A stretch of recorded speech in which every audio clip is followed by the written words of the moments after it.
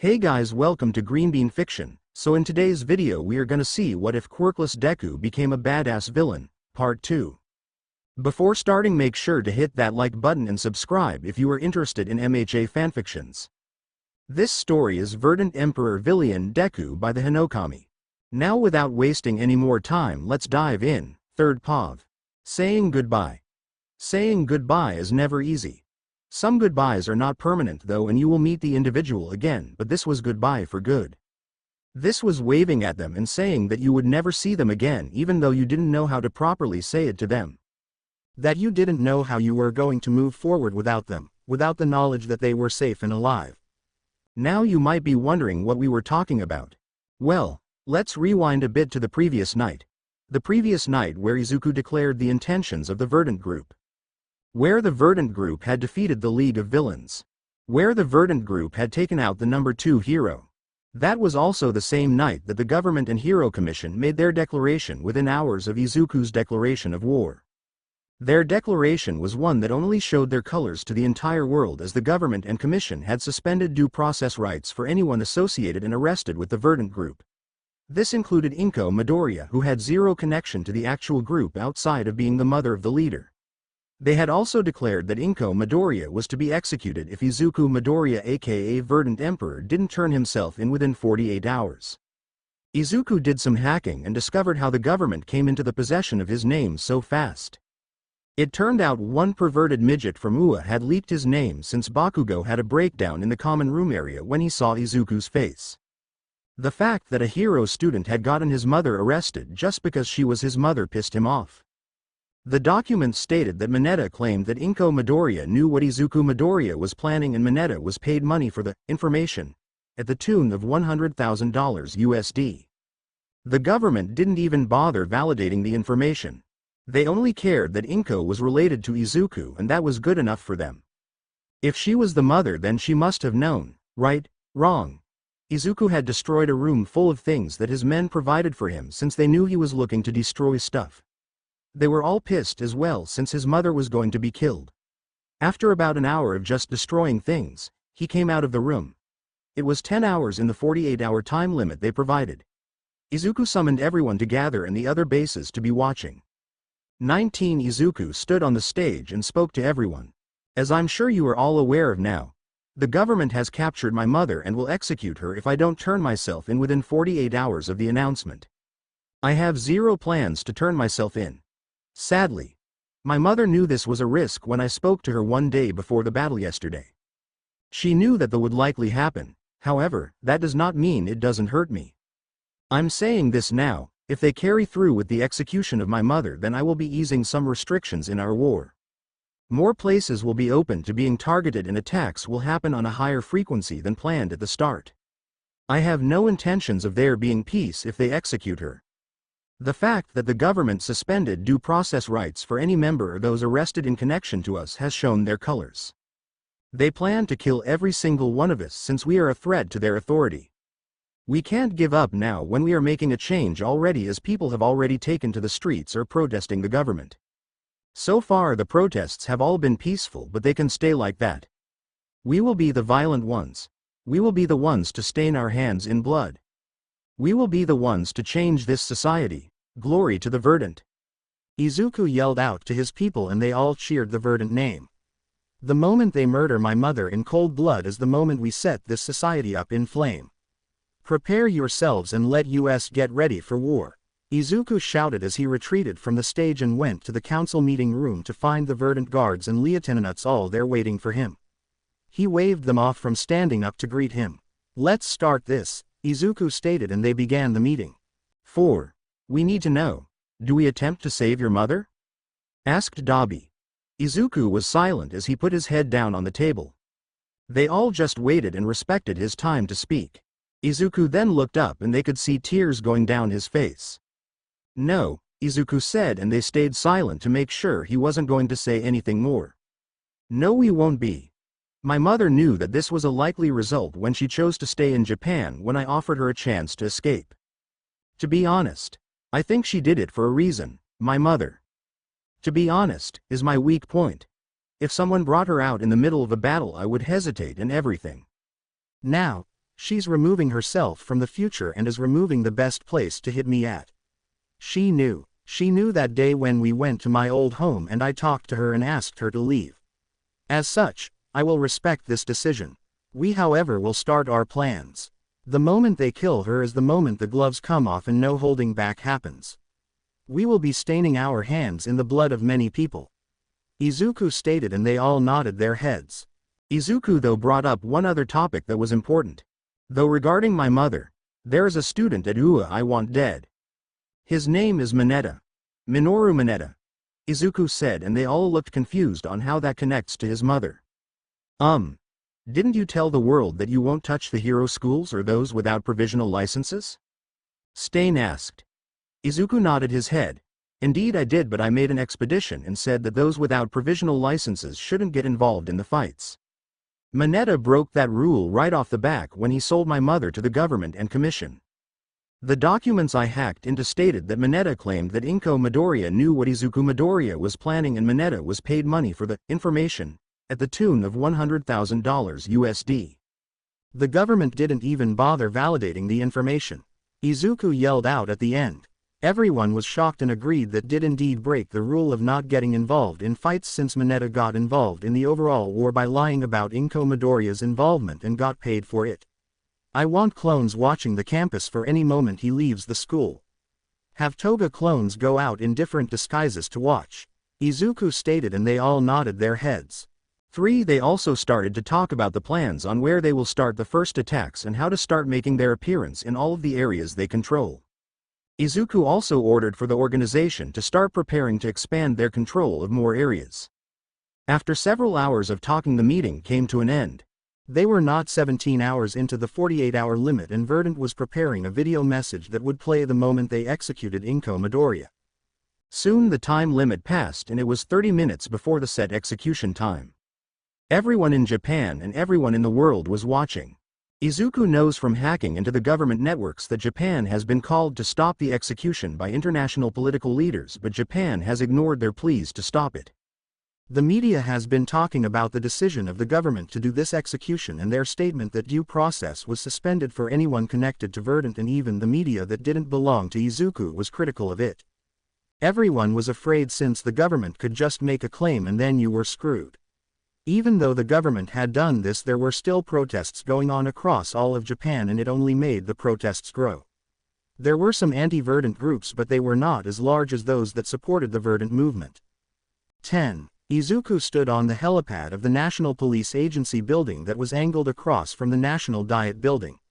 The government and commission had set up a platform in front of the National Diet where Inko Midoriya sat on her knees. They had the gates closed, stopping people from entering, and had heroes guarding them to stop people from entering. 5. On the stage with Inko Midoriya was the president of the commission, who looked smug at what she was doing. There were also various leaders from the commission and then a few leaders from the National Diet. Izuku was playing to spill blood the moment Inko Midoriya died. Toga had several clones of her on the building with him and they all had snipers. The moment Inko died was the moment the government officials on the stage would die. People were lined up at the gate protesting the execution. Soon it came time for the event to start and the cameras were rolling and the entire world was watching. 1. The president of the commission moved forward and spoke through a mic. Welcome everyone to this public execution of the women that helped the Verdant organization. Inko Midoriya. This is the mother of Izuku Midoriya, aka the Verdant Emperor. It appears however that Izuku Midoriya doesn't love his mother enough to save her by just turning himself over. Just shows how cruel of a leader he must be. Regardless though, Inko Midoriya will be hereby executed as Verdant Emperor had failed to turn himself in. Stated the president of the commission. Everyone was protesting and yelling for it to stop, but the government officials didn't stop. No, instead they brought out a wooden frame. It was a device to hang death row inmates. Fun fact. Did you know Japan still hangs its death row inmates? They do it via the long drop hanging method. They determine based on your heights and weight how much force it would take to snap your neck and kill you in one go. Izuku was pissed since they were treating her just like a death row inmate. 42. Izuku watched as they tied the rope around her neck and had her stand up. They raised the device that she stood on and made sure it was high enough. Izuku was in tears as he watched this. Even back in Ua, the principal and staff were devastated at what they were seeing. All Might himself was disgusted with the society that he helped protect. Bakugo was sitting in the common room watching as well, and he was broken in tears as he watched them hang the person he saw as an ant. Izuku was breaking every second he watched, and he wanted to rush down there to save her. "Mother," Izuku stated with tears down his face, and Toga noticed how he was but smiled softly. Soon they hanged Inko Midoriya, and as she fell downwards Toga smiled brightly as she heard the word Phoenix go across her earpiece, and Izuku looked confused at hearing it, but his mind was still on his mother. The moment Toga heard the word, all of the clones took their shots, and the real Toga took her shot as well as her bullet traveled and hit the rope at the top that was hanging Inko Midoriya. This caused her to fall straight down and right into a portal that opened up at that moment. This allowed her to fall straight through, and everyone was in shock. Even Izuku was in shock as he heard several voices telling people to start the operation. Then he saw several portals open up and hundreds of their men flood out and start assaulting the National Diet and any government officials or heroes that were there. 22 Izuku turned to Toga and asked what was going on. "Did you honestly think we would allow your mother to die? You saved us from ourselves in this society. We won't let your mother die that easily. Now my emperor, your men are waiting for you, as we shall slaughter those that dared to hurt our empire's mother," Toga said as a portal opened behind them and they left. Izuku smiled brightly as he walked through it and appeared on the stage. There was fighting going all around them as more of the Verdant members flooded the area. Though, Izuku knew by the looks of things that a good portion were all clones, as some members got killed, but only broke down. No actual members were getting killed, and he figured the ones near the stage were real instead. 12 Izuku looked over and saw the commission's president being held down by Stain. Izuku smirked and walked over to her. She was downright afraid. Her plans of killing Inko Midoriya had backfired on her badly. Even all of the heroes and police they had in hiding were being overwhelmed by all of the clones. There were also a number of heroes that just left during the middle of it since they refused to be a part of the execution. As Izuku looked at her and stared into her eyes, he smiled at her. "Good to meet you, Madam President," Izuku said with a smile on his face. He then turned to the cameras and all the people gathered. The fighting had come to a stop as all of the police and heroes were overwhelmed and pushed back outside of the National Diet area. The heroes that refused to just retreat were detained and held captive. 5. Hello, Japan. Hello, world. I stand here only minutes after the commission and government attempted the execution of my mother, and for what? Simply for being my mother. They arrested her after a Minoru Mineta from Ua Hero course told them that my mother was helping me, when in fact my mother had zero knowledge of what I was doing. She only knew I was still alive the day before the Camino Ward fight, since I appeared to her and told her to disavow me, but she refused, since my mother refused to hate me regardless of what I did. It's also interesting that based on stolen documents from the government that they paid Mineta $100,000 USD without even verifying the information. Oh, let's not forget the fact that Mr. Mineta is also the Ua traitor and was selling the school hour to the League of Villains. Izuku stated and yelled out the last part exposing Mineta. "Dear Ua Principal, you will find in your email all the documents that show evidence of him being in contact with the League for the simple fact that he wanted to be in the spotlight more for the ladies. He sold your school out simply to be cooler, ironic considering he will never be cool in any regard. You are free to verify this via the police detective with the lie detector quirk, but do hurry, since the moment you expel I want him so I can kill him for framing my mother and having her hanged. This falls under the rule of anyone without a provisional license would be targeted if they got involved in the fights, and I think we can both agree that this violated that rule." Izuku stated to the cameras, and the world was shocked that the government acted on so little information and that they took it from a villain to begin with. Izuku then turned to the commission president and smiled. "Now what to do with you?" Izuku said with a smile. 8. The commission president acted tough and said that Izuku wouldn't kill her. That he would lose the moral high ground that he's been trying to gain so badly. Ahahaha. Do you think I care? I've started this war knowing full well I was going to dirty my hands. My men know their hands by the end of this will be stained with blood. I started this war knowing that I was going to kill a lot of people, since rebellions are never bloodless. I am trying to limit the number of civilian deaths as best as I can hope for, but you, Madam President, you are no civilian. You are a root cause of this corruption and you will die today. Izuku stated, and as Stain was about to raise his sword and strike her down, a call came out for them to stop. Izuku turned around and saw it was the number 3 and future number 1 hero. 2. Izuku wondered what the man would do, and so did everyone else. He came slowly down to the ground near Izuku and had his hands in the air. "Mind if I do it?" he asked, and everyone's eyes widened. "Oh, is this you asking to join us, or you just asking to kill her since they turned you into a child soldier?" Izuku asked, and Hawks thought it over. "I don't really want to join. I always wanted a free life, but they never made it possible. Instead, I was trapped. I just want to fly in the sky and save people when they are in danger, though I have no intentions of opposing you since I got to agree the government and commission need to come down." "Oh hey, Toya, it's been years," Hawk said, and Dobby turned to him and smirked. "Sup, chicken nugget," Dobby said with a smirk. "Okay. I want a story about this whole chicken nugget thing and how you two known each other later, but anyway Hawks, that is fully acceptable," Izuku said, and Hawks pulled one of his feathers off and pierced it into the Madam President's chest, ending her life. "Next time don't expect the child soldiers you raised to remain loyal when you are backed into a corner," Hawks stated with a pissed tone. He then walked over to Dobby and flitted with him. 42. I really want an answer on how they know each other. I never would have suspected this, Izuku said, and Toga nodded her head like everyone else from the Verdant guards. "Anyway, Stain, please kill the other government officials we captured that were tied to this event. They forfeited their lives when they de-iced to kill an innocent woman. It's one thing for an innocent to die in an attack or battle, but to purposely target and kill them is disgusting," Izuku said, and Stain did the job. Izuku then looked at the heroes that were detained, and they were all paled. "Here's what we will do with all of you. You can either stay and die or get lost, since the national diet now belongs to the Verdant. Pick, and you have 60 seconds to get off the national diet grounds," Izuku said as his men let them go, and they all ran out of the walls of the national diet fences. Izuku then turned to the cameras and spoke. "It seems the national diet has fallen into my hands sooner than I had planned, but I'll take it. This is a message to the remaining officials of the government.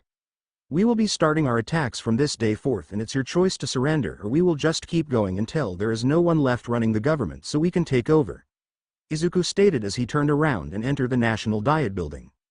3rd Pav. Izuku sat back at the main base as he was waiting for all of the Verdant guards and lieutenants to appear after they were done with all of their work. Izuku was watching the TV though, and it was talking about how the Verdant had saved the innocent Inko Midoriya and dealt with the vicious Hero Commission president and some of the National Diet that had approved the disturbing public execution. Now, most of the news that was reporting it like that was owned by Izuku, while the others weren't as hard. They didn't exactly fault Izuku or the Verdant for what they did, though they were all talking about the ramifications of Verdant taking over the National Diet building. There was now a large amount of police and heroes surrounding the building by the order of the government. There was also an increasing presence of the JSDF, or Japanese Self-Defense Force, which dealt with any hostile threats that attacked the country or wanted to attack the country. To think they already got involved isn't surprising. I didn't want to take such a large step this soon, but we got to do it now regardless, Izuku thought. He was at least glad that they had twice, so they didn't have to waste actual human resources on the guarding of the National Diet building. All the people there were clones, and a few clones of Twice and Dobby to control the building. The news was also heated about the UA traitor problem. Based on what the spy network was reporting from the bugs, Mineta had been detained and was questioned. The truth came out that he indeed was the mole in UA and indeed lied about Inko Midoriya. It turned out he learned the name from Bakugo when he saw Izuku on the TV at Kamino Ward. Izuku knew that was the likely answer, but he was glad to have confirmation now. Mineta was still being held in UA since they didn't know what to do with him. If they threw him out the gates, it was certain that Mineta would die at Izuku's hands in UA, and the heroes were having a hard time justifying knowingly sending someone to their death, while others stated that he was no longer a student but a villain, so he should just be given to the police, and if anything happens it would no longer be their fault. Izuku just shook their head at UA's stance right now. They were trying to protect their neutrality but also trying to figure out how to not send a person to their death.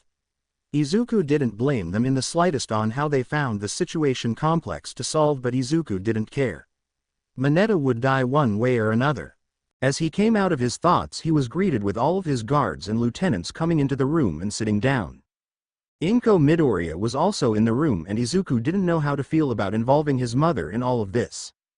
Mother, I don't know how I feel about involving you in all of this. You were never meant to get your hands dirty for my goals. Izuku stated with a tense expression.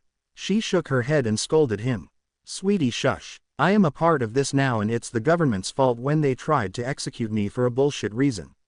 I could understand if they imprisoned me, but to execute me went too far. Inko said, and Izuku just pouted a bit at being scolded in front of his men but let it go. 35. Anyway, it's time to start this meeting. First, thank you for saving my mother. Second, this screws our plans but we can adjust to fit the new direction. I was at first planning to slowly come out of the shadows to demoralize the hero's side and the government, but we will speed that up. I also want to increase our influence across all of Japan and to bring all crime gangs and criminals that meet our preset rules under our control. I want to bring crime to a near standstill. This will also provide us more people for the war, since I don't want random civilians having to stain their hands for this war. Their public support is enough for me, Izuku stated, and everyone nodded their heads. Soon they started to talk about where they would start expanding towards. As it stood, Izuku controlled everything in the light blue area and the purple area on the map. Izuku wanted everything in the light green under his control, since that is where the seat of government was and UA was also at. This also meant that if they gained control of everything in green, then they would have more than half of the criminal world under their control. As it stood, their organization force currently stood at 800,000 members. 390,000 of that 800,000 was combat capable. After taking control of the green area, they would be pushing their member count near 1 million members most likely, and this didn't count any normal civilians that publicly supported them either. Izuku then decided on what to do. Starting in the purple area. Start having the prefectures come under our completely and public control. Force the surrender of the leaders of each individual prefecture. Don't appear in the light blue area, since I want them to suspect that it isn't under our control yet. We will make it seem like we are operating out of that area and slowly advance outwards. Also, we will publicly set up a public display base in Osaka. The Osaka Castle will become the first public founding location, Izuku stated, and everyone talked about how to go about taking control of the areas and decided on advanced teams being deployed in every place with twice clones to duplicate a large army for each prefecture. 4. Remember, limit the number of deaths if you can, but anyone that resists is open to be killed if you can't capture them, Izuku stated, and they all nodded their heads. As such, this is how the advancement of the plans begun, because within 5 hours of the meeting the news broke about the actions of the Verdant group. The news broke and showed the Verdant symbol being unraveled across the Osaka castle walls. The symbol that Izuku had taken to use was straightforward. It was a green dragon. The green represented the Verdant while the dragon represented life, death, and rebirth. It was the symbol of the Verdant rebirth of the Verdant Revolution to take control of Japan. The news was reporting that the symbol was being seen across the entire Osaka prefecture, and a public statement was received from the prefecture office announcing their surrender to the Verdant Emperor and the Verdant organization. Camera crews and helicopters were in the city within the hour, and you could see some destruction where the Verdant group had to fight heroes, police, and some military forces. The death count was still being reported in, but as it stood, 1,000 people from the government side died with only 50 civilian casualties, which actually weren't caused by the Verdant side at all. As the cameras viewed the city, it showed that the Verdant members were helping people get out of any destruction that was caused and were setting up aid stations. Then, as the news was reporting, another breaking news happened that came from Uehiro School. They announced the results of their investigation into Mineta and were able to confirm the information provided by the Verdant Emperor Izuku Midoriya. The screen changed to Nezu at a podium where he started to speak. As of 8 p.m. today, we concluded the investigation into Mr. Mineta, where we discovered that the information provided by the Verdant Emperor was indeed correct and true. Mr. Mineta was indeed the UA traitor who helped the disbanded League of Villains and All for One break into the USJ and blocked the emergency signals with a device provided by the League which prevented our systems from alerting heroes of the attack. He is also responsible for leaking the location of the 1A and 1B summer camp that allowed the League to assault our students and teachers, Nezu stated, and then reporters broke out into questions and someone asked about the accusations regarding Mr. Mineta and how he framed Inko Midoriya. Nezu took a drink of water and started to speak again. As it stands, we can confirm that the accusations are true. Mr. Mineta confessed that he only wanted a reward from the government and told false accusations since he heard the name Izuku Midoriya from a former childhood friend of Izuku Midoriya who was in Class 1A. This student spoke the name of the Verdant Emperor when he had a breakdown when he saw Izuku Midoriya on the TV at the Kamino Ward incident. It was there that Mr. Mineta learned the Midoriya name and how he found out about Inko Midoriya, who he falsely accused of working with her son even though it was untrue. This means that the government attempted to put an innocent woman to death, and UA hereby condemns these actions, though the former president of the commission now lays dead and can't face charges since she invoked the wrath of the Verdant Emperor. Nezu stated, and that made everyone break out in chaos, that UA had just condemned the government for what they did. Someone asked what would happen to Mr. Mineta, and Nezu said he was transferred to the police. It was right at that time that the news broke that the police convoy had been hit and a Mr. Mineta was taken away by the Verdant group. The screen then cut back to Nezu, who had just been told. Nezu excused himself from the stage and left. 11. Izuku had the spy network keep track of Nezu's movements to ensure he didn't get suspicious of being spied on since the group had attacked the convoy. Izuku then ran over to the teleportation room waiting for them to bring Mr. Mineta to him. Within about 10 minutes they had brought him in and Izuku had a wide grin on his face. "Well, hello there," Izuku yelled out as he moved forward and just put a bullet in the kid's head. "Now that makes me feel better. I would have likely wanted to cause him a lot of pain, but I got more important things to deal with," Izuku said as he turned around and left. Dabi and Mr. Compress were shocked but shrugged since Izuku was right. They indeed had more important things to get to work on. 45. A week passed and the news kept reporting non-stop on the Verdant issue. Izuku's group had solidified their control over Osaka and had expanded their public display into Wakayama by that Friday. The news was allowed into the Verdant-controlled areas with no issues since they had nothing to hide. The news reported that the everyday life of the citizens had gone uninterrupted for the most part, as there were Verdant members walking out in broad daylight but wasn't causing anyone issues, nor was anyone stopped like the media. The news was showing everyone that life didn't drastically change from these prefectures being taken over. They even started to ask people questions about what was going on in their cities. Overall, I think things have gotten better. I haven't been hearing about any crimes going on, and I've even asked police officers how it's changed for them, and they still work as they did before. As long as they don't try to stop the Verdant members, they allow the police to still conduct business like normal. They have even gotten more resources from the Verdant since the Verdant group had publicly stated they plan to abolish the heroes and return criminal and law enforcement to the police fully.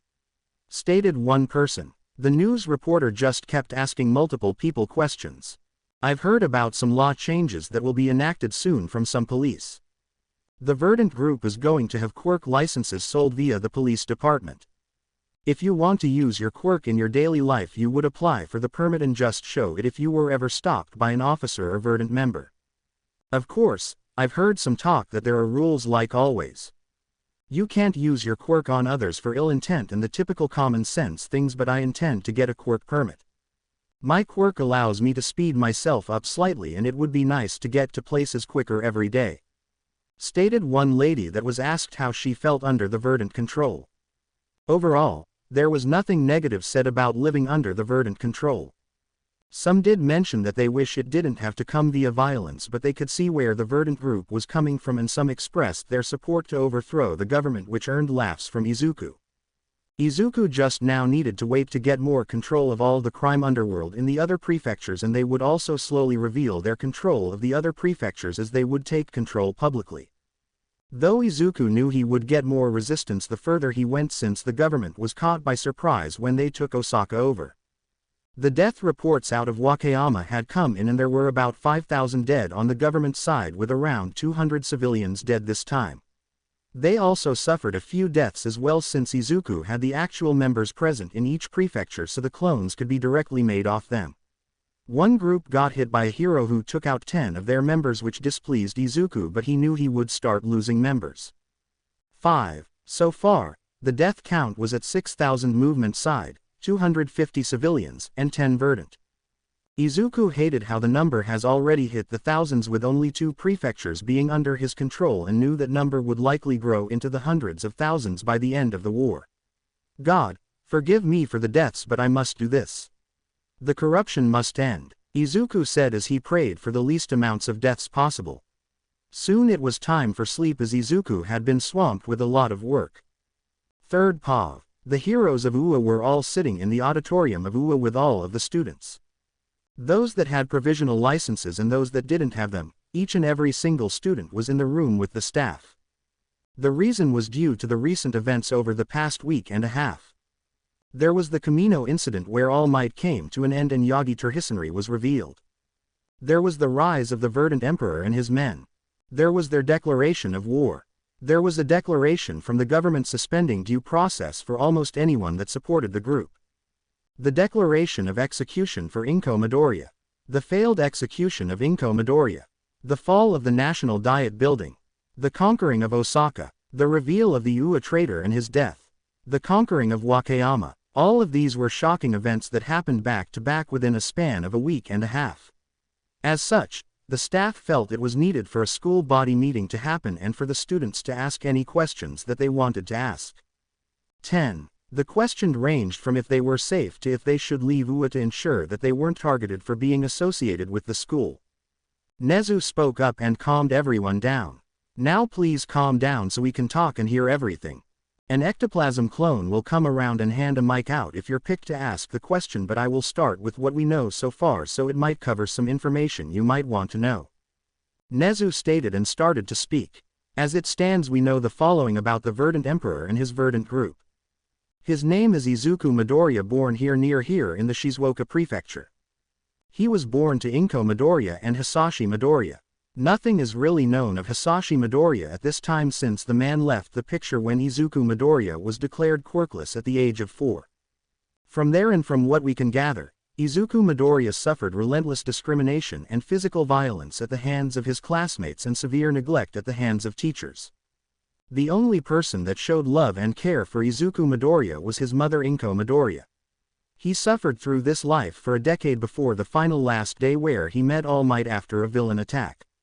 Izuku Midoriya asked All Might if he could be a hero while being quirkless and was told no. It's our belief that this set the stage for what he did next. Nezu said and paused to take a drink of water and then started talking again. 8. He was left on a roof after being told no and soon left it and found himself at the villain attack of the sludge incident where some of you might remember one Akatsuki Bakugo was involved in and held hostage. Izuku Midoriya got involved and bought some time to save him before All Might arrived and saved the day again. Izuku was then scolded by all of the heroes on site for rushing in when none of them did anything to begin with. Izuku then left and was found again by All Might, who attempted to correct his statement but it was too late. Izuku Midoriya's heroic drive to be a hero had been destroyed due to All Might and the previous hero's actions. This boy kept himself going for 10 years in the hope of All Might's word that anyone could be a hero and then was crushed one final time before he set off and started planning.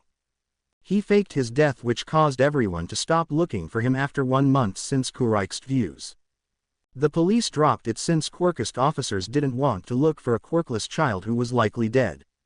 This allowed him to operate undetected this entire time until the Verdant group started to show themselves with all of the attacks on UA where they prevented them from succeeding. They were building up to the final showdown between All Might and All for One where they had the world's attention due to the fight and announced their presence to the entire world. We don't have much information on their group at all nor their current membership numbers, but we expect in the several thousand. We also have the issue of one of the Verdant guards, who are what we assume the most loyal and strongest members of the organization, has a cloning quirk that allows them to clone their own members, which increases their numbers and stops us from getting accurate membership counts. Any questions based on all of this information? Nezu asked and everyone was silent but one person raised their hand. It was Uraraka. Ectoplasm moved over and gave her the mic. Sir, sorry if this seems rude or not, but how the fuck does our current society operate like that? The more I hear about them, the more I feel my insides twist because I want to support them even though I'm on the hero's side. Uraraka stated. Nezu nodded his head at that question. That is a fair question. Humans are cruel. Humans are cruel to their own kind and those that they deemed weak. Some societies are far better than us in these matters, but as the Verdant Emperor has pointed out, we have been stuck for 200 years since our laws haven't changed. This allowed so much to happen and people to go unpunished that it became normal until people like Verdant Emperor were born and rebelled against the system. Nezu stated. Everyone was muttering things but soon quieted down. Nezu fielded more and more questions until one came up from Bakugo Katsuki. This question is for All Might, if I may, he asked, and Nezu turned to the former hero who stood up and walked to the mic near Nezu. 9. Yes, young Bakugo, All Might asked. Do you think the government should surrender? Do you think society has gone so far that it needs to change leadership? Because I know Izuku from my childhood. I am one of the people that harmed him as well and tried to break his spirits and never succeeded. I won't deny that, and I can tell you right now he won't stop. He won't stop until society changes and the old government is out or he and his men are all dead. Bakugo said, and everyone's eyes widened at his confession. Even his own class, who has been trying to get answers out of him the entire week or so, and he's never said a word. He's kept silent the entire week until now, and now they just found out what he did. You might be wondering what kind of monster I am. I can tell you. I am the monster society made me, because in our school they never told me no. They encouraged what was done to Izuku Midoriya, and honestly, I can't blame him for doing all of this. I didn't start learning what I did was wrong until coming to UA, where Aizawa-sensei would reprimand me for my actions. This is society's actions that have led to this, so I ask you again. Do you think the government should surrender? Do you think society has gone so far that it needs to change leadership? Bakugo asked, and he waited for his answer. All Might was still in shock at what he learned and didn't know what to say. That was until Nezu snapped him out of his thoughts and he realized everyone was looking at him. 15. I don't know. I honestly don't. Up to the day of the battle. I had a firm belief in this society that I was protecting. That I was a symbol of peace and people were happy. I knew there would always be someone unhappy or being wronged, but I didn't realize how big the issue I was blind to was. However, I can tell you this. My belief in this society was indeed shaken by Izuku Midoriya. He now has me questioning everything. So I don't know. I don't know what will happen when he has completely control of the nation, but I do know that no matter who wins the war, we can't go back to what we were before. We need to change for the better, or more Izuku Midoriyas will keep appearing and throw our society into chaos until we get to the point that they are no longer born due to our own actions. All Might stated, and Bakugo nodded his head as the man returned to his seat. 4. As the questions kept going on, Nezu's phone vibrated. He pulled it out and his eyes widened. He projected the news on the projector in the auditorium for everyone to see. The news was breaking as the military attempted to launch an assault on Osaka and Wakayama, and they had failed. 2,000 military members were slaughtered and 8,000 captured. It also broke out that the prefecture of Hyogo had fallen to the Verdant as well. This meant that the group had more or less split the country in half and blocked transportation of heroes, police, and military via land transportation off. If the government wanted to move forces from one side of the country to the other, they would need to do it via air or ship, now due to the Verdant group taking Hyogo. This would put a lot of pressure on the government, and it was only roughly 2 weeks since the Verdant group had declared war and they had already taken 3 prefectures. Though they would have to wait for the death count to come from the Verdant group and independent or international reporters that have been following the death counts.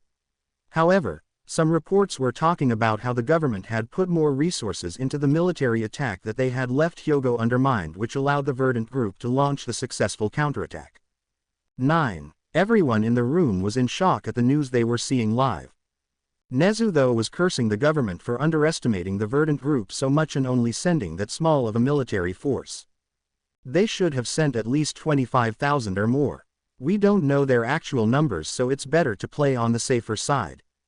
Nezu thought as he gripped his phone. Nezu was not liking the looks of things as they kept moving forward. The Verdant group had taken 3 prefectures in 2 weeks, and if they kept that rate up depending on resistance from the prefectures themselves, then the Verdant group could conquer all of Japan in less than 20 weeks, or roughly a half of a year. Then Nezu heard someone shout a question. 3. Nezu turned around and then the mic for the student was turned on after ectoplasm gave it to the student. Sir, Do you think the Verdant Emperor will honor his words when he said he won't touch the hero schools, or is there a risk that he will revoke that? Asked the second-year hero course student. Nezu thought it over for a minute before speaking.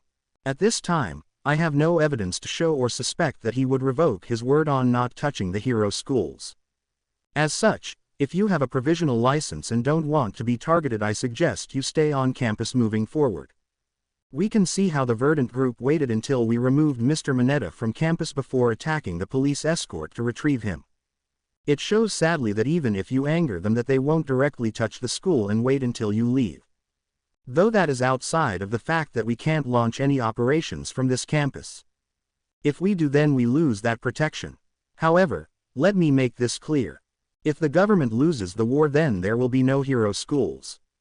I am unsure what will happen at that point, since they have made it clear they will transfer policing power back to the police instead of the heroes.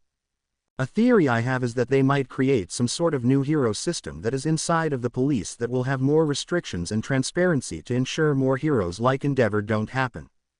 It's possible hero schools would be converted to include police academies to train people, but it's unknown at this time. Nezu stated, and that calmed the worried students down a bit of fearing an attack on the school. Soon the meeting came to an end and Bakugo was told to report to the staff room. The staff wanted more answers of what he did and who Izuku Midoriya was before he became the Verdant Emperor. Third POV. Several weeks have passed and the Verdant group has been expanding their influence in the underworld and taking control of more prefectures without the public or government noticing yet. The Verdant publicly controlled everything in purple, while they controlled all of the light blue prefectures, the pink prefectures, and the following of the green prefectures. Kanagawa, Saitama, and Gunma in the underworld without publicly controlling them, since Izuku wanted to demoralize the heroes and government with a constant taking of prefectures to show that no matter what they did, they didn't stand a chance at winning. The death count currently stood at 35,000 on the government side, 200 people on the Verdant side, with 1,000 civilian deaths so far. The civilians count wasn't pleasing to Izuku, but he knew it would only rise. 2. The membership of the organization after taking control of all the villain and criminal organizations in these areas has risen from 800,000 members to 1,150,000 members. Their combat-able forces stood at 580,000 members, which now equaled the combined forces of the Japanese military forces, the heroes, and the police force all combined. Izuku was happy at that and knew that he still had a slight disadvantage against the military due to their advanced weapons. Nothing beats old-fashioned military weapons and guns. Izuku thought as he sat in his office deciding on the next move. Izuku in honesty wanted to gain control of the entire south side of Japan before pushing north, but he knew things don't always work in his favors, and right as he thought of that, Dabi knocked on his office door and came in with some disgusting news. 17. We've found a Yakuza that I want to wipe out. They can't be combined with us due to their sick crimes. They are experimenting on children, well rather, one child. A girl named Eri. From what we found out via the spy network is that the boss overhaul is making quirk erasing bullets like we are. Dabi stated, and that made Izuku curse since he didn't want anyone else getting their hands on that since it would screw them up. The bullets provided them a good last means measure of stopping a powerful individual on the government side's quirk, so they didn't lose many people. What do we know about their progress and current affairs? Izuku asked Dabi. He started reading off anything they currently knew as it stood. They haven't fully made the bullets yet. We've caught it in time. Their current ones only last for seconds and they plan for permanent versions. The biggest problem is they are using the girl as an ingredient in the bullets, unlike ours which is 100% artificial. They are using her blood since her quirk rewinds things out of existence. They are using her blood, which has some attributes of the quirk, to make the bullets. Dabi stated, and that made Izuku pissed off. Izuku told Dabi to continue talking and he did. As it stands we could wipe them out quickly, but the problem is her quirk and its control. We need a way to help her control it, and the only real person that could help keep her under control is Eraserhead. We could use quirk erasing bullets, but, considering what she went through, is an issue on our side. She is heavily traumatized due to overhaul, and the villain is being investigated by Sir Night-Eye, who has no idea about Eri. Their investigation has been going on for about 5 months now. Dabi stated, and Izuku groaned at Sir Night-Eye being involved. Fuck, I don't want him seeing the future since he could try to screw us up or see our bases. Izuku said, and Dabi nodded his head at that. This was a huge risk of getting involved, but Izuku wasn't about to leave the girl to get experimented on any more than she needed to be. Izuku sat there for a bit before telling Dabi to call a council meeting. About an hour later, all of the council and Inko were present in the council meeting room. Izuku was sitting at the head of the table and looked at everyone. Dabi has brought some disturbing news to me about a villain group we approached to absorb. They are called the Shihasaikai and are led by a villain known as Overhaul. He sees quirks as a disease that needs to be wiped out, and he is doing this via creating quirk erasing bullets, and he plans to make a permanent version. He currently has a version that lasts only a few seconds, but the problem outside of that is that he is using a little girl as the key ingredient due to her quirk. Izuku stated as he showed them all the information. Inko was horrified and she wanted the girl out of there as soon as possible. I am considering going to UA to seek their help on this issue. All operations will keep moving forward, but the Shihasaikai needs to be dealt with.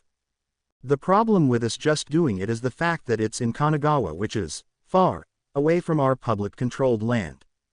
We do have the national diet, but it would mean showing our hands if we did a large operation in that area so far away from our publicly controlled land, since it would show we have far more abilities than we have let on. Also, the girl's quirk is unstable and could wipe us out of existence, so I want Eraserhead on the case to help us, and she would go into his and Yue's care. He could help control her quirk since she has trauma to needles, and she was also being used to make the bullets. Unlike ours, she wasn't, but she wouldn't really know the difference. Izuku stated, and everyone thought about what Izuku said and soon agreed.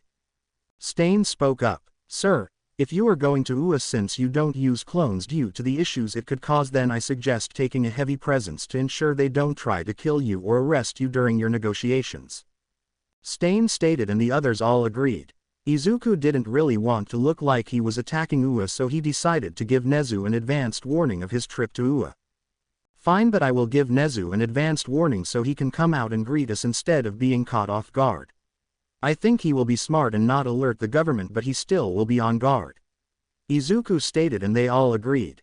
That is how they ended up in front of UA.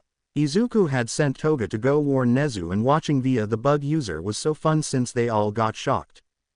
5. Flashback. Toga, go send a clone to UA and request a meeting for me tomorrow at noon, Izuku said, and Toga sent a clone to go do it and used a different face for her clone. Soon the clone arrived outside of the UA gates and pressed the button. Nezu's voice came over and he spoke. Why, hello Verdant member. I'm assuming you're the same individual from before. May I ask why you are here? Nezu asked in a cheerful tone, but Toga could hear the slight tension in his voice from her experience of spy work. Indeed, I am the same, and I would like to meet you and your staff. I have a message from the Verdant Emperor for UA, Toga stated, and soon two teachers came outside and escorted her inside. After some walking, she found herself in the meeting room and she took a seat across from Nezu. Now may I ask what message the Verdant Emperor wished to be delivered? Nezu asked, and Toga nodded her head. My emperor would request a meeting with you and your staff at noon tomorrow. We have a proposal that we would like to work with you on in regards to an important matter we discovered. Toga stated, and everyone's eyes widened. Even Nezu, who was known to keeping his emotions in check, couldn't, since the enemy leader wanted a meeting so far out of their land. He did want to come with a light guard, but some of the other high members didn't want to risk the government getting any bright ideas of trying for his head when he came so far away from our controlled land. As such, he will be accompanied by several advanced teams to ensure his safety. We trust UA won't try anything since it would violate your neutral grounds deal, but off the campus is another story when we come and leave. Are you willing to have this meeting? Toga asked, and Nezu was in thought as his entire staff looked at him and wondered what he would do. Yes, I will have the meeting. I am interested in talking to the Verdant Emperor. Who all may I invite to this meeting? Nezu asked, and Toga said any UA staff was welcomed or those connected with Reuniting agency since it involved his agency. Nezu raised an eyebrow at this and nodded his head. Nezu started to make the calls as Toga's clone left to deliver the news back, or rather appeared to do so, since they didn't want them knowing that they already knew the answer.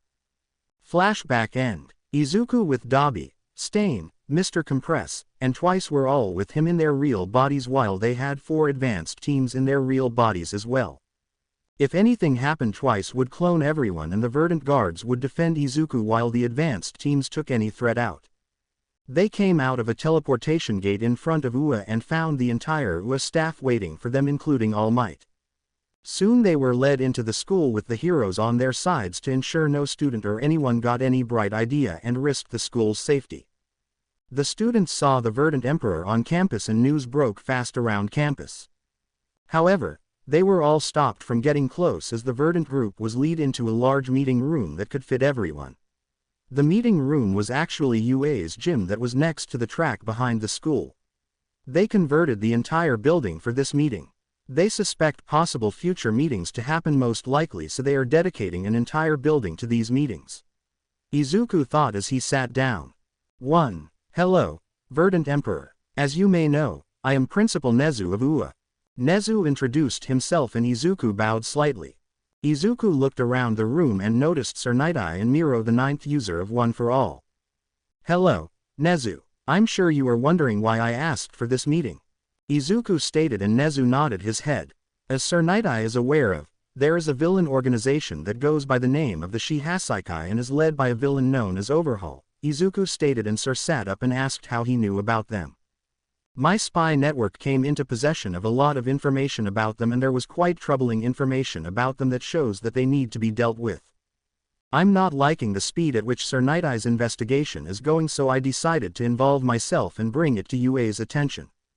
Izuku stated and Nezu nodded his head and Sir stood up and looked offended.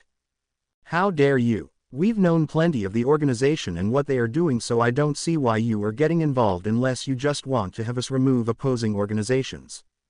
Sir Night-Eye stated. Izuku sighed and shook his head. Another example of why the hero system is foolish. You heroes have gotten so high and mightily that anyone with opposing beliefs or those that offer a hand is considered rude and an annoyance.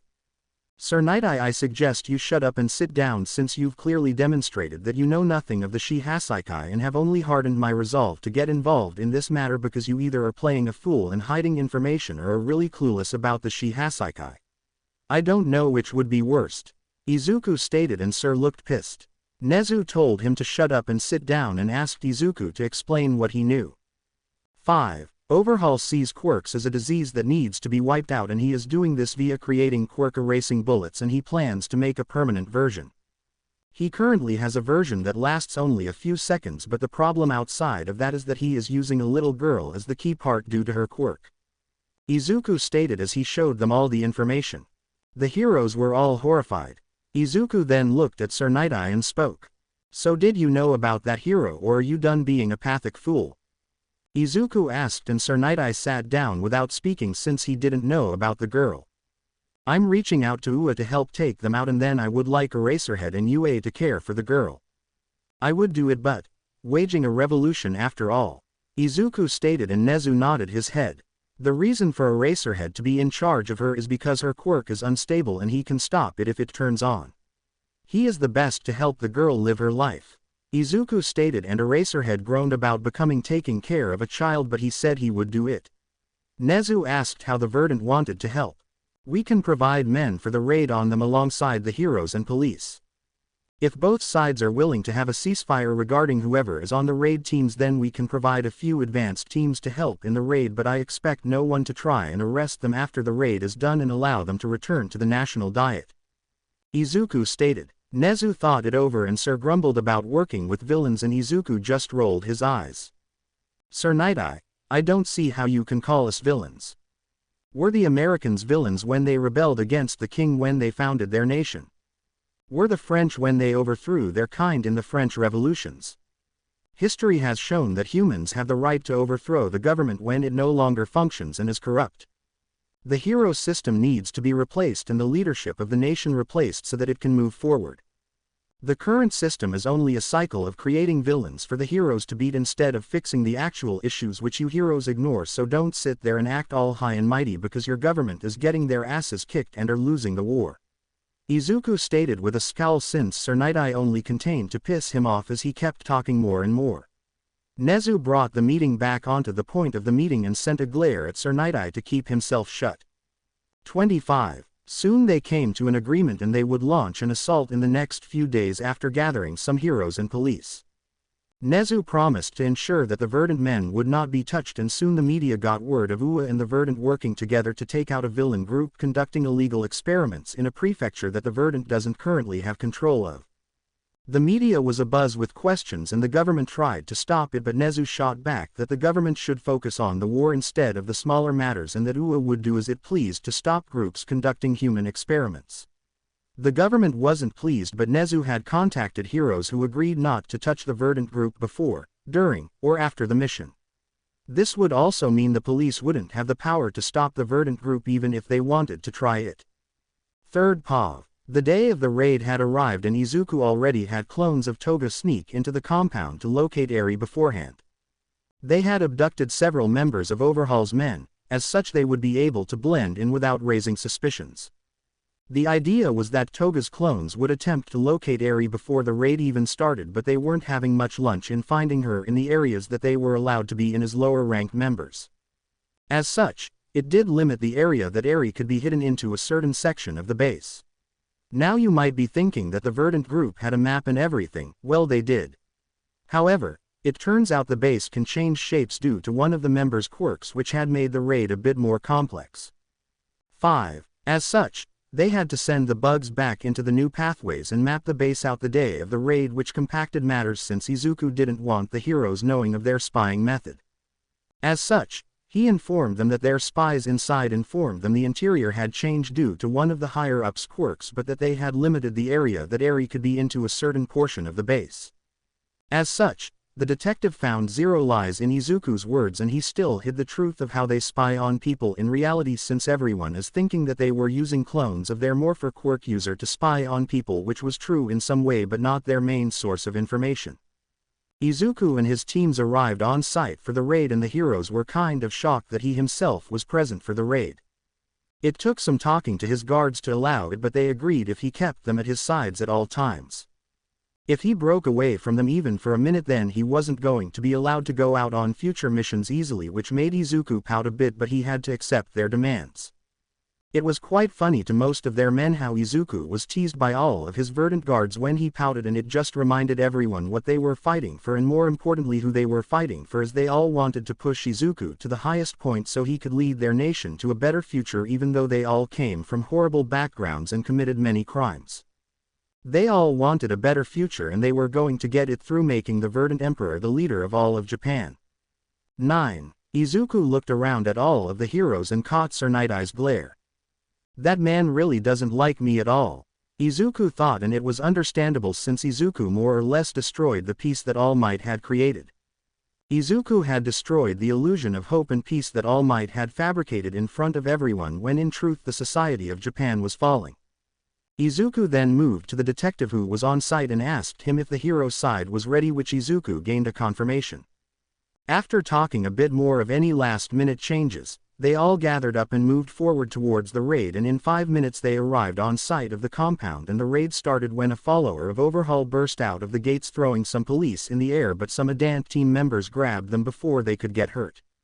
Verdant, move in, Izuku shouted, and all of his forces charged in with the heroes. Izuku though didn't tell the heroes that he kept several advanced teams of Verdant members hidden nearby because, let's be honest, Izuku isn't stupid. He knows very likely that the heroes wouldn't pass up a chance of trying to capture once this was all over. 10. As the people started to make their way into the base, they encountered some resistance to their fighting, but Izuku trusted his men. They had several orders given to them, which included not being captured by the heroes and not hold back on killing any member of the Shihasaikai group. It was about 10 minutes into the raid when Izuku was informed over the comms link with his men that they had found the location of Eri and that she was being currently held by Overhaul and a few of his men. They were currently fighting Villian, who had separated from his group and went ahead of everyone else, which Izuku found annoying.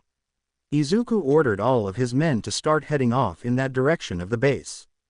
About 5 minutes later, Izuku arrived to see a shocking sight. Sir Night-Eye was dead and Villian was in shock from seeing his mentor killed in front of him. He was so shocked that he didn't notice Eri had been taken from him. Damn hero had let the girl get taken away from him. I know it's tough to see someone die that is close to you, but not saving the girl means he dies in vain. Izuku thought as he leads his men towards Overhaul, who was pissed to see the Verdant group. Why are you opposing us? We could have joined forces Verdant Emperor and wiped out the quirks.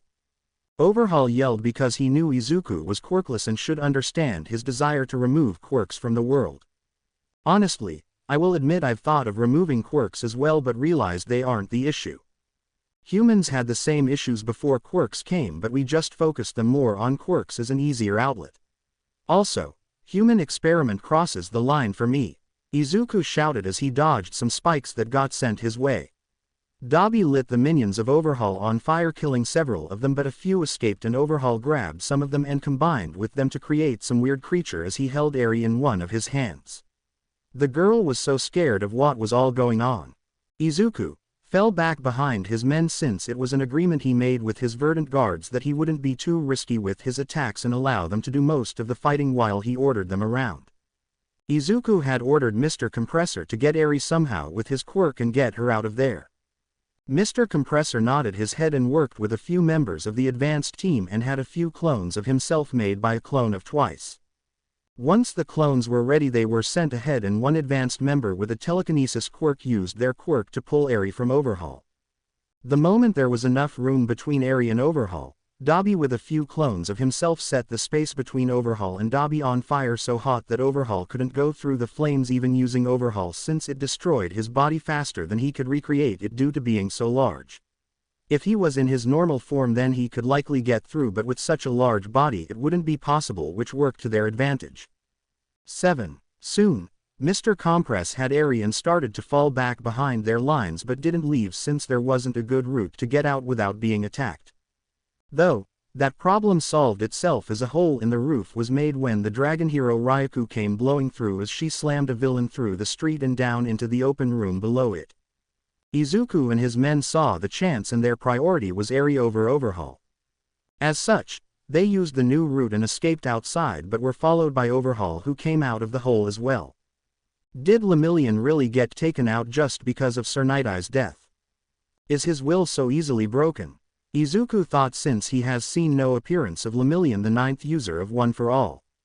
As Overhaul came out of the hole, a large number of heroes came over and tried to fight him, but they were not having much luck. Izuku decides to have about 10 clones of Dabi go up from, and the heroes moved back at the sight of them as Dabi let his fire loose and started to burn Overhaul alive just like they did to Endeavor, but this time they weren't going to stop. Nope, the goal was Overhaul's death and they were going to get it as the man screamed in pain, and about a minute later the fire died down and Overhaul was in ashes. 1. The detective came over and asked about the girl, and Izuku looked at one of his men who had the marble, which they realized and Mr. Compress undid. Out came Eri, who looked scared and her quirk appeared to start turning on.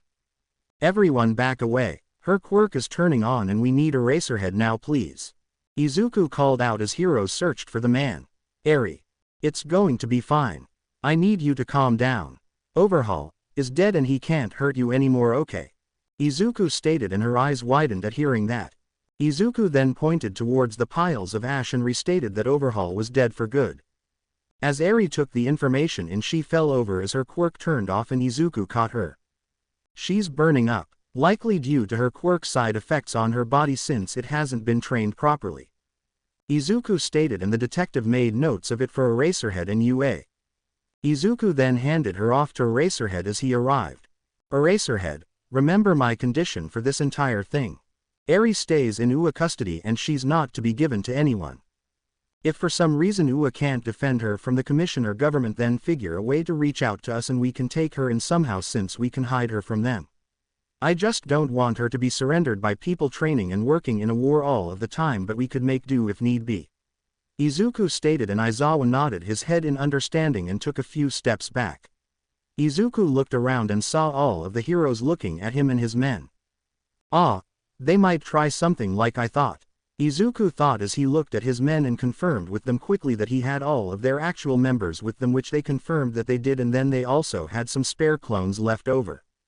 Izuku then saw Lemillion walk out of the crowd and his face was pale. Aizawa had a disgusted look on his face and Izuku could guess the man didn't like where this was going. So, I take it the pro-heroes are going back on their words and will try to capture us. Izuku stated, and everyone tensed at his words. Lemillion spoke up though. We have our orders from the commission and are to arrest you the moment the operation ends. If you refuse to surrender, then we are told to kill you. Lemillion stated as he gripped his fists and looked at Izuku. Ah, understandable. I kind of predicted this as a result. Do you honestly think I didn't come prepared for that result? Izuku asked, and everyone's eyes widened and tensed up. Izuku then looked up and saw a news camera and started to yell. Hello people of Japan. These are your heroes. Not even seconds after stopping a villain group doing human experiments are your heroes breaking their word. They turn their back on human decency and, unlike USWHO, keep our agreement and our words of not targeting the hero schools. These heroes break their words that they agreed to. Remember Japan, these are your cowards of heroes, the dishonorable heroes. We are Japan's people. Our cultural history was built on honor, yet the heroes WHO are meant to protect you have none. Take to the streets and protest, more citizens of Japan, and demand for the government to surrender to the Verdant so we can move Japan forward for a brighter future. Izuku yelled out to the news helicopter. The heroes on site thought he was crazy, since there was no way the news helicopter could hear him from that distance when Izuku smirked. 17. Remember, I said I planned for this possible situation. I hacked into the news network feed moments before the raid started, since I knew the local news station would get a helicopter in the air the moment they heard of this raid. Everything I said went through a microphone I had on me this entire time. Including how you admitted to being just dogs of the corrupt Hero Commission Lemillion. It's wonderful to know that you don't serve to protect the citizens of Japan and instead of your masters in the Hero Commission. You are a false hero, Lemillion, and I truly expected more from you. Izuku stated as a portal opened right under them and they dropped through it before the heroes could react. Izuku's little speech had bought the teleporter user enough time to create a gate at their position. Did the other teams get pulled out?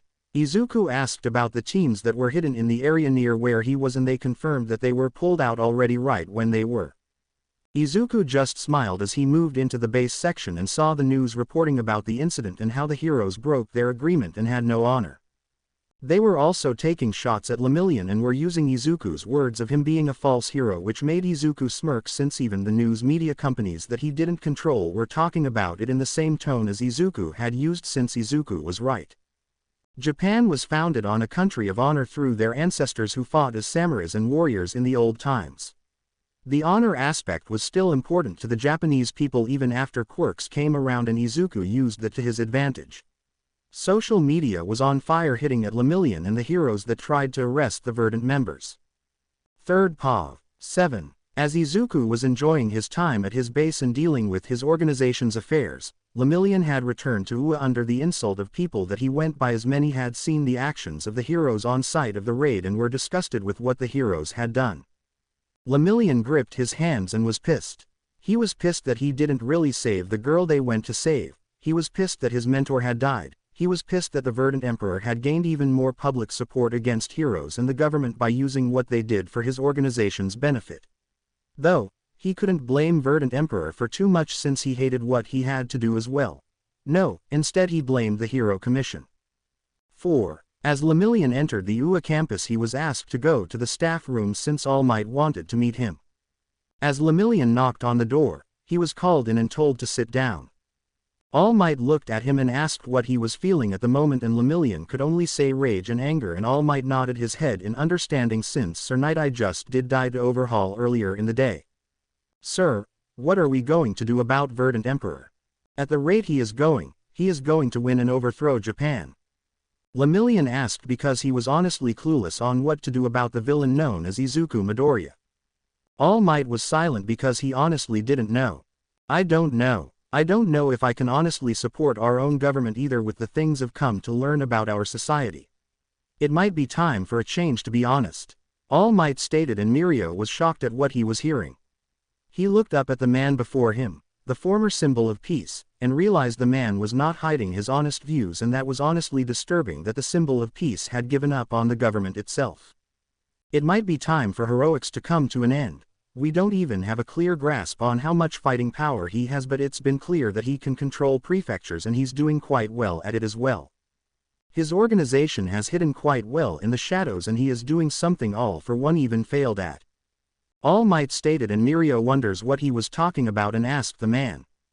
Izuku Midoriya has captured the hearts of the people not through fear or threats but through simple acknowledgement and respect for him. Verdant Emperor is ruling through loyalty and kindness while our government or All for One wanted to rule via fear and intimidation. All Might said, and Mirio couldn't help but agree, but it didn't mean he liked it. He always dreamed of becoming a hero and saving people. What was he going to do when that was gone? What was he going to do when the country he knew was gone completely? 6. What about One for All's purpose of maintaining peace? Mirio asked, and All Might shook his head as he spoke. One for All was meant to stop All for One. Becoming the symbol of peace, and everything else was the individual user's personal goals. As such, One for All isn't meant to stop people like Verdant Emperor. The purpose of the quirk came to an end when Verdant Emperor defeated All for One instead of us. All Might said, and Lemillion sat there in shock as he didn't know what to do now with everything. All Might told Lemillion to just rest and recover as more fights would be going on soon. Lemillion nodded his head and returned to his dorm, but while that was going on, Izuku Midoriya was looking over the overall organizational outlook of his group. 2. Izuku was shocked when he returned to the base and received updates from his men. Due to the actions at the raid, there were a lot of organizations that decided to submit to the Verdant Group in fear of being wiped out by the Verdant Group. As such, they received notification of surrender from most of the villain organizations in Okayama and Totoro, which now given them a foothold in the orange area of the map. They gained a total of 30,000 new members from these two prefectures, which Izuku was pleased with. Of the new members that joined, only 10,000 were capable of being used for combat in the views of the organization, so they now have 590,000 that belong to their military side of their organization. The biggest thing about gaining control of the underworld for Totoro and Okayama was the fact that these prefectures are where the weakest military line was currently being held. Due to the fact that the government not wanting the Verdant to spread towards Tokyo, where the center of government was located, they had a large military line with heroes included in the prefectures of Aichi, Gifu, and Fukui. Though they don't realize that the Verdant Group already controls all of those prefectures' underworld locations. As such, the military defense line in Totoro and Okayama is far more lacking in support than the northern military line. Izuku was happy with this since it would allow him to quickly push further south and take control of all of South Japan quickly if he played his cards right. He didn't want to be fighting a war on two fronts, even though he could with twice clones. Soon though it was time for a meeting of the higher-ups to happen, so Izuku moved over to the meeting room. "Hello, let's start," Izuku said, and soon the meeting started. They were talking about the information they gained from the raid and what was going on currently with the aftereffects of the heroes trying to take him out right after the raid. Overall, Lemillion has taken a massive hit. There are people calling for him to quit being a hero, but it's unclear if he will, and most likely not, though it wouldn't matter if he did or not, since we need to always be watching him due to how big of a threat he poses to our organization due to his power of being the 9th user. Toga said as she read the reports from the spy division. Everyone nodded their heads and they talked about the new prefectures they gained. 4. The conversation then moved into if they would be making any more prefectures publicly controlled, and Izuku thought it over before answering. "I want us to gain control of the underworld for all of the Orange Land. Once that happens, we will start publicly controlling that after we stabilizing our control in the underworld there. We will launch an assault on the military line that is quite unmanned in my views. Once we push through the lines, we will make a sweep of the entire region, which would be a massive blow to the government. After that, I want to conquer everything else in the south of Japan before we focus on moving north," Izuku said, and everyone nodded their heads. They talked about also the start of implementing the new changes to the system for the police. Hero schools would be converted into police academies and higher standards would be implemented with the help of the police, who have been somewhat cooperative with them since the Verdant hasn't pushed the police to fight back. The police have been acting like normal, and they were honestly surprised by the sheer drop in crime under the Verdant leadership, as the Verdant Group was implementing many programs that sought to provide jobs and other things for people facing homelessness or other issues. After a while, Izuku called the meeting to an end since they talked about most of what they needed to talk about. Izuku moved to his main office where his mother walked in. "Hello, Mother. What can I do for you? Izuku asked as she came into his office. She looked at him and asked if he has taken a break lately, and Izuku just laughed. I am leading a war. I don't have time to take a break. Why? Izuku asked, and she suggested that he goes out and just relax for a while, but he groaned at that. Where exactly would I go, since I am a wanted man where many people want my head currently? Izuku asked, and she said in one of the places he had under their control. He looked at her and knew she wasn't going to drop it until he took a break, so he walked out and went to his guards and told them what his mother wanted him to do. 5. That is how Izuku found himself sitting in a park in the Osaka prefecture, resting under a tree. Some people were tense at seeing the leader of the rebellion out in the open, but some children who had balls of steel, in Dabi's words, ran over to Izuku and asked if they could put paint on him. Izuku shrugged and told them to do what they wished. As such, Izuku was sitting under the tree as children gathered around him and were using face paint to paint on him, while some girls were making flower crowns as they would put it on Izuku or the other Verdant members that were standing guard around him. 30. People started to take pictures of him, which ended up hitting the media. I have become a joke. How is the government meant to fear me after this? Izuku said as he put his head in his hands and groaned, while the kids just laughed at him. This caused everyone in the area to start laughing as well, which Dabi spoke up at. When have you ever been scary? We literally call you our little emperor, so I don't know when you ever thought you were scary to us. Dabi said in a questioning manner, which just earned a glare from Izuku, but no one really paid any attention as most of the civilians started to relax around Izuku. Then an alarm went off on Izuku's phone and he stood up. The amount of time I agreed to get out of my office has passed, so my mother can't say anything to me anymore. Izuku said with a fist pump, which just earned eye rolls from his guards. Yay, until you spend more time working non-stop again. Then she will make you come out again. Dabi said as they all stood up and started to head off as Izuku waved goodbye to the children who asked him to come again. 6. Soon they returned to the base to find everyone looking at them. Izuku asked what was wrong and they told him to look at the media, and Izuku almost fell over. He was the talk of the nation on how he was sitting and allowing children to paint his face. Some were questioning if he really was the leader of the feared group that had been screwing with the government the entire time, while others talked about how it showed his group wasn't going to rule in fear after they took over. It had become a heated debate across social media as well. Well, this helps us, I guess, a bit on our image. It helps establish that we don't plan to be cruel, since they could see me interacting with little children. Izuku said, and right after he said that, his mother walked by and said she knew her plan would work, which got everyone's attention as she explained how she made him go out on purpose to establish a better image instead of being a feared ruler for the civilians. Izuku broke into laughter at that and then looked at her. Well, I always wondered where I got my craftiness from. Seems I am not the only mastermind here, Izuku said, which made everyone break out into laughter. Izuku enjoyed moments like this where he and his group could relax just fine. 3rd Pav. It's been about 4 weeks since Izuku's little trip out to the park, and everyone from all sides is wondering why the Verdant group hasn't done anything in the entire 2 weeks, as there have been no movements on their side at all. People were wondering if they hit the limit on how much land they could gain and control, which had started to give the government a boost as they reinforced the defense lines on both sides, but what no one knew was that Izuku Midoriya, aka the Verdant Emperor, was about to initiate his plans for one of his larger scale battles that were about to happen. Now you might wonder where this battle will take place, but he's made it clear to his side on what they were doing.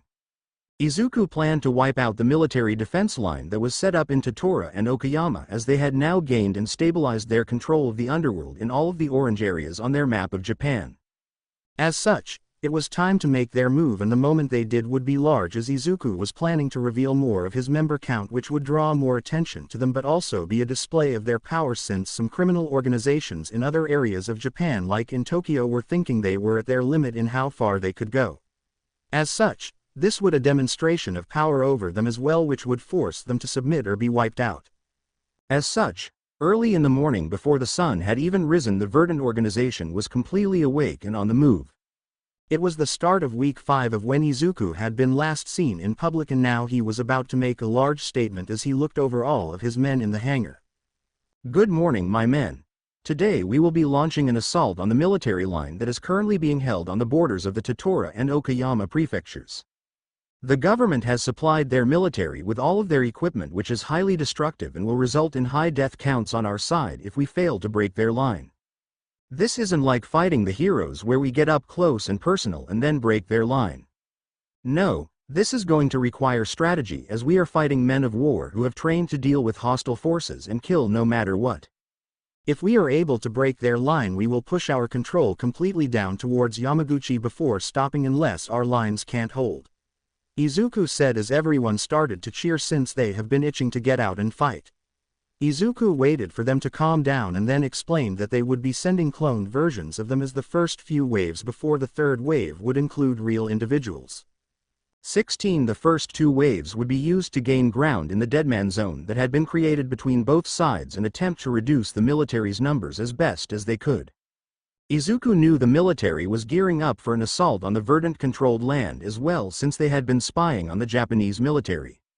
It's also why they are attacking now, since they can't allow the military to bring the fight into Verdant-controlled land. As such, they needed to take the fight to them before they expect one. The Verdant would also be showing off their military-grade weapons as well, with their aircraft and tanks that they had acquired through contacts that Izuku had made in other countries that weren't as stable as more modern countries in this day and age. 13. Soon they all split into their divisions that they were assigned to, and Izuku was ready with his guards. They also had sent a large number of men to the northern front as well in the event that the government attempted to push them on that side while they attacked the south defense line. This way they wouldn't need to worry about their backs, as there was a sheer number of clones on that side with many quirked individuals from who they were copied off of. Izuku looked at the clock and nodded his head as it was time to start the battle. As such, he ordered all of the men to their designated portal spots as the portal quirk user started up each portal, which would drop the divisions off in certain locations. Once the portals opened, the battle was a green light and they were ordered to kill if needed if they couldn't secure the enemy side. Izuku wanted to limit the deaths, but he wasn't going to let his men die just to capture people when it was impossible in some cases, as this was military-trained individuals. As this was starting, the sirens in the border towers of the Hyogo Prefecture went off to give their citizens a chance to flee, as clone members of the Verdant Guard and other members were all telling people to flee as far as they could into the prefecture since the battle was breaking out on the border. This alerted the news media that was stationed almost full-time in the prefectures under the Verdant control as they began a live broadcast cutting into whatever was on TV. As such, we switch over to UA, where Principal Nezu sent out an emergency alert telling everyone to get to their common rooms in their individual buildings and turn the TV onto the news as something was happening with the Verdant group. Nezu himself ran over to 1A dorms from his office since he knew Aizawa was there, since the homeroom teachers lived in their class dorms. Once he arrived, he found everyone in their PJs looking at the TV as it showed a reporter talking about sirens going off and Verdant members warning citizens to flee deep into the prefecture as a battle was breaking out. The problem is that we hear no signs of battle though, so we don't know if this is a test or, the reporter said, but got cut off by sounds of explosions, which they turned their camera towards and saw it came from the Deadman Zone that was between the prefectures. They could hear the reporter talking about how the conflict had broken out, but they didn't know which side started it, and as they were talking, a military convoy of trucks carrying Verdant members passed by the TV crew, which stunned everyone as they didn't know they had trucks like that on the Verdant side.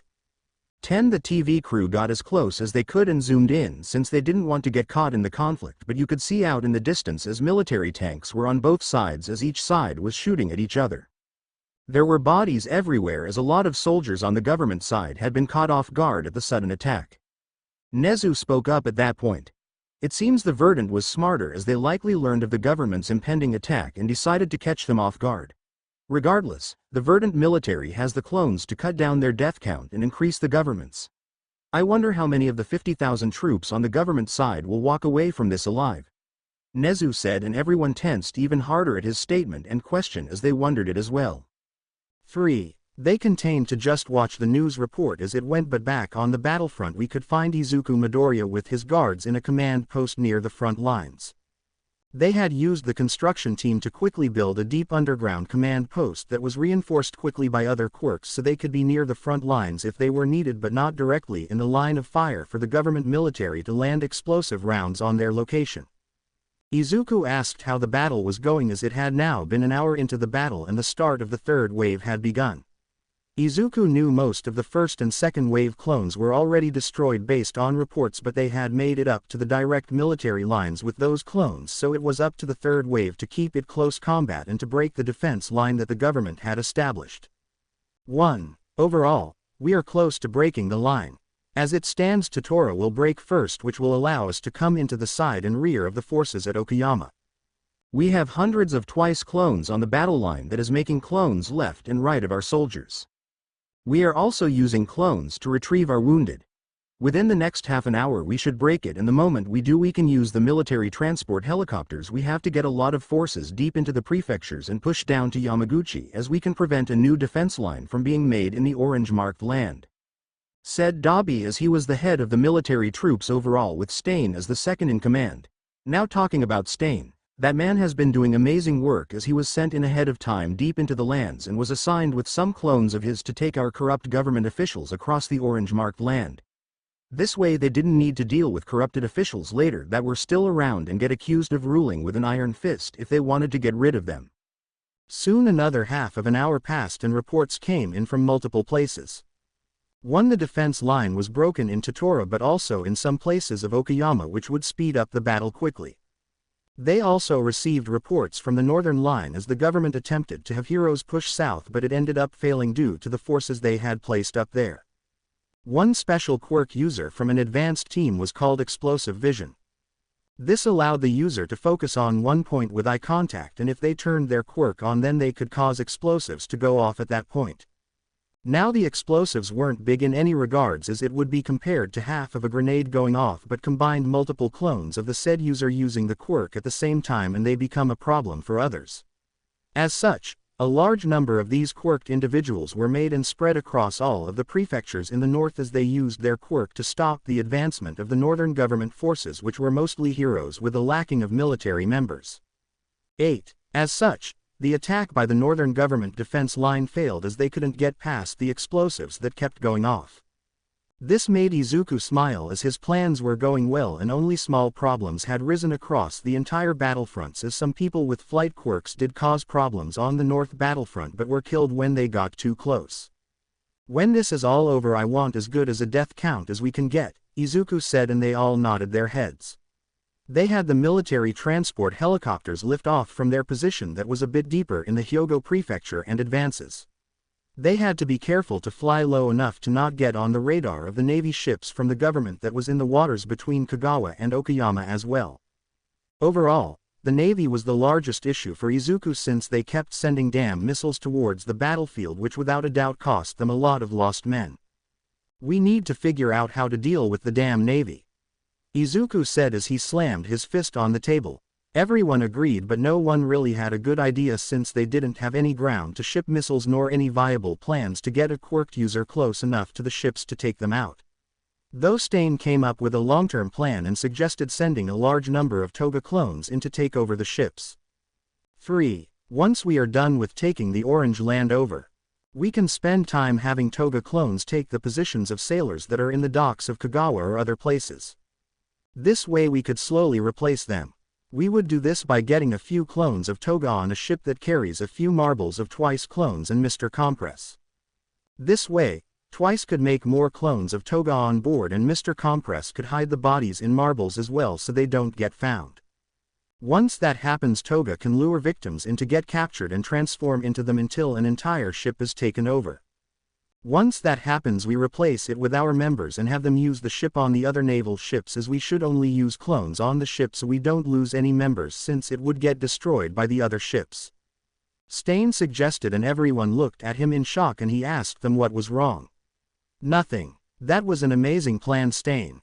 Toga, go get some clones," as he said, in the prefectures that have any naval forces, and start the plan, since we really don't need to wait. Izuku said, and Toga nodded her head and had clones of her, Twice, and Mr. Compressor made as they headed back to the main base and would get the clones teleported to a small base they had hidden in Kechi.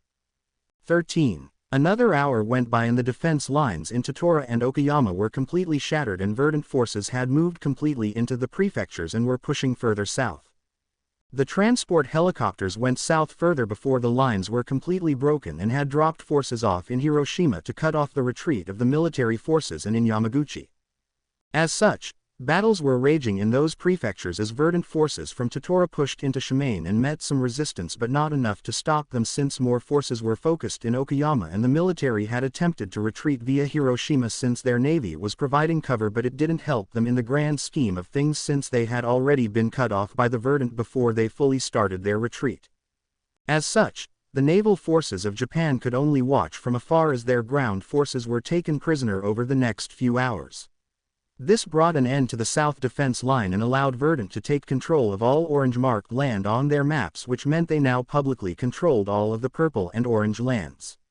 They held control of the underworld in the pink land, light blue land, and portions of the green land. 3rd POV 1. Izuku sat in his temporary office inside a building in the Okayama prefecture as they had completed gaining control and stabilizing as best as they could over the past few days that had passed. Their citizens of the Hyogo prefecture border towns all had returned to their homes with only a few destroyed since most of the fight was pushed into Okayama and Totoro prefectures, which then spread to the other orange prefectures as well. Izuku was reviewing the reports of all of the dead and damages that had been caused to the large-scale battle. Overall, in the grand scheme of things, it wasn't horrible compared to other wars since Izuku was focused on keeping death counts down as best as he could, but it still hurt to see the numbers in front of him. The death counts including all sides in this war had now surpassed 100,000, as the entire death count, which is still being counted at this point, was sitting at 171,500 of an estimate. This was the death count for the entire war, but for this individual battle for the orange prefectures, it was a total of 135,300 deaths for this segment of the war. Overall, those numbers are amazing since this was a war for an entire nation, but it still was haunting to see the numbers themselves right in front of him. The government military side and Little Heroes had suffered a massive death count since they had around 50,000 troops or so. Of the 50,000 troops deployed by the government, only around 13,500 troops remained alive, but that wasn't really what bothered Izuku the most of the numbers, nor was the uptick in deaths on his side, which overall death count rose from the 200 overall in the war to 15,000 by the end of the battles. No, the fact that around 84,000 civilians had died due to the fact that the government didn't order their civilians to retreat. That fact annoyed Izuku greatly and made him pissed with the government, since it only took starting the sirens spread across the prefecture and going over the intercom system connected to it to start ordering people to flee, which would have caught on, but no. Due to the fact that the government didn't order their civilians to flee until about an hour or so into the conflict, a lot of people died when they didn't need to. 9. Izuku sighed and sat the reports assigned and started reading the reports on the new member counts, as they didn't have them done until recently, even though they had taken over the underworld before the fight had started. Their new member count was 1,695,000 members, with combat-able forces standing at 820,000 members, which were amazing in Izuku's mind as they were close to having a million-strong fighting force. These numbers of course never included the public supporters across Japan, which had only increased with time. Izuku had also received word that foreign governments had reached out to Verdant and asked if there was any way for the war to come to an end, since the international community was freaked out after the military defense line battle. Izuku had a message sent back to all of them that was simple. "We are here to stay, as the only way for this to end is for the government of Japan to surrender or for Verdant to be killed off or imprisoned," said the message Izuku had delivered to all foreign governments that contacted them.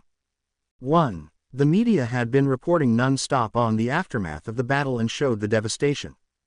Izuku had made sure to leak information to the media that was under his control, and even to media that wasn't under his control, of the fact that the government of Japan didn't order the civilians to retreat until an hour in of the battle. Izuku laughed at the government's reactions as they tried to put all of the blame on the Verdant group, but it didn't really work well, as Verdant was quick to get information out there about what happened in the battle, as well as the fact that TV crews were on site the entire time, which didn't help the government in trying to control the narrative. 4. Though we can switch to others' viewpoints, such as the viewpoint of those at UA, as all of the students were sitting in the auditorium. Principal Nezu had an announcement to make in regards to the war. "I wish we were here under better reasons, but the government has announced that they will start pulling people with provisional licenses into the war. This means that you have a high risk of going on the front lines and being involved in the conflicts that are going on right now," Nezu announced, and everyone was stunned. They knew that there was the risk of this going on, but to think the government was actually doing it was shocking and scary. All Might, who was sitting on the stage, gripped his hands because he didn't like the fact that the students would be involved in the war. At this time I can offer you a way out, as every year we have to renew your provisional license paperwork, but I've delayed doing so, and the timeline for it to be submitted happens to be next week. As such, if you don't wish to be sent to war, then I will let your provisional license expire, but if you wish to keep them and risk your life in the combat zones, then please let the staff know and we will renew your paperwork. I honestly advise against renewing your licenses, Principal Nezu said, shocking them all. Nezu was being honest, as he didn't see the government winning at the rate it was going. No matter what they did, it appeared that they were going to lose, since the Verdant now had more than 25% of the country under their control, and it would likely only expand. 7. A discussion broke out amongst the students, and most third years decided to renew while only half of the second years decided to renew. Nezu sighed and had wished they would all refuse to renew, but he knew that wouldn't happen. Nezu informed them that he would renew for those that had decided to, and let the others expire to prevent them from being shipped off to the front lines. Soon he dismissed the students back to their dorms and called a staff meeting. Nezu found himself in front of his staff as he looked at all of them. It's only a matter of time before the government loses, Nezu said, and they all asked how sure the odds were, and Nezu said it was a 70% chance they would lose. They asked what allowed for the 30% chance to win, and Nezu said if the government got even more brutal in their methods and attempted to bomb the Verdant leaders with a missile if they were ever out in the open, like at the park. 3. If he shows his face in public for long enough, or they know he's in a building for long enough, then you can bet that the Navy will likely be ordered to shoot a missile at his location to try and take out the leadership, Nezu said, and they all nodded their heads and asked what if he was in a highly populated area. Nezu chuckled and spoke up. The government won't care, as you can see from the battle at the military defense line. They didn't even evacuate the civilians, and they still dropped missiles near civilians to take out the Verdant members that they could. Nezu said, and they all paled in the realization that it was true. The government wasn't caring about the death count on their side as long as they could wipe out the Verdant group, which is proving near impossible due to the clones. Nezu also suggested that the government might try to put an assassination team together to kill Verdant Emperor. All Might, Lemillion might be pulled on a mission to do an assassination of Izuku Midoriya due to Mirio's quirk. He would be one of the best candidates for the mission, and he had chosen to renew his provisional license. Nezu said, and All Might paled at that statement and said he would warn Mirio of the chance of it happening. All Might wondered what Mirio would do if he was forced to take the mission, and All Might wondered how the previous users would feel knowing their quirk would be used to kill in a war that the government brought upon themselves. 5. All Might soon found Mirio and sat him down for a talk. Nezu wanted me to warn you that when you're pulled by the government for the front lines, that there is a chance you will be used as an assassin to kill high-level officials on the Verdant side. One person, in particular, would be Izuku Midoriya, since the government wants him dead.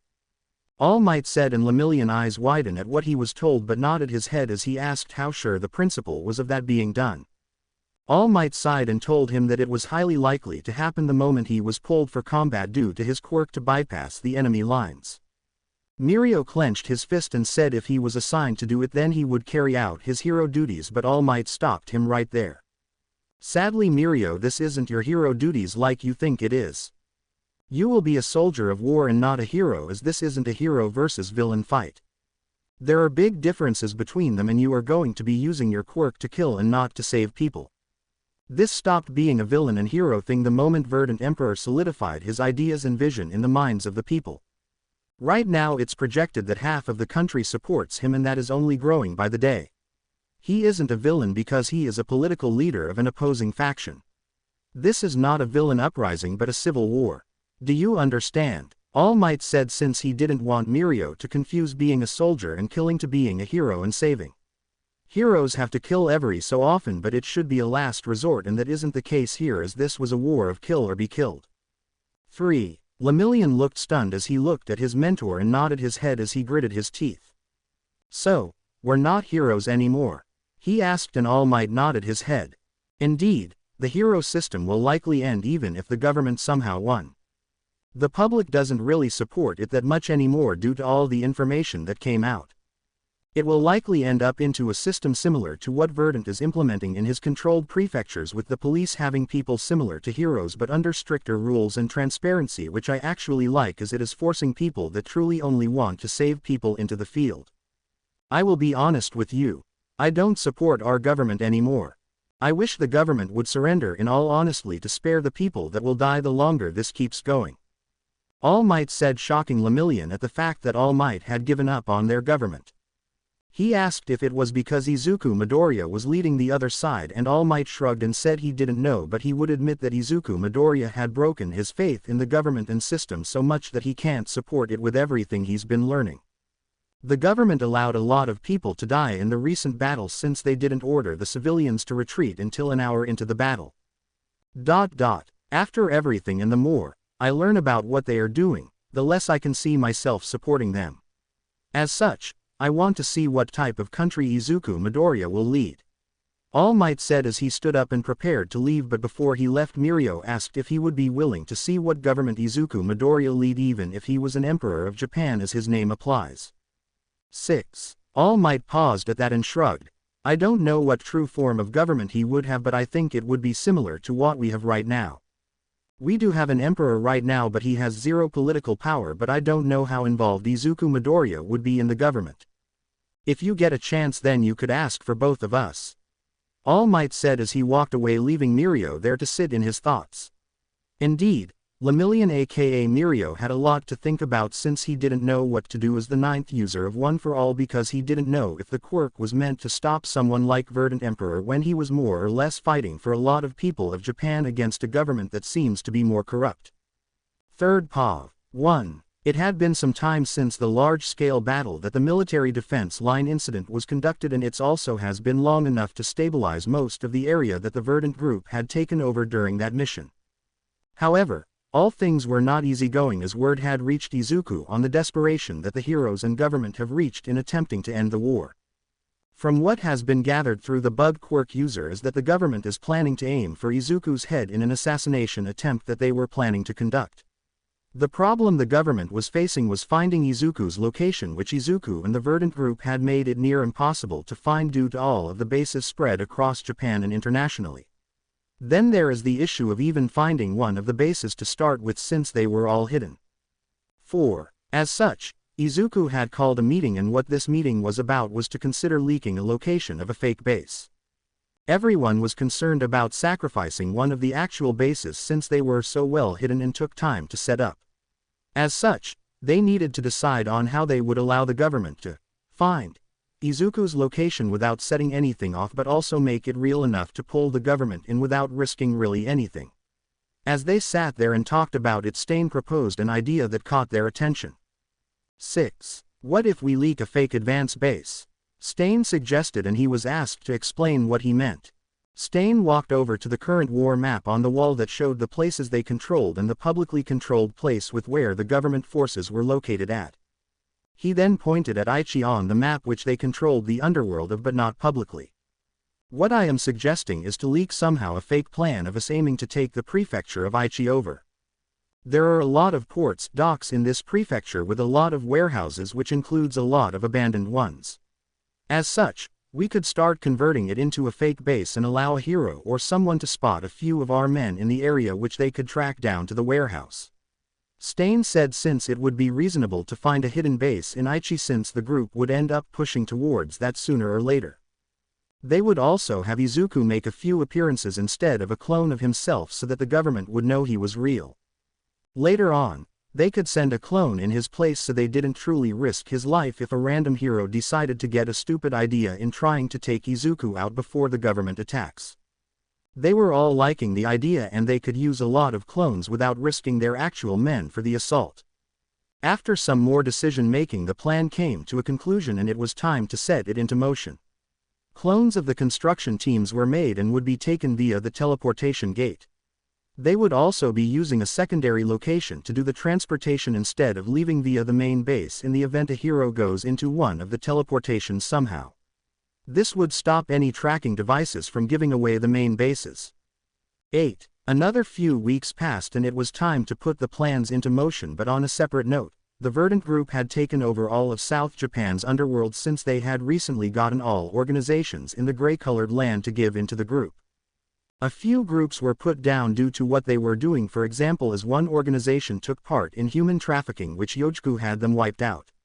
As such, the Verdant group now controlled everything in light blue down to the very end of Japan in gray in regards to the underworld, and had the orange and purple publicly controlled. They were still gathering new numbers on how many forces they gathered from the new organizations as they were stabilizing the groups into the main group, but it was slowly working out. Now back to the main topic at hand. They had the fake base in the middle of being set up and supplied with weapons and stuff to look like an advanced base, getting ready for battle with the defense line from the backside. Izuku had been making appearances and the bug user had been paying close attention to anything moving around the warehouses, and on the 6th day of setting the fake base up they discovered a hero locating the base. This hero was none other than Death Arms, which Izuku found ironic. That was one of the heroes that scolded Izuku all that time ago before he had set off on this path. 10. After allowing Death Arms to confirm Izuku's presence and Izuku even letting himself get injured by a knife he was playing around with that showed him bleeding, which meant he wasn't a clone, Death Arms left and the bugs followed him to hear what he reported. It was about 10 minutes later that Death Arms stopped moving and pulled out a phone as he started to make a call. The bugs listened in, and he was calling the task force that was created for dealing with the war. They listened and heard Death Arms report Izuku's current location and how he told them that it appeared to be a forward base of the Verdant group that was likely preparing for a push into the Aichi prefecture. They could hear the voice from the other side of the phone that told him to retreat for now since they didn't need to spook the Verdant group. The call ended, but the spying didn't stop as Izuku's group already knew where the task force was based at, which was in a bunker underground in Tokyo. It was an interesting place to have their task force since it didn't allow for direct attacks, but still, it was easy to find it using the bug user.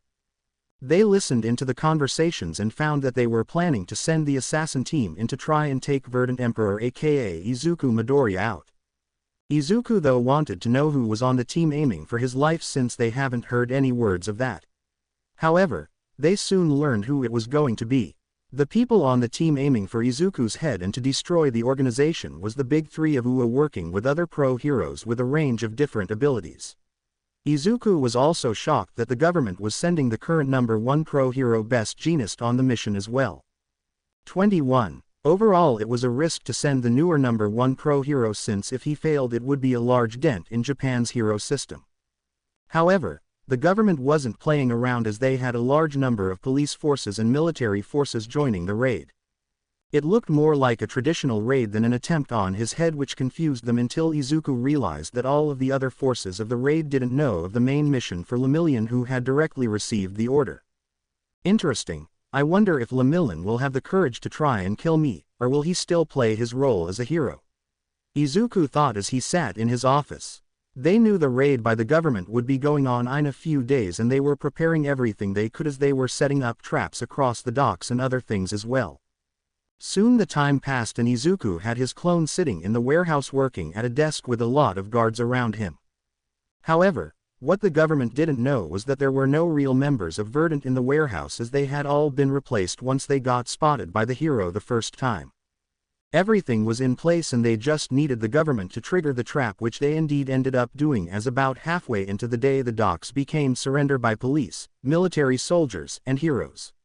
Within seconds the doors were busted down and everything went silent as Izuku stepped forward with a smile on his face.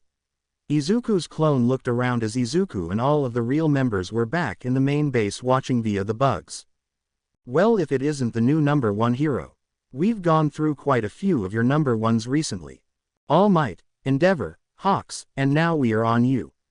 Now I must ask what you are all doing here, since I don't think I was foolish enough to allow a leak so easily. Clone Izuku asked and Best Jeanist stepped forward to speak. It doesn't matter how we found out in the end, does it? We will be arresting you here.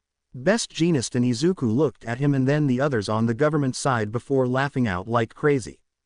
Lemillion spoke up and asked him what he found so funny. You think the military behind you will allow me to be arrested? No, the moment they get the chance they are going to kill me since they have their orders. I wouldn't be surprised if some of you heroes received orders to kill me either, since quite a few of you have quirks that are perfect for killing me off if given the chance. Clone Izuku said as he smirked and waved his hand as the crates around him broke open to reveal massive amounts of clones. Do remember, I always plan for different encounters, so the possibility of this forward base being found was a high one since the government is getting desperate with how much land I've taken under my control. Deal with them, Clone Izuku said as he backed away and the clones moved forward, which set the hero side off as both sides attacked each other. 9. Bodies began to drop left and right when Best Jeanist noticed that all of the people on the Verdant side were clones as they got destroyed. They are all clones, so don't hold back. We need the Verdant Emperor. Best Jeanist yelled as he saw Izuku's clone run away out the door as the clones of his men were fighting everyone, making a path for him. Lemillion decided to charge after Izuku as he sunk into the ground and propelled himself. However, what Lemillion didn't know was that is what he wanted Lemillion to do, as Izuku was leading him into a trap set in a warehouse further down. After about a 5-minute run, Izuku's clone arrived in the warehouse and was taking in breaths as he stopped for a second and was about to walk into others as an act when he noticed something in his eye. It was Lemillion who came flying out of the floor. Well, I expected some heroes to follow me, but only you. I think I should feel insulted. Izuku's clone yelled out as he dodged Lemillion's attacks. Both of them were now staring at each other when Izuku's clone decided to speak up. Lemillion, I have a question for you. Are you here as a hero or a soldier? Izuku's clone asked, and Lemillion froze at that moment and looked shocked he was asked that. I ask again, are you here as a hero or a soldier? Izuku's clone asked, and Lemillion said he was there as a hero stopping a villain, which made Izuku's clone chuckle. Interesting that I am a villain when I am waging a war for freedom and you are on the oppressing side. Izuku's clone said, and Lemillion frowned and shook his head as he told Izuku's clone that he wasn't fighting for freedom but to take over Japan under his rule as a dictator. 1. Izuku's clone just looked at Lemillion in pity. I was hoping you were better than that, Lemillion, since you most likely received some abuse and discrimination due to your birth quirk, but I guess you have become blind as you rose up in fame. What I am doing is no different than the Americans' war for freedom and the French overthrowing their king. There have been many wars in history that showed that the people have the right to overthrow the government when it no longer functions. I have made this speech before, Lemillion. Izuku's clone yelled out as he dodged an attack from the hero student who kept attacking Izuku. Lemillion gritted his teeth as he just kept attacking while Izuku's clone dodged and talked. 2. What are you going to do after you defeat me? Take me to prison where I will be executed since I dared to rise up against the injustices of the government and hero system.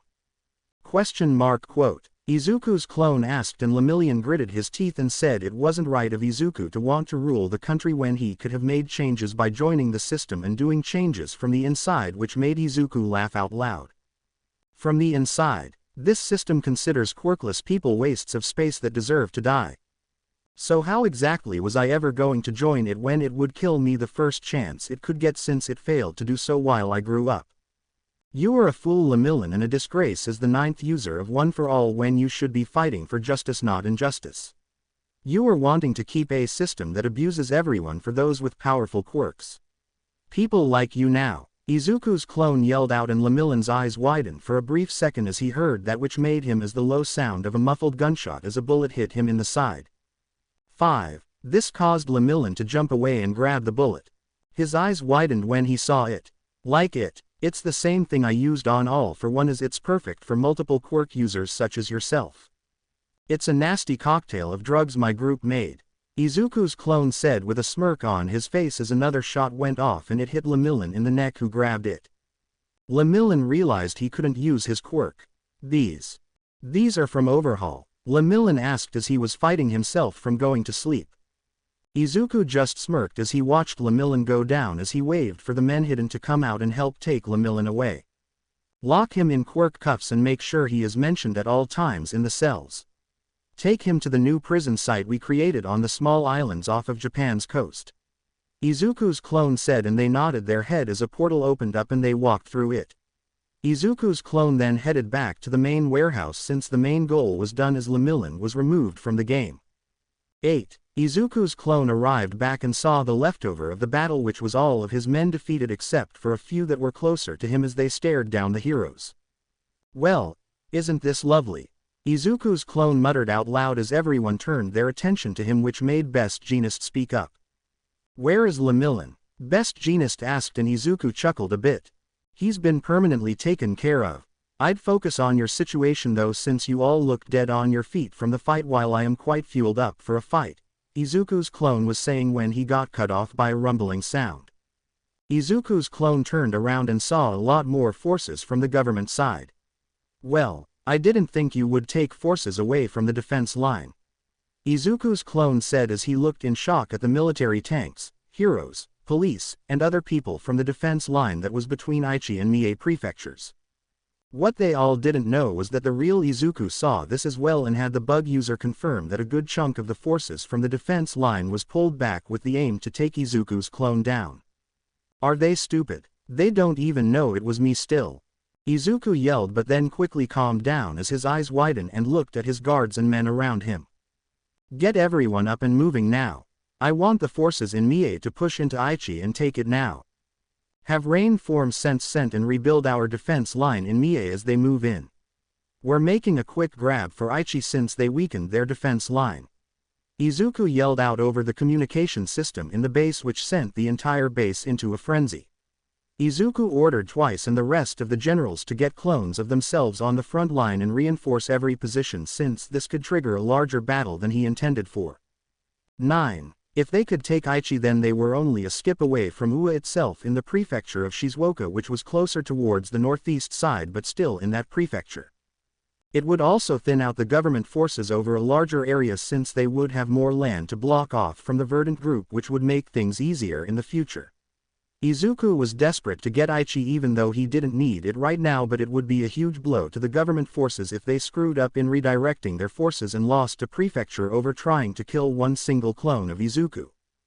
3rd POV. 2. Everyone in the Verdant group was scrambling around upon the orders that Izuku had given out. A total of 15 separate advanced units would be sent out in addition to massive amounts of clones of those advanced units within Aichi. The overall defense line that they had between the prefectures of Aichi and Verdant-controlled Mie had started their assault on the defensive line that the government had, while reinforcement was being supplied from multiple different bases across the organization. Each base always kept 3 advanced units on hand prepared for combat at any moment's notice, which allowed for the rapid response and support of the attack. As such, they were able to rebuild the defensive line they had in the prefecture of Mie quickly in the event the quick response assault without any real pre-planning being made failed. While all of this was going on, Izuku and his Verdant guards all appeared in a command post stationed in Mie that was about 5 minutes away from the defense line. You could hear the sirens going off that were ordering every civilian to retreat from the combat zone as large explosions ripped across the battlefield. Izuku was quickly gaining information on where all of their forces and enemy forces were currently located at. "I want the clones on the Navy ships prepared to stop any attacks from them and to sink as many ships as possible if they decided to bomb our main troops in Aichi," Izuku yelled as he was moving back, and he knew he heard someone confirm his order and relay it to the communications device they had with a few of the clones on the ship. Within minutes of the attack starting between the two forces on the defensive line, the news broke of the battle, as everyone was wondering why the battle started in only Aichi and not the rest of the defense line, which Verdant had done in the south defense line. Izuku ignored the media as he focused on the information flowing in from the bug users. They actually never bring the actual bug user out of the main hidden base, since she was so valuable for the organization and overall war front. It was similar to the teleportation gate user, as the main individual never left the base either. They always had 4 advanced teams with them as well, since they were extremely valuable to the organization and war effort, but now we are diverging from the war. Now as we switch back to the Izuku's clone position, you could see a smile on the fake Izuku's face as he could hear the explosions go off. Everyone else was confused about what was going on until Izuku broke out into laughter. "Oh God, I really can't believe you sacrificed Aichi to try to kill me," said the fake Izuku, which confused them all until they all realized what was going on. The Verdant group had mobilized their forces as they heard requests for reinforcement to arrive at the border of Aichi and Mie, but no one was going to arrive in time as the attack was so sudden and overwhelming. Some heroes said that the Verdant organization would break down without him, so they would win in the end since they have him captured in a few moments, which just made Izuku laugh even more. Idiots. I am a fake. I am a clone, you idiots. Did you honestly think we didn't notice Deatharm spying on this location? The moment we noticed him, we changed the real me out for a fake to finish out the job here, so all you did was waste resources on fake clones. Yelled out the fake Izuku as he laughed, and soon a gun went off as a bullet went off right into his head as he dropped down, and after a few seconds he dissolved into nothing. Everyone cursed as they truly had been tricked and would likely lose an entire prefecture over this. The entire group soon headed towards the battle line, but before they reached it they received orders to retreat to the border between Shizuoka and Aichi to set up a new defense line, as the Verdant group had successfully broken though and would soon take full control of the prefecture. 8. As they retreated, Best Jeanist wondered what happened to Lemillion and if he was truly dead or not. However, he knew one thing is that All Might was going to be devastated since Best Jeanist had learned that the boy was the protege of the man. However, that should be the least of their concerns since the Verdant group was only taking more and more control of Japan without the government nor heroes knowing about it, as with the fall of Aichi the Verdant group cemented their control of over 50% of the country underworld, as Japan had 47 prefectures total, with 25 prefectures being under their control. Of the 25, there are 13 of them being now under public control once they finish in Aichi, which was about 27% of Japan being publicly controlled by Verdant. This was a massive blow to the government forces, and both sides knew it because the moment a few days passed and Aichi was stabilized, Izuku had made an announcement online of Verdant controlling 27% of Japan, with Aichi falling due to the government pulling their forces back to kill a simple clone of Izuku. There was public outrage from the people that had been supporting the government the entire time, since the government had failed to verify if the person was truly Verdant Empire the entire time. Those that supported the Verdant group were celebrating in the streets across Japan as they saw it as a step closer to the government being changed and the country being put on a better path. The government did try to clamp down on the public displays of support, but it only made the reactions fierce from those people as some protests did turn violent, but Izuku had always made statements telling them to stop and be peaceful, as they didn't need to stain their hands as the Verdant would do it instead. Izuku publicly preached for the public citizens that supported him to always be peaceful as best as they could be, which won a lot of support in people's minds. 17. Now, moving on from the stabilization of Aichi, Izuku had started looking into the growth of the organization since they had taken the gray-marked land of Japan a while back, but he didn't get to look that information over due to the events. Their member count had risen to 2,116,000 members, of which they had 1 million of those members being fit for combat. Izuku was honestly stunned as they now had a large standing army. The numbers of combat-capable forces were honestly starting to rival other countries around the world, which shocked Izuku in all honesty, as the largest combat force of a modern military was the Republic of China, which has a standing army of 2.5 million soldiers, though most nations never used their armies and mostly used them for civilian matters, as a conflict between nations became harder due to the range of quirks which could easily change a battlefield, as seen in Japan right now. 12. However, the death count was also rising quickly with each battle, as far more troops on both sides were involved in each individual battle. The entire death count has risen to 232,300 deaths, with 112,300 being government forces, 20,000 being Verdant members, and 100,000 due to civilians' deaths. Izuku wished the government would just surrender, but he knew they wouldn't unless they had zero options left, and in all honesty they would be far from that until Izuku had a blade pushed against the Prime Minister's neck demanding them to surrender, but Izuku could only shrug it off for now and hope they come to their senses. Moving on from that, Izuku was informed that Lemillion had woken up finally, as the sleeping drugs he was shot with on the second bullet had gotten out of his system. As such, he was currently freaking out since Lemillion had found himself in a prison cell. Izuku sighed since he really didn't want to talk to Lemillion since the man was completely naive in all things Izuku could consider. He honestly wondered how All Might came to choose someone so naive as the 9th user of One for All. Oh yay, he decided to go with the suggestion by Sir Night Eye, who turned Lemillion into a replica of All Might more or less. Izuku thought as he headed towards the teleporter quirk user. There were no actual teleportation gates set up to the prison system in the event it was ever found and overran. It held all of the prisoners of war that they held, which was honestly a lot from few battles which did cut into their resources, but Izuku easily made that money back through other means, and as they gained more land they have more funds due to raiding government buildings and other things. 4. The prison was also one of the smaller islands off the coast of Japan, which limited how the prisoners could escape and granted the Verdant group a chance to retrieve all of the prisoners before they made it back to mainland Japan. Especially considering the fact that the island they built the prison on had no other humans on it, as it was a very small island that wasn't built upon. As such, no one should ever discover the prison that was built deep underground. Izuku would admit that it was a pain to get energy and water to the base, but it had been completed through some technological advancements that he and his doctors in the labs made, which made it easier to do such things. 2. Anyway, Izuku soon was teleported with a few of his Verdant guards to the prison since they didn't like him leaving the main base alone even if it was going to another base. They didn't want to risk things since they are so close to winning the damn war, and even after that he would have guards with him almost all the time since he would be running the government after the war was over and would be busy constantly, so he would need others to be watching his back while he worked. Izuku just accepted his fate to have his guards with him at all times, and soon they all arrived at the prison where he was escorted to the cell that contained Lemillion. It was deeper in the prison and he was separated from all other prisoners since Izuku knew not to trust Lemillion not to try something stupid like trying to break out.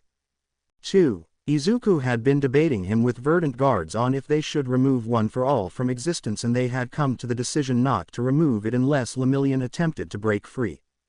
Lemillion and all other prisoners of war would be released once the war was over and allowed to go about a normal life, but if Lemillion tried anything during his containment or after the war ended, then One for All would be wiped from his system via the drugs being flooded in his body.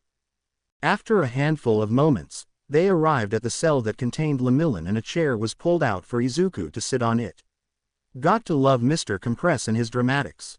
Izuku thought, as the main always seemed to carry a chair for Izuku to sit in when they left the base. Izuku honestly thought it was funny how he sat down during the Camino event when Mr. Compress said he had a chair for him to sit in. 14. Hello, Lemillion. Izuku started and you could see Lemillion just staring at Izuku from inside of the cell.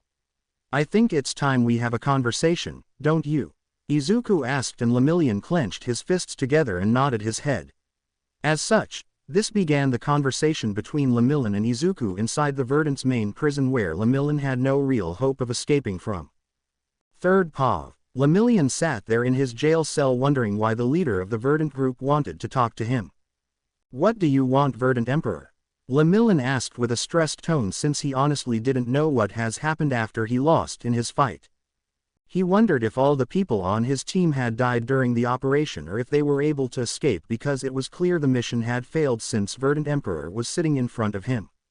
These were all of the thoughts that went through Lemillion's mind as he watched Izuku Midoriya aka Verdant Emperor examine him as he sat in the cell. Lemillion wondered if he was going to die in all honesty. 2. To talk is why I am here and what I want. Well, let's say I am interested to learn your viewpoints on the world, Izuku said as he sat there watching and reading the body language of Lemillion. Though first I want to ask you the question again. Are you a soldier or a hero? Izuku asked as he waited for Lemillion to answer the question, because it made all the difference in how Lemillion should be acting. If he was a hero, then he should be denouncing the government's actions and looking into the crimes that they had leaked when the entire war started, since those that caused it are still in power. Hell, even Endeavor is only in the hospital and hasn't been arrested formally as he should be. However, if Lemillion is a soldier, then Izuku could understand his need to follow orders, as he wasn't his own master of his life but just a puppet that had to obey the government, unlike the heroes who could just resign and say no to the government. Taking Hawks as an example, who used to be a pro-hero but now he works in the Verdant-controlled lands as an agent with the police. He goes around saving people under the police authority but with more clear guidelines and transparency of his job. In truth, about a quarter of the pro-heroes that were stranded in the Verdant-controlled land had ended up joining the police force and started to undergo training to comply with the new rules and regulations that they were putting in place. Some things included body cameras that had to be placed on their bodies whenever they were on duty or acting with the authority of their position. There was also a more standardized uniform that was tailored to meet individual quirks as well. Overall, this new unit of the police's job was to handle large issues, and if they encountered small issues they were meant to try to resolve the issue without quirk usage first. The police responded more to most things and had the authority to use their quirks as well if the individual in the incident couldn't be subdued without quirk usage. 1. However, everything was far more transparent in regards to police actions. There was also far less crime as well, since people were permitted to use their quirks if they obtained the permits from the police department. Overall, Izuku saw the society that was under his control improving far better, even though the overall structure of the government was the same as the previous government with only some changes. As such, he truly wondered how Lemillion could still see him as a villain when this was a war of freedom. 7. Lemillion finally answered as all the previous thoughts had gone through Izuku's head as he waited for the answer. "I am a pro-hero and one day you will be stopped," Lemillion said, and Izuku sighed in disappointment. "I am disappointed. If you were acting as a soldier then I could understand your actions, but you claim you're a hero when you are trying to discriminate and oppress people. I truly wondered if the past users would think of you, because from what I see you are the villain in this story, not me," Izuku said, and Lemillion's eyes widened as he called what Izuku said bullshit, that he wasn't a villain. Izuku raised an eyebrow and asked how he wasn't a villain when he is supporting an oppressive government that wants to keep control against the people's wishes. 1. Half of the country already supports the Verdant group and our side in the civil war. The hero system will come to an end even if I lost, most likely due to how much people have come to hate it as have only exposed more of the crimes they committed, and the commission has only made matters worse with their actions," Izuku said, and Lemillion said that the people are only blind because they are going to be giving up their freedoms once the war was over, since Izuku wanted to be an emperor, which would result in their freedoms being ripped from them. Izuku was stunned silent for a moment as he looked back at his Verdant guards, who just shrugged since they were confused about where that bull crap that came out of Lemillion's mouth came from. "I truly wondered where you heard that, since it's complete bullshit. Indeed, I will be an emperor of Japan, but there is already a current emperor of Japan as well. They just play a more symbolic role while I will play a more active role to push the country away from thinking always about quirks and to focus on advancing our technology to one day hopefully aim for what humans should be aiming for," Izuku said, and Lemillion asked him what they should be aiming for, and Izuku pointed upwards, which confused Lemillion. "The stars. Humans would have long escaped to spaces if quirks didn't arrive when they did and abuse them. Instead of using quirks to help ourselves advance, we became trapped with them, but I want that to change.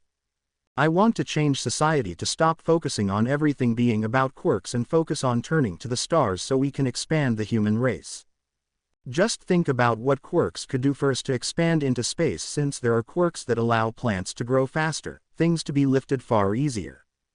Quirks were meant to help us expand and connect far more as humans, but like always the human race turned in on itself and attacked each other," Izuku said, as the Verdant guards were even surprised by Izuku's end goal. In truth, Izuku has shared a bit about his true end goals in the far future once he conquered Japan and stabilized it, but now he had clearly stated it and they could feel the feelings that Izuku felt when they thought about it. Indeed, if they used their quirks to help them advance, then they could be in space within a few years. Just take the Verdant group for example, for twice as his quirk would make creating bases on another plant so easy, since they could just get a few people to the location and then boom, they had an entire army of clones to do the work. Then there were the teleportation gates they had already created, which if they could turn to work in space as well would also easier travel to space. The building blocks of the future were there, but the current society was resetting the direction they should be going in. 8. Lemillion was downright stunned at what he heard from the person in front of him. Verdant Emperor aka Izuku Midoriya wanted to push the human race to explore space. He thought Midoriya was crazy, but yet even he had to admit he had feelings of wanting to explore space and go there as well. But what about all of the people that were being killed in this war? What about all of the people that Verdant Emperor was going to harm? Lemillion decided to ask these questions to Verdant Emperor and see his response. Indeed, many have already died in the war and more will continue to die until I can bring the government to its knees. Civil wars and revolutionary wars are never bloodless. It's impossible for that to happen. In regards to harming people, then I have no idea what you mean, since even in my own group I have only harmed 2 people due to their actions against the organization. Izuku said as he went on to explain how the overall government is more or less the same in the land he controlled, but it had better laws and rules put into place. Overall, the democratic state of Japan in his controlled lands hadn't changed. There was an entire new Diet Assembly that he created with individuals from each prefecture that he took under control, but instead of a prime minister, there was the emperor, which was Izuku. Izuku even provided physical paper documents of reports from the different prefectures that showed how the government in his land was being run, as it showed a drop in most crime while an uptick in productivity, as Izuku had already started his far future plans in some areas, as he was having people prepare the materials for his future goals, such as a base on the moon, which would be the starting position to launch into the rest of space itself, since it would be easier teleporting to the moon instead of using rockets and escaping Earth gravity. 13. Izuku decided to end the conversation with Lemillion, who looked to be in a state of shock. I think it's time to end the conversations here for now. I hope you can somewhat enjoy your stay here in prison, since you won't be released until the war is over. I will warn you now not to try to escape, since you won't like the end result of what I will be forced to do to you if you do try to cause problems for me. Once this war is over, all prisoners who haven't been captured will be released to return to their loved ones and start a normal life. Izuku said as he stood up and Mr. Compress took the chair away. Lemillion broke out of his shock and asked what would happen if he did try to escape, and Izuku looked at him. It won't be a death sentence if that is what you are worried about, but I will ensure you won't be able to pose any meaningful threats to the future I wish to build for Japan and the world, Izuku said as he walked away with his Verdant guards as other guards started their patrol in the area of the prison again.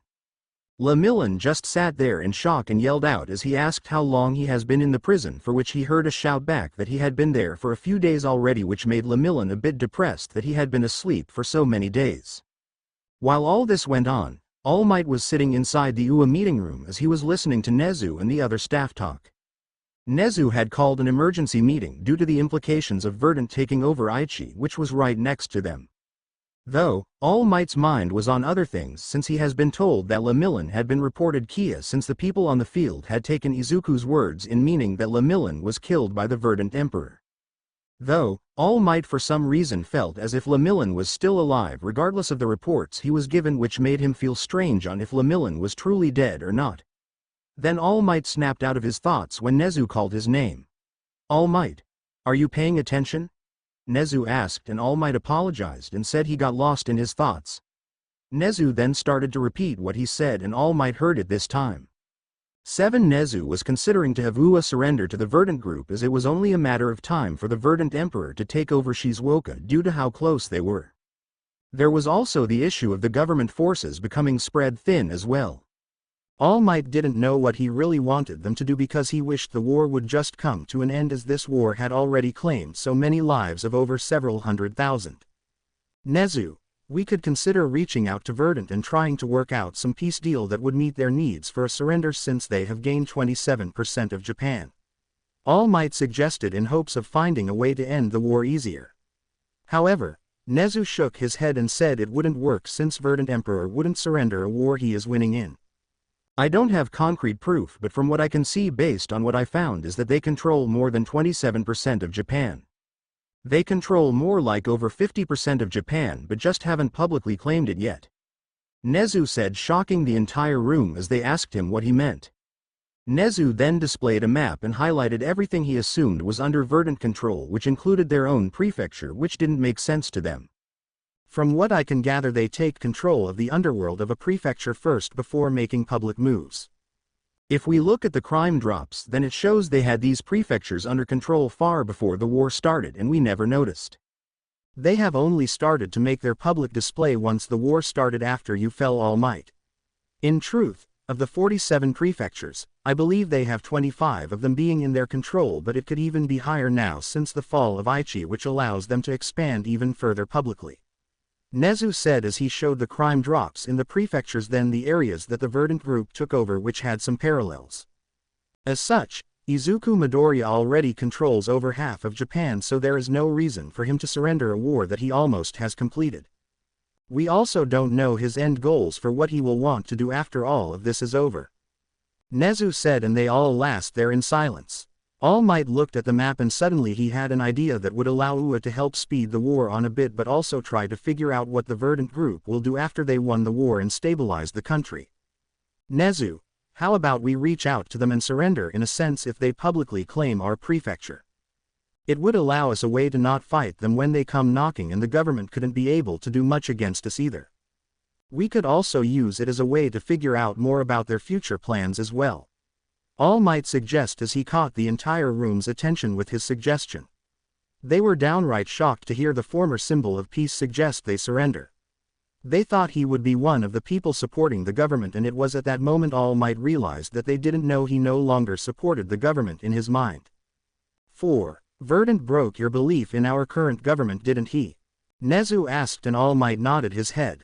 I always thought I was fighting for peace and justice, but what the government had done behind closed doors makes me sick of them. What has happened with discrimination, which I turned a blind eye towards, also makes me sick.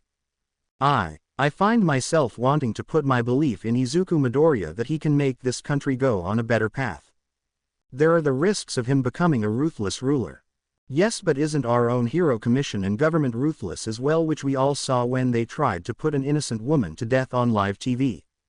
All Might said, and everyone was silent because they couldn't argue against their words. As such, UA started their plans on finding a way to reach out to UA and figuring out a peaceful surrender of the top hero school, which would be a large blow to the Japanese government.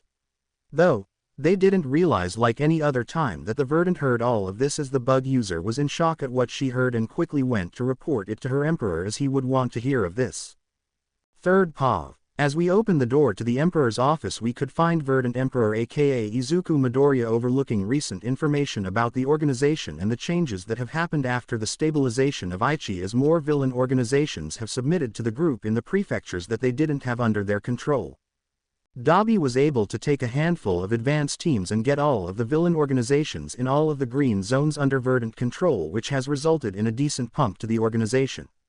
This means that there was only the yellow-marked land and Hokkaido left untouched by the Verdant organization, which wouldn't last much longer since clones of Dabi have already set off getting the villain groups under their control. Izuku current believes that within the month they will have all of the criminal underworlds of Japan within their control and bring any organized crime to a complete standstill, as none of these villain organizations have any reason to keep committing crimes once they join the organization due to the pay and jobs they receive via the organization. After taking all of the green-marked lands around Tokyo, the group now has a member count of 3 million members, with the combat cable of the organization's 3 million members being at around 1,500,000. Izuku was downright happy with the progress and knew he wouldn't receive much more members due to the lack of high amount of crimes committed in the rest of the prefectures, since most of the land is farming land with cities spread out, unlike in areas around Tokyo which are heavily populated. 5. To think we are almost done claiming all of the underworlds, which means we have partial control of all of the land. We just need to take them all publicly. Izuku thought as he sat there going over everything, but then his door suddenly burst open as he reached for a gun hidden under his desk. Izuku then relaxed when he saw it was the bug user that belonged to the spy network, who looked frantic. Is something the matter? Izuku asked calmly, but inside he was a bit anxious about the government having launched any desperate attempts on getting land back.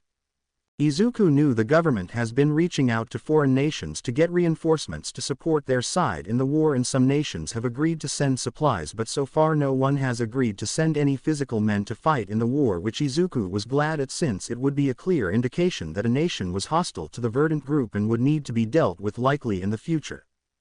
5. My Emperor. I looked into UA since my bugs reported that they had a meeting scheduled, and I listened in, which resulted in hearing a conversation that the Verdant guards should hear with you, as it will have a major impact on some plans. Said the bug user, and Izuku nodded his head as he called for the main bodies of his Verdant guards to be present for the meeting in 10 minutes. Izuku then headed over to the meeting rooms and prepared himself for any major changes in his plans based on what UA has done. Izuku truly hoped the school hasn't decided to violate the neutrality conditions that he set out, but if they did he would be forced to make an example of them.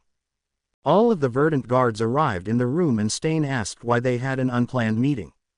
Izuku just looked at the bug user, as she had gotten the other quirk user that projects her memories. They then sat there in silence as they watched the UA meeting that had taken place a bit ago, as UA decided to surrender if Verdant could take control of Shizuoka, since it would be under their controlled land. They also heard the other parts of the conversation of where All Might suggested finding out about what are Izuku's long-term goals after the war was over. The meeting room was in stunned silence, then Izuku broke out into laughter. Well, it seems Nezu finally figured out what land we had under our control, but sadly for him it's far too late, as we lack control of about only 15% of Japan's underworld. I think it's about time we start taking more public land as well, though I am interested in their proposal they may give. Izuku said as all of the Verdant guards nodded their heads as well, since they were interested as well. It would be a large blow to Japan if UA was to surrender to the Verdant group. It would also do well to spread out and thin the defense line of the government in the north as well, since it would be a far bigger defense line that they would need to defend on, and they might be forced to take forces from the south defense lines of the pink and gray marked lands, which had a bit more forces concentrated due to the smaller areas they need to defend, which is mainly ports. Also, the waters are patrolled heavily by the Navy, which the Verdant group is still taking control of right now and only has a portion replaced with clones. Let's look for a chance to prompt contact between us and them, though I don't want to tip them off on our abilities to spy on them, so it will be tough, Izuku said, and they all nodded their heads, but the bug user suggested an idea. Sir, you have Lemillion in lockup right now, she said, and they all looked at her confused since they knew that. Izuku asked her to explain, which she did. From the reports we have, the government thinks that he was killed in action, which would have been reported to UA. As such, you could use that as a chance to tell All Might that his protege is still alive, said the bug user, and they all widened their eyes since that was correct. It wasn't really him being the protege, but one for all as well, since only the Verdant guards, the bug user, and the memory projector quirk user knows about the quirk inside of the organization outside of Izuku, since he wanted to keep it a tight secret since he didn't want the public getting hope of a new All Might. Good idea, Izuku said as he started to think of a plan to reach out to the school without blowing their main base location or anything really important to them. There was also the risk of them being tracked down as well via the heroes if they were brought to any location. The Verdant guards and Izuku sat in the meeting room for a while before taking a break, which they would regroup later in the day, since this would be a plan they would need to think out, since there were a lot of risks of the government getting some clues as well, since Izuku was sure the government was watching UA after the last team up they did with Verdant for the raid on Overhaul's group. Everyone met up again later that night and some ideas were thrown around in regards to what they should do. Overall, they would send a clone of Toga to deliver the news that Mirio is indeed still alive, which should promote UA to ask for a way to contact the Verdant group. It would seem weird if the Verdant group were to be the ones to provide the number first, so they needed to wait for UA to ask for it. Once a method of contact was established, then they would use the base that was hidden near UA as a meeting place. It was decided to abandon the base as well, as they would remove every single thing from the base except basic things for the meeting and future meetings to take place there. They would also remove the gate that was connected to the base as well, and only use manual portals via the teleporter gate user to access it from other bases, as it would be a risk to leave the gate technology in the base.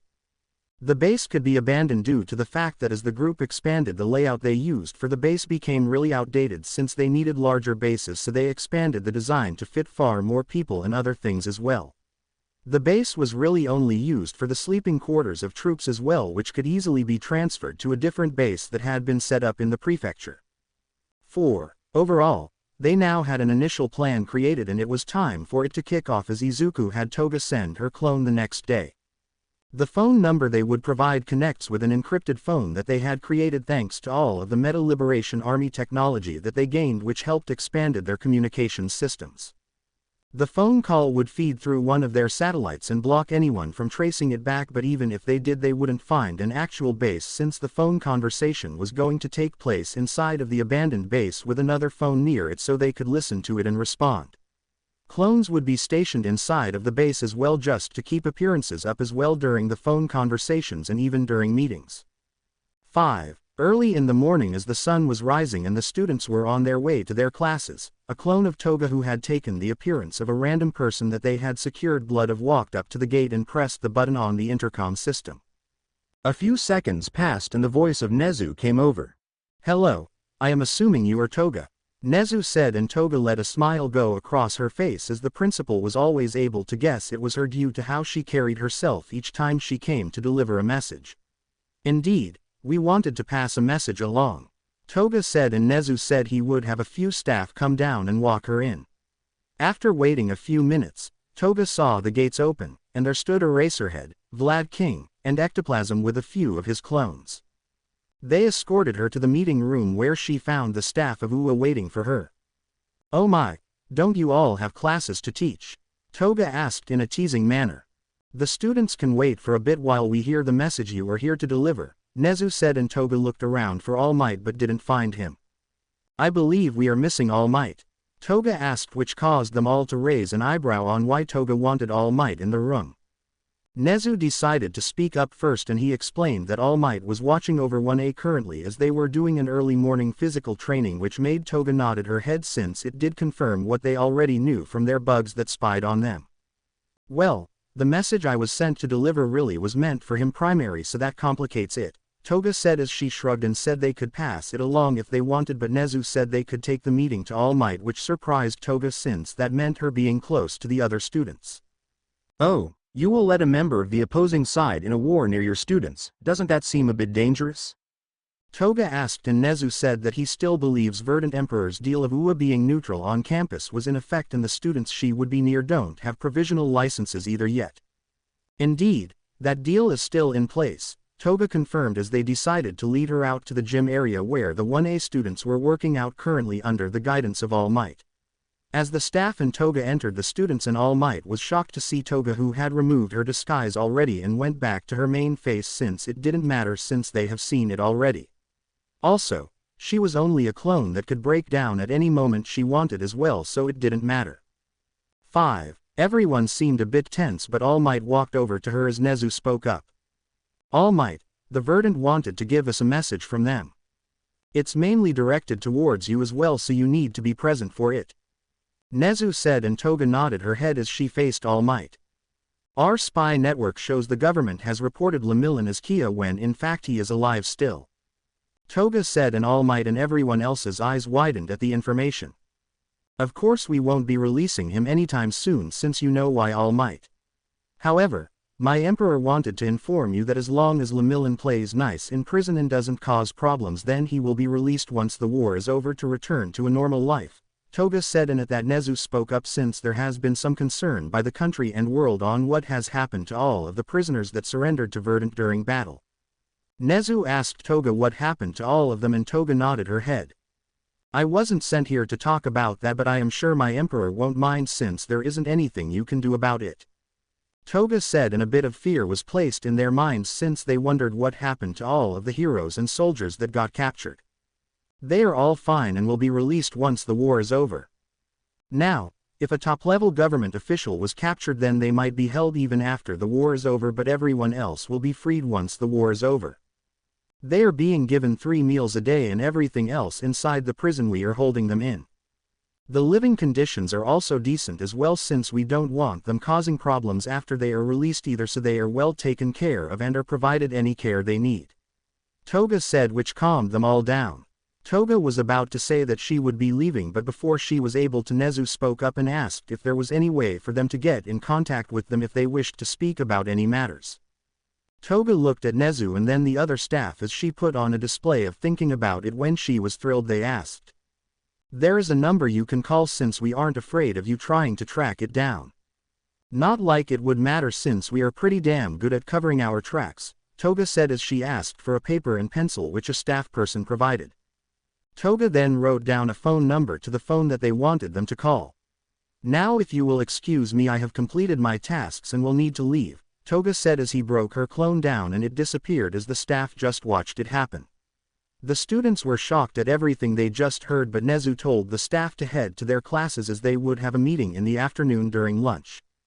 3rd POV. It had been about 2 weeks since the Verdant had the message and phone number passed along to UA, and during this time Izuku had put a heavier focus on getting all other prefectures under his control. Dabi and the other Verdant guards have been hard at work to complete Izuku's desire, and finally, they had completed it on the 2nd Friday since giving UA the number. Izuku was a bit surprised when Ua decided to wait a bit before making the phone call since they didn't want to do it right away as they needed some time to plan things out on what would happen once they surrendered to be under Verdant control.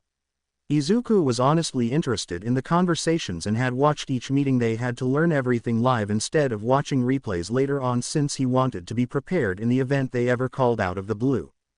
Overall, Izuku's summary of UA's plan was that they wanted to negotiate for rights to be one of the premier police academies that would push out highly trained individuals for the police force. Ua wanted the right to be able to maintain some autonomy when it comes to controlling the school but would follow regulations on what the students need to be trained in for the police department if the hero course was converted. They also wanted the heroes associated with the school to be able to gain licenses to act as police agents like other heroes have been once they came under Verdant control. As far as Izuku could see, it was all things that he was willing to agree with, as he did want to have an academy for the highly specialized police force agents that he needed. So far he was already converting other hero schools into police academies with high standards that were being implemented. This means converting Ua would be easier since the framework was already there and UA seemed completely open to it as well. Now, Izuku wasn't converting every single hero school into a police academy since he didn't plan to overrun the field of specialized units from these schools like what happened with the hero field where people got into it for fame and money. Instead, he was picking the schools that had better track records of pushing out highly decent heroes in the past due to their standards, which Izuku was looking for. So far of the hundreds of hero schools he took over, only about 10 across all of the prefectures had been converted, but they still weren't on the scale of UA in size. There was also the fact that the number of students in a class was being increased from the standard 20 for a hero class to more around 40 per class. This was because the police worked as large teams most of the time, and even though the specialized unit type police will sometimes work solo, they will still need a heavy focus on teamwork. 9. However, there was one major issue that was presented by converting the hero schools into police academies. It was the fact that most people that joined the police were typically out of high school already, which meant that Izuku had planned to make the hero schools or some into universities instead of just high schools. So far the plan was working out since he had thought about it far in advance, and the current hero schools that were converted were given an education plan that matched the current police academies. What Izuku was planning to do was to convert larger hero schools like Ua from high schools to universities where they would have the actual highly specialized training at. This way the smaller police academies would field their students into the universities to receive the specialized training and obtain higher level education on the way. So if Ua accepted to becoming a police academy, then they would need to convert into a university, and the teachers would need to prepare for that as they would be the ones teaching higher level classes. The current students would be allowed to finish out their educations and then move into the higher level education section of the school, but once the current first year students graduated out of high school, then there would be no more high school students going to it. The first year students would also undergo the normal police education at Ua if they accepted it, otherwise they would transfer to a different course, while those in upper years would need to attend other police academies to receive the basic training before returning to the university. Izuku had presented his overall plan for the highly specialized police force to the Verdant guards as well as a lot of the people high up in the police that is under Verdant control, since Izuku wanted their views on the overall plan since they would be having a say in it. They liked the overall plan and were happy law enforcement was coming back to the police. They did question if schools like Ua would accept since they didn't know of UA's possible surrender since they weren't in the loop. Izuku told them that it would happen even if Ua didn't accept, since hero schools would be removed, so it was become a police university or became a normal school, which even without knowing about Nezu's plans would be unlikely in Izuku's mind, since Nezu would want to have a place in power to help shape the future. Another week had passed and Izuku had stabilized all of the prefecture's underworld under his control. Izuku was now literally the emperor of the underworld, but that wasn't the end goal. No. Izuku was going to be the Emperor of Japan and would lead the society of Japan into a brighter future which the rest of the world should hopefully follow.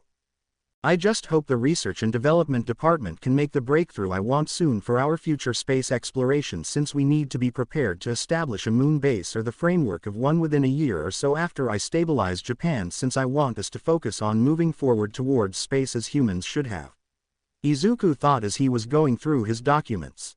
As the hours passed, a knock came on his door as his mother walked in. Izuku smiled seeing her and she sat down.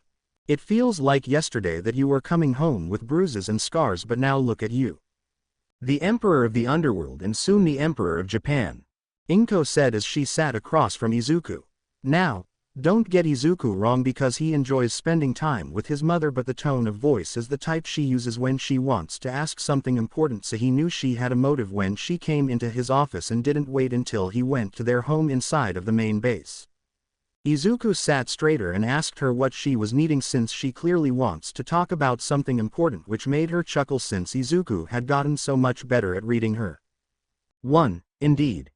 Izuku, you know the moment you take over the area where Ua is in that you will run into the Bakugos, which means Katsuki Bakugo. I am here to see if you ever came up with an answer about what you were going to do in regards to him. Inko asked and Izuku froze because he had to admit he had forgotten everything about one Katsuki Bakugo. Izuku had so much more to focus on than his hatred and revenge for Bakugo that it had left his entire mind and body.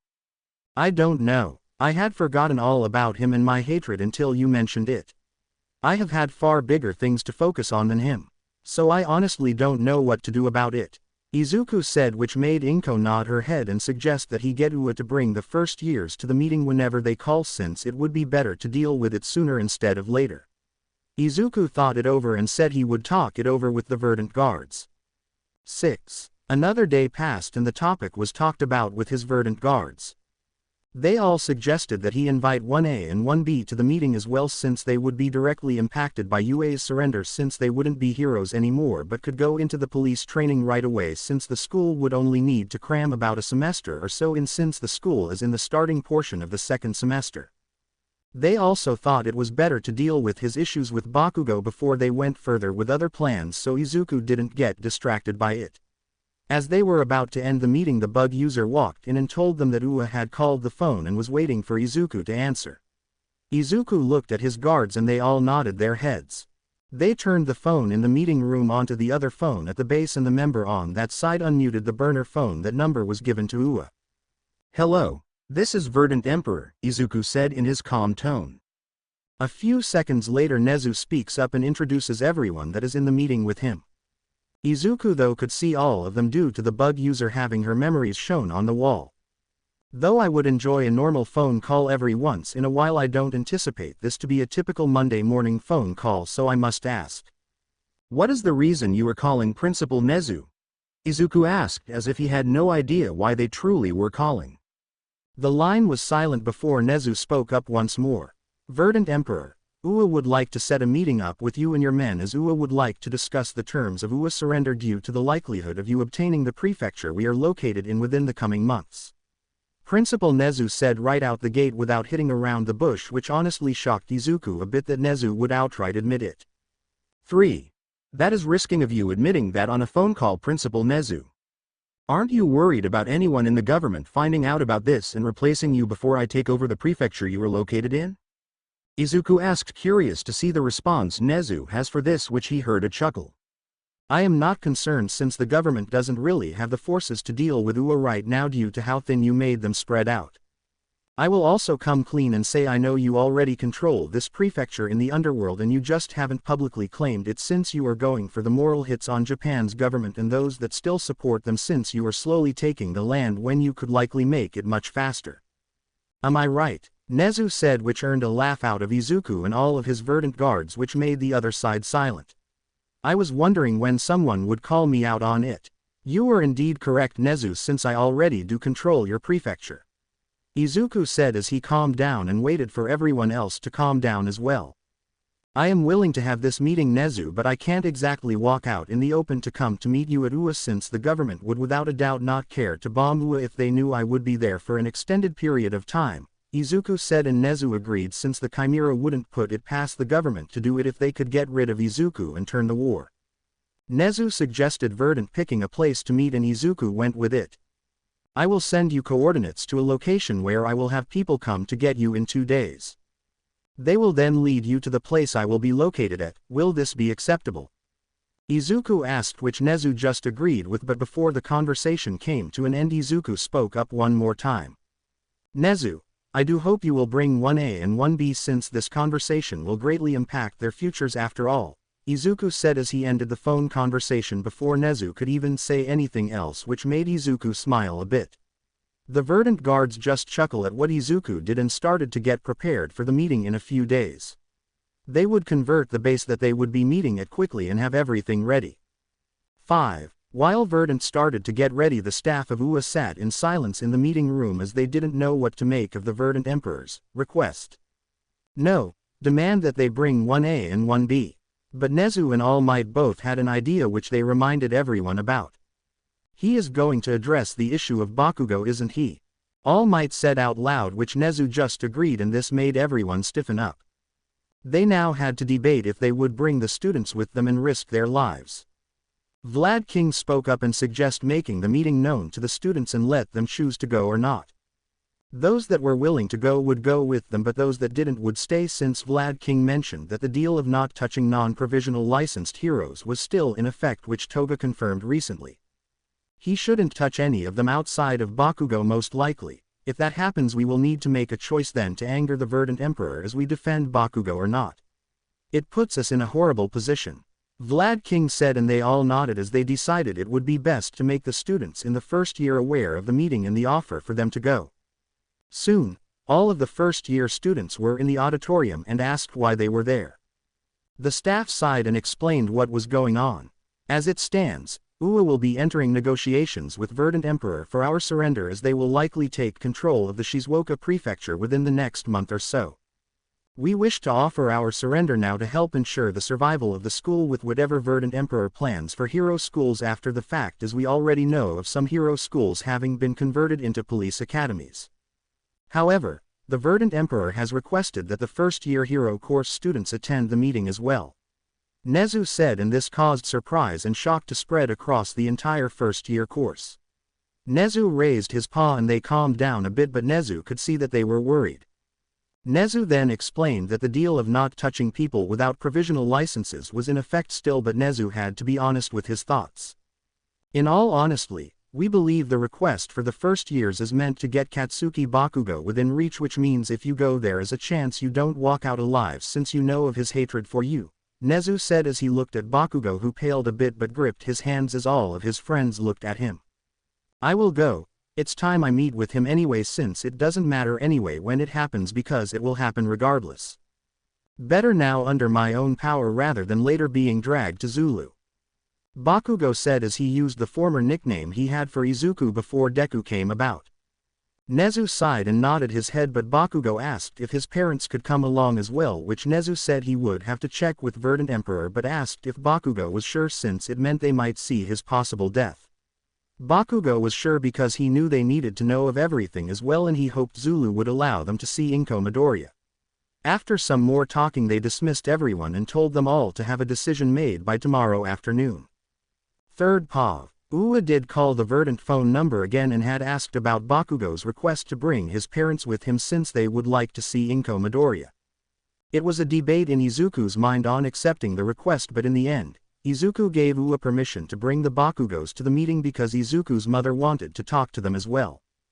However, in reality, Izuku knew she wanted them there as a way to try and guilt-trip him into not outright killing Bakugo. Izuku though was still highly debating himself on if he would kill Bakugo or not, since he has much more important things to do than deal with someone as insignificant as Bakugo, because honestly in the grand scheme of things Katsuki Bakugo has become that insignificant to everything that Izuku was now doing. As such, Izuku didn't know if it was worth the trouble to torment and possibly kill Bakugo or not. Now, outside of those thoughts, Izuku was currently standing in the old base looking at the redesign that his Verdant guards had the members do in the past few days, since this base would be used mainly for meetings moving forward with external parties now. 1:11. Overall, the room was a circular type room with the main meeting table in the middle that had a map of Japan put on it that showed the current conflict zones with the areas controlled by Verdant marked. Of course, the ones controlled via the underworld were not marked like they would be on a map in his office, since he didn't want to show his entire hand, as Izuku was sure Nezu didn't realize yet that Izuku had taken over all of Japan's underworld already. Izuku knew that Nezu had knowledge of the other prefectures being under Verdant control, but likely didn't know about all of the other ones fully yet, since Nezu had only recently figured out the truth behind them. There were also enough chairs at the table to host UA's main teachers in addition to the leaders of Verdant, which meant Izuku and his Verdant guards. Around in the second layer were enough chairs to fit all of the students from 1A and 1B if they desired to sit that close, but they could choose to sit in the other areas since there were more chairs in the third layer or on the upper section. The room was also designed this way so that the advanced units of Verdant members that would be stationed in the room could have clear views of everything in the room. It was a condition of Izuku being able to go to the meeting himself that was put in place by his Verdant guards since they didn't want to risk UA or a hero student of the first years getting a bright idea of trying to kill Izuku off. "Do you like the room, little emperor?" asked a voice that belonged to Stain, who had become quite close and treated Izuku like the other Verdant guards do. Izuku just rolled his eyes at the nickname which he got due to being on the shorter side of all of the Verdant guards and most members. "Indeed, Stain. This is indeed an adequate room for this meeting," Izuku said as he walked around it all. He did notice one chair was a bit more dramatic, which he knew was his to sit in. It had a green tint to the wood due to the entire theme of Verdant being green after all. Izuku sat down in the chair and sighed. Sometimes I wonder what life would be like if I didn't choose this path. Would I be dead on the street due to someone killing me off due to being quirkless, or would I have committed suicide because I could no longer bear the pain that society had trusted on people like me and those it deems as weaker? Izuku said as he started to look back on the past year or so that had passed. That was also something that shocked Izuku when he had started to look back recently on things. It had really only been over a year since he had started all of this to begin with, since it was roughly 10 months before the UA entrance exam when he ran away from home, which meant it had been over 16 months since the start of Verdant. It had only taken 16 months for Izuku to bring Japan to its knees like he had done so, and now he only needed to make Japan bend its back and bow its head for him to have victory, which he was so close to doing. Stain nodded his head as he indeed wondered where everything would be at as well if his emperor hadn't chosen the path they are now on. Stain wondered if he would have been caught by now by some fake hero, or would he still be killing people in a fruitless effort to change a system that has already started to change under his emperor's hands. "I don't know, but I do know that I have no regrets following you, as you have already changed so much with your actions. People under your rule are no longer turning to crime for frivolous reasons, and only those that are truly wicked or evil tend to commit evil. Instead, those that would have been pushed to do it to feed their families now come to the government for aid and are accepted regardless of their quirks, unlike under the old government's rule where they could be discriminated against," Stain said as he sat down next to Izuku as they spoke. Izuku nodded his head and hoped this war would come to an end soon, which he could do, but he was taking it like he was for a real reason. 1. Izuku knew that if he went for a full-on war with all of his members out in the open, then the government would get far more trigger-happy with using conventional weapons from the JSDF, Japanese Self-Defense Force, which would lead to a wide range of destruction due to the bombs and missiles that would be launched. There was also the fact that if they took a prefecture then another one slowly, that it would demoralize the government forces and make them more open to surrendering instead of needless death going on. It was also to weaken the government's public support, since there were still some citizens that supported the old government in the lands they didn't publicly control. Izuku also knew he did have some people in his land that supported the government, but those people had no strong arguments against Verdant rulership due to the laws that Izuku had put in place, like better quirk laws. Those types of people tended to be the quirkist types who had enjoyed getting away with things when they abused their quirks in the past. Now, due to the fact that they could more freely use their quirks, they had lost a lot of steam in any argument they wanted to make, which weakened their support for the old government by a large margin, which Izuku just kept chipping away at as well. Izuku was glad he could freely talk about what was on his mind with his Verdant guards, as they had become sounding boards for some of his decisions. He knew if he had leaked the truth of one for all back at Kamino, then the public likely wouldn't have supported him so easily, since there was a chance of the second coming of All Might, even though it would have been a few years before Mirio would have the same power. He also knew the commission would have gotten greedy as well and would likely abuse their power over Mirio and force the naive fool to do a lot of questionable things. Now, talking about Mirio, there had been an interesting conversation between him and Izuku as Izuku went down for a second meeting with the third-year student. Mirio had admitted that he understood that the typical concepts of villains and heroes no longer applied to the Verdant versus the government war. This made Izuku happy but a bit sad since Mirio still refused to move off the point that there could have been better ways to go about the entire thing instead of starting a war. Izuku just sighed remembering that sticking point since Mirio was still a naive fool in Izuku's opinion since Mirio doesn't seem to understand that Izuku had no true other paths to gain the power to make these changes since the old system would constantly aim to break and kill people like Izuku that sought to change it. However, that is diverging from the current issues as Izuku knew he needed to prepare any last-minute things since Ua and the students would be arriving a bit after classes got out at Ua. Nezu didn't want to raise concerns about where most of the first-year staff and the first-year hero students were going, so it was decided the meeting would take place in the afternoon instead. Let's head back to my office since I need to prepare for anything last minute in regards to this meeting, Izuku said, and Stain nodded his head as they headed towards the room that the warp user was making the portal in. Izuku did notice that most of the base was already staffed by guards and clones. About half of the guards were real since if something happened then twice could make an endless supply of clones that could go fight and create a delay while the real bodies defended Izuku. The clones were downright powerful since they could use quirks but also weak since it only took so much damage to break them. After spending a few more hours in his office, the Verdant guards all arrived in his office, which made Izuku look at the clock. It was time for the meeting with UA in the next hour. Let me go get my outfit since I am in plain clothing right now, Izuku said as he stood up and got ready to go get changed, but Toga stopped him as she said they had a different outfit created for him, which confused him on why the hell there was a new outfit. Why? Izuku asked when he saw it, as it was completely different from his other outfit. All of them chuckled, even his mother, who had come along with them all since she would be joining the meeting to meet the Bakugos.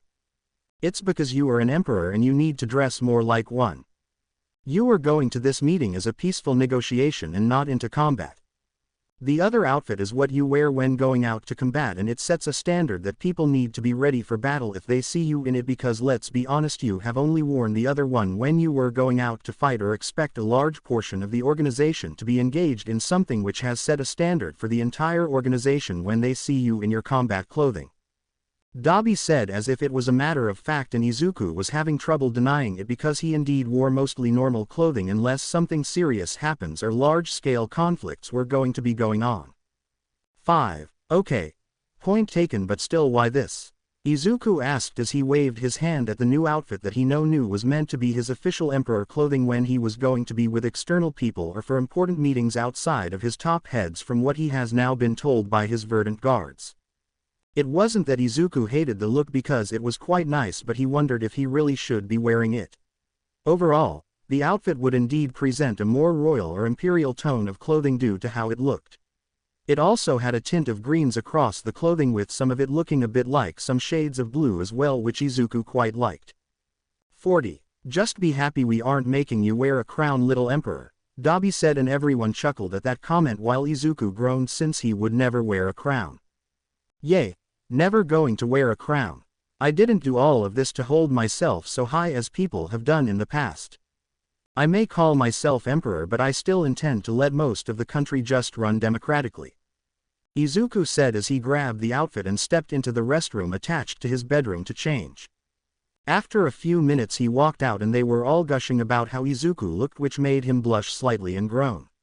I feel like I am being sent off on a first date by my family. This feels weird as hell, Izuku muttered, and they all burst out into laughter, but it soon came to an end as it was time for them to set off to the Verdant meeting chambers, or that is what it's now being called since it was no longer a military bunker base. 15. While all of this was going on, the first-year students and teachers with Principal Nezu and the Bakugos were all on a large bus that could fit all of them. Nezu wanted them to be all together in the event of something going on so that they could easier defend the students instead of two separate buses. Nezu looked over everyone and spoke one more time before setting off since they had just gotten to the location where they are meant to go to, since they would meet some people who would guide them to the meeting location. Remember, staff, students, and Bakugos. Please try not to start any conflict or say anything stupid, as we are going to be in a tense situation that decides UA's fate and likely all of our fates as well. I do remind you all that I don't know what will happen once Verdant Emperor sees Katsuki Bakugo, but as long as the deal stands he shouldn't come to harm, hopefully. I will ask though, Bakugo, are you sure you want to come? Nezu asked one more time to make sure Bakugo really did want to come with them since Nezu couldn't ensure his safety even though he wishes he could. Bakugo nodded his head and said it was time he faced the music for everything he had done. 9 Nezu sighed and told Aizawa, who was driving the bus, to head to the location that they were given. As they drove they watched the city go by and some commented on how peaceful everything seems when the entire nation is in chaos. Nezu could only chuckle in his mind because he knew the true reason crime in the prefecture and the surrounding ones had dropped like it did and became so peaceful. The Verdant Emperor had long taken this prefecture over and only acted as if he had no control over it just for pure public display, since it would be inconvenient if the heroes and government knew long before now. Third POV. As UA's bus drove they came to an open road in more or less the middle of nowhere, which confused them all since they all knew the road they were on led nowhere because they were at a complete dead end in the Aoi ward of the Shizuoka prefecture. Everyone was downright tense because they wondered if this was just a trap to get them out into a hidden area where the Verdant Emperor could wipe out the entire class and main teachers of UA, but then suddenly an advanced team of Verdant members walked out of the forest with the Verdant guard Himiko Toga. Nezu stepped off the bus and told all of his staff and students to stay on in the event something went wrong. Hello, Principal Nezu. I am glad you decided to make it, and I see you have brought all of 1A and 1B as well. Toga said as he bowed her head slightly to Nezu, who did the same. Indeed, I was a bit surprised that our destination is a dead end. Are we going to need to walk to the meeting place? Nezu asked as he wondered if they would have to get off the bus, which was a bit concerning since they had 2 civilians, which would complicate matters if it turned into a fight for some horrible reason, but Toga shook her head.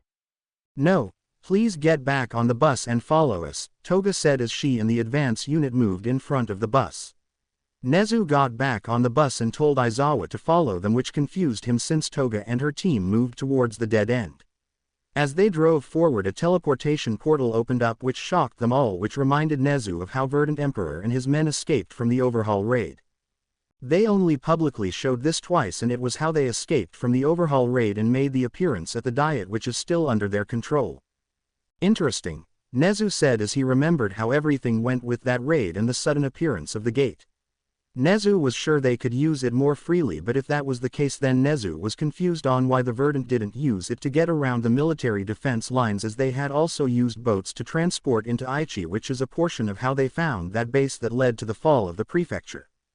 The Verdant group could indeed use the gates more often, but Izuku didn't want the government to know that as knowledge is power after all, and if it seems like they had a limit then it made it easier for Izuku to plan surprises in the war.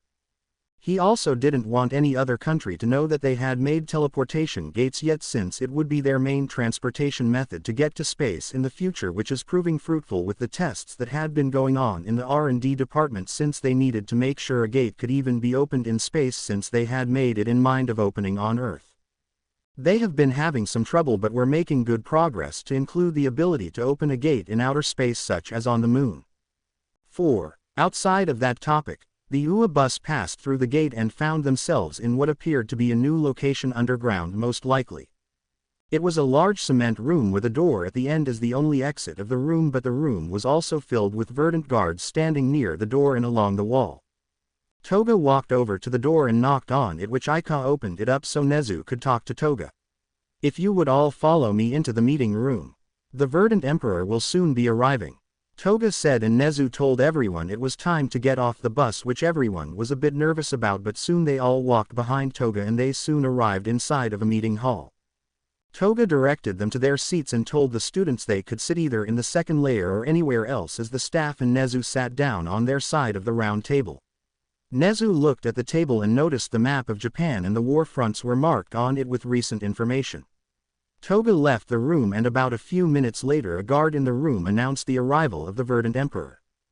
Announcing the arrival of the Verdant Emperor and his guards, said the Verdant member as the main doors opened up and entered the Verdant guards, with Izuku walking in with his mother next to him. Everyone in the entire room that belonged to the Verdant placed their right arm across their chest and bowed slightly as Izuku walked into the room. Izuku guided his mother to sit right next to Mitsuki and Masaru Bakugo.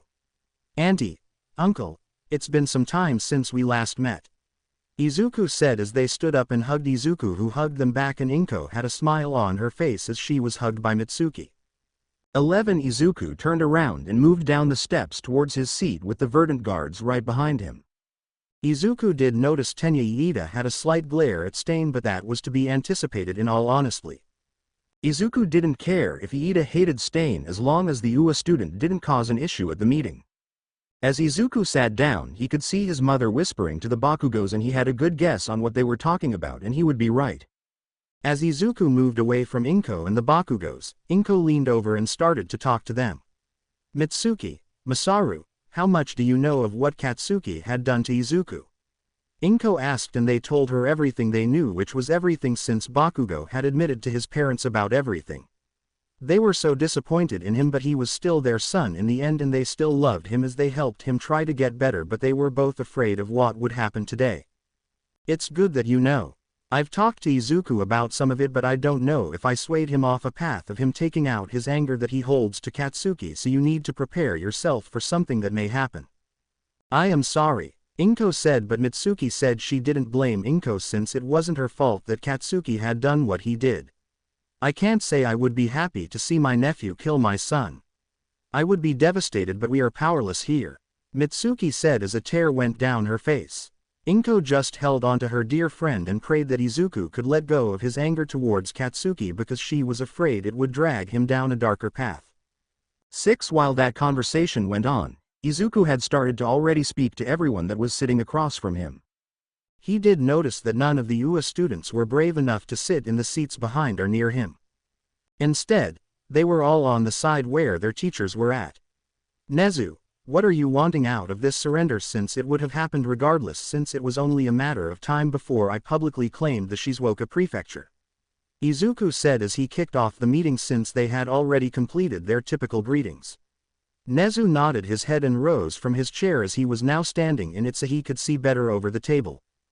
UA would like to be converted into one of your police academies and take part in creating the new generation of specialized police force agents that are essentially taking the place of pro heroes.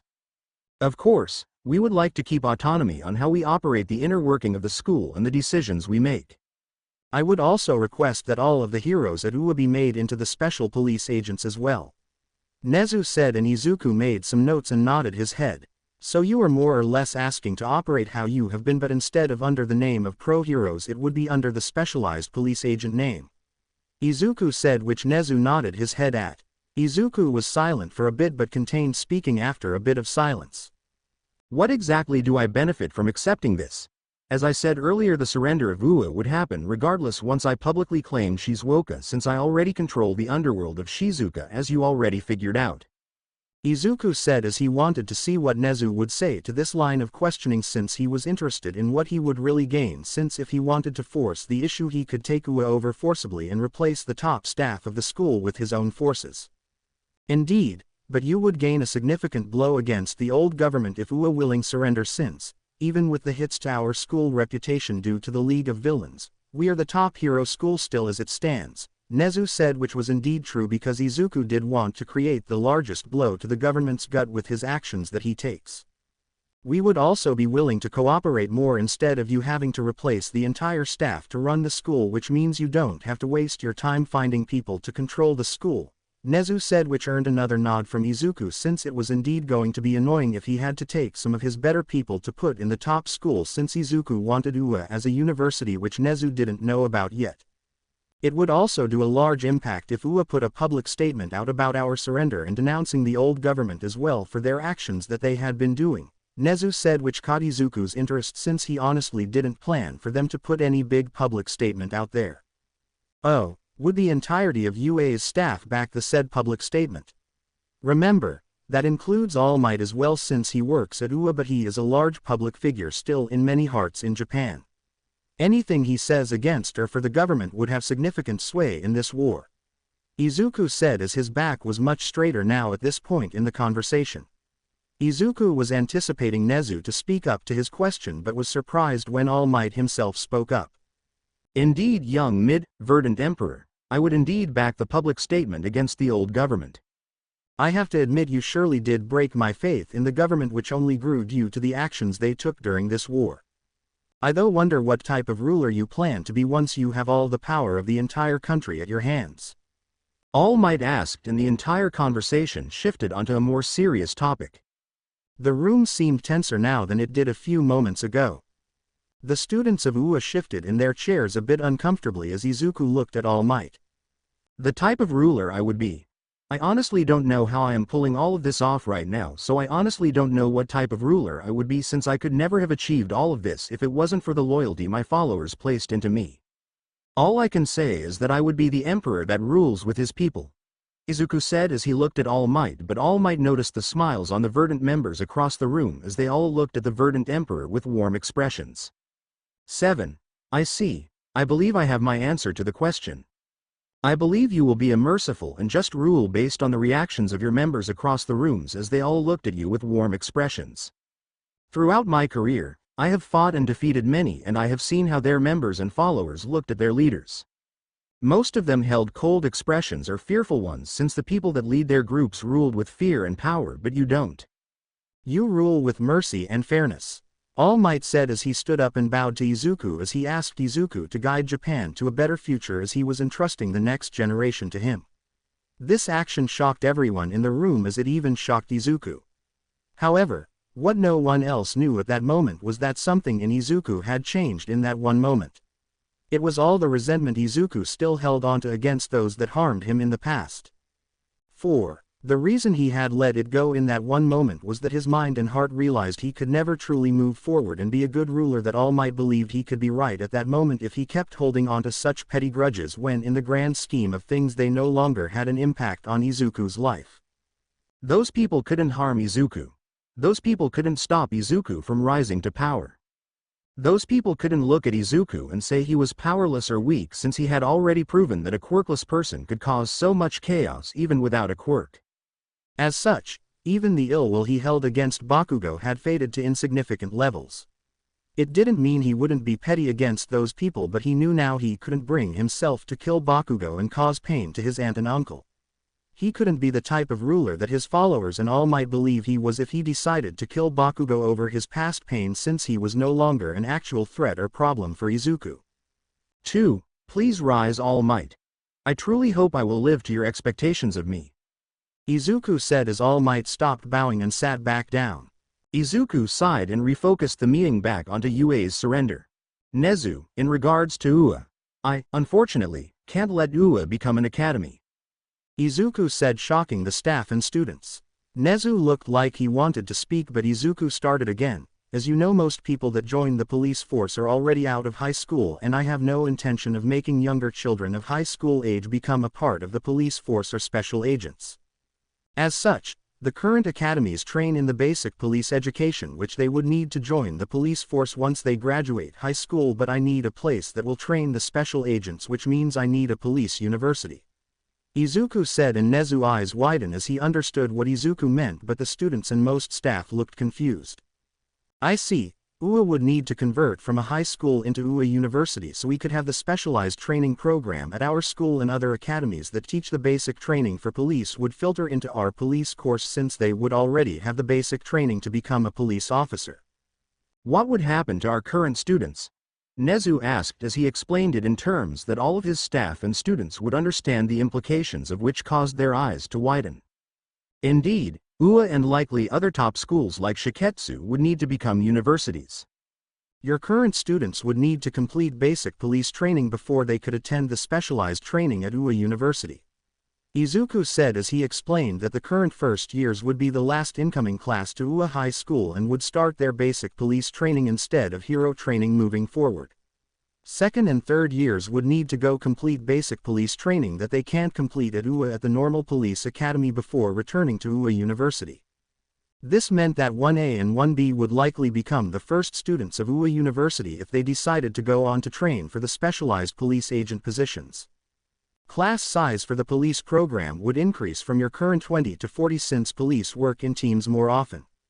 Special agents might end up working solo, but they need to be prepared for a lot of teamwork. Overall, there would be changes to rules and regulations since you're shifting from hero-focused work to police work. Students would also complete higher-level education depending on what they want. This does mean all of your staff would need to prepare to teach high-level classes as well. Izuku said, and the room was silent for a while before Nezu chuckled. Well, this sure took an interesting turn of events. I believe UA could indeed take this on, as most of my staff are qualified to teach higher level classes as well. I would just need to work on the few that aren't, but I would have a few years before UA officially converted to a university as well to prepare them. Nezu said, and Izuku nodded his head at that statement, since Nezu would indeed have a few years to prepare. They soon talked a bit more about different things, but finally came to an end on an agreement that UA would surrender and put a public statement out. Izuku also agreed to take Shizuoka within the next few days, as he orders Dabi to send a clone to get the war plans ready for taking the prefecture over with as minimum damage as possible. After a bit more talking, the meeting finally came to an end. I believe we can have this meeting come to an end as we have an agreement and the plans laid out for the coming week, Izuku said, and Nezu nodded his head but was tense. Izuku saw that everyone else on the UA side was tense as well and wondered why. Why are you all tense? Izuku said as he had stood up and was looking at everyone in the room on the UA side. Izuku noticed even his mother and the Bakugos were tense, but not any of the Verdant members. Stain sighed and spoke up. I believe they are wondering what you are going to do about the Bakugo brats, since it never came up in the meeting. Stain said as he rubbed his head in annoyance. Oh, yay about that. I let that issue go already, Izuku said as he turned around and started to walk away, but everyone was downright shocked. Wait, what? Bakugo yelled out, which caused Izuku to turn towards him, and everyone but him flinched a bit, expecting Izuku to lash out at him. What do you mean, what? Do you want me to punish or kill you? Izuku asked as if he was talking to an idiot. I did so much to you and you are just letting it go. Didn't you call the first years here to get me here so you could finally deal with me? Bakugo asked, and Izuku had admitted that was kind of a side reason on why he called the first years here, but the main reason was to prevent UA from deciding to pull any stunts on the off chance they had someone stupid with them that decided to try for his life, since he would be at the meeting in person with all of his top leaders. I will admit, that was a side reason. It was more to use you all to make sure none of the heroes got any crazy idea of trying for my head, since if they attacked you students would be caught in the crossfire. Izuku said with a shrug, and everyone was stunned silent. Though I did plan to do something to you, All Might's is still very effective at being the symbol of peace after all. The speech he gave during this meeting about the type of ruler I would be changed my mind on what I would do regarding you. I can't be a good ruler if I let my past hold me back, and I find myself wanting to live up to his expectations for some reason, so I won't harm you or kill you. That doesn't mean I won't be petty at hell if I run into you, but as long as you don't oppose my plans by joining the war or anything, then I won't aim to remove you. Izuku said as he stood there and spoke his statement. Bakugo himself was downright shocked that the person he caused so much pain wasn't going to take it out on him, since he had so much power now. You don't want to fight me or do anything to me. That does sound like Izuku, always being so forgiving, Bakugo said, and Izuku chuckled a bit at hearing that old nickname. I mean, if you want to have the fight to help you settle it in your mind, then we could. I do believe I would get some closure from kicking your ass, and there is a fighting ring a few floors down below us, but after that, I am not putting more mental power into this whole ordeal.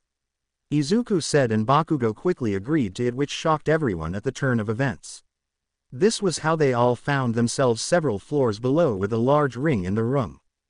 26. Izuku told Bakugo that he was free to use his quirk as he wanted, since Izuku wasn't going to hold back. Do remember, I have kicked my Verdant guards' asses even without my gear, so don't hold back, Izuku said as he had a grin on his face. There were several rules in places, such as no killing or lethal blows. They would also stop when All Might, who was acting at the referee, said to stop. All Might called the fight to start as all of the Verdant members were cheering for their leader while the students of UA were cheering for Bakugo. 6. Bakugo went flying forward with his quirk to help him, but he didn't notice what Izuku had done when Izuku did a spin kick which required him to use his hands to provide more power. Izuku had grabbed dirt in his hands, since the ring they were fighting in had a compacted dirt floor. This means Izuku grabbed some of the loose dirt, and the moment he moved forward after his kick which Bakugo dodged, he threw the dirt into Bakugo's eyes, who wasn't anticipating it. This caused Bakugo to screw up his blasts and sent himself into the ground, where Yojiku jumped on him and landed several punches to Bakugo's face. As Bakugo cleared the dirt from his eyes, Izuku was down low as he kicked Bakugo's legs from under him and caused him to fall once again. 10. Bakugo was getting more annoyed and was sweating like crazy as he tried to aim an explosion at Izuku, who had dodged and went to Bakugo's side where his arm was sticking out and hit it right on the elbow, causing Bakugo to react and pull the arm back faster and to his side since Izuku had caused a bit of pain at the joint. This meant Bakugo was wide open and allowed Izuku to land several blows to his side. Bakugo did end up getting a shot off that sent Izuku backward but didn't cause much damage outside of some slight burns since Izuku had jumped back a bit faster. Bakugo came charging and Izuku faked throwing dirt at Bakugo, which caused him to guard his eyes but didn't feel anything hit him, which caused him to lower his guard, which earned a punch straight to the nose which made a crack sound. "I without a doubt broke your nose," Izuku said as he jumped away since Bakugo had let off a large explosion after getting hit in the nose as blood came running down his face. "God, this fucking hurts," Bakugo said as he tried to stop the bleeding and focus on Izuku. Izuku though wasn't giving Izuku any breathing room as he only contained the attacks and fought dirty as he landed a kick right to Bakugo's balls, causing him to drop to the ground. Izuku could hear all of the hisses from the males in the room. "Okay. I think that is enough, wouldn't you say, boys?" All Might said as he moved closer to the two boys. Recovery Girl also was down on the field as well with Eraserhead. The longer this continues, the more the difference in pure physical skill shows. "Bakugo, you are far too reliant on your quirk, which Verdant Emperor used against you as he made some of your blasts go off in manners you didn't want to happen, which allowed him to control the tempo of the fight." All Might said, and Eraserhead could only agree. Recovery Girl looked at Bakugo and used her quirk on him to heal the broken nose after she set it back into place. 14. "I do admit I needed that fight," Izuku said as his Verdant guards came behind him since there were several heroes near Izuku. Even though they were sure they wouldn't do anything, they still didn't care since Izuku's life was far more important to them than anything else. Soon they all headed back upstairs as Bakugo walked near Izuku. "Zuku, I know I have done a lot of shit to you and deserve to be in jail, but I truly hope you do well in this life and lead Japan to a better future. I am sorry for everything I did," Bakugo said as he stepped away from Izuku, who only nodded his head. The UA staff and students headed down a different hallway as they were heading back to the bus to be taken back out of the base, while Izuku would be heading back to the main base. Inko walked up to Izuku and asked how he was feeling, and he stood there for a bit before speaking. "I feel at peace with my past," Izuku said before walking away and heading towards the area where the portal was waiting for them. Third POV. Izuku Midoriya was a man that acted fast on things he truly wanted nowadays. No longer was he like the former self that allowed himself to be pushed around by others and denied what he desired. No, instead Izuku was an emperor, and he would act more like it because the meeting he had with UA had changed his mindset quite a bit, as he was still acting and holding back as he felt unconfident in everything he had done because of the effects his past had on him, but he realized he had to leave the past behind and stop it from having such a large impact on him. As such, the moment he arrived back at the man base, he ordered for his first and second corps of advanced trained soldiers to start preparing for an assault. Now, this confused his Verdant guards because they knew they would be taking Shizuoka, but they didn't think their emperor would do it right away after just having the meeting with the pro hero and students from UA. As such, they followed their emperor into the war room where he changed into his combat outfit in the bathroom and came out looking determined. "I like the change, but I would like to know what sparked this, and why did you just order for the first and second corps to prepare for an assault when we don't have anything planned for another few weeks?" asked Dabi, and everyone else of his Verdant guards nodded their heads as well. Izuku turned to them and looked directly into each of their eyes. "I realized something due to that meeting. I allowed my past to make me unconfident in how I was doing everything. I was planning everything down to the last single detail, and in the grand scheme of long-term plans that is okay, but in the middle of a war it's not really okay. It's time we start speeding up this war, as I want to bring it to an end, because the longer we wait the higher chance the government pulls some foolish stunt that screws up our plans," Izuku said, and then he took a breath and lowered his head a bit before looking back up. 3. "I am done allowing my past to hold me back." As All Might said, The people of our organization look to me as a fair and just leader, but how can I be that when I am hiding within myself as I try to plan for every single detail and delay a war that we could end faster? The longer we wait, the higher chance that more will die. As such, it's time I start being a true emperor and leading my people." Izuku said, and the Verdant guards all stood there with wide eyes, but then they all smiled as they bowed their heads and saluted Izuku. "As you wish, our emperor. Your will is our command," they all said out loud and asked what they needed to do. Izuku nodded his head and brought the war map up. 2. It's time we stop fearing the Navy. As it stands, we have control of over 50% of the naval forces as we replaced them all with clones. I know the clones don't have the knowledge or skills to run those ships, but it doesn't matter. The fact that we take away half of the naval forces that we used to fear from our advance to the other islands of Japan can't stop us anymore," Izuku said, as Izuku wanted the First Corps to advance and take the entire prefectures marked in gray, and if possible advance to take the pink prefectures. While that was going on, Izuku was going to have the Second Corps march and push the government defense line that the government has set up out of the light blue marked areas as best as they can. The goals were to take Fukui, Gifu, and Shizuoka.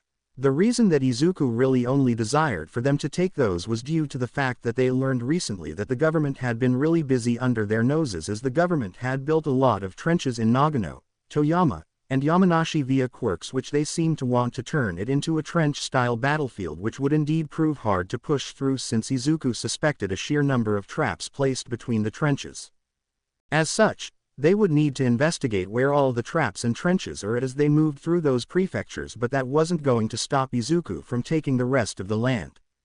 No, once the First Corps was done in the south, they would push to reinforce the Second Corps, where Izuku will start revealing the other corps as well, since he was done hiding the large army that he has.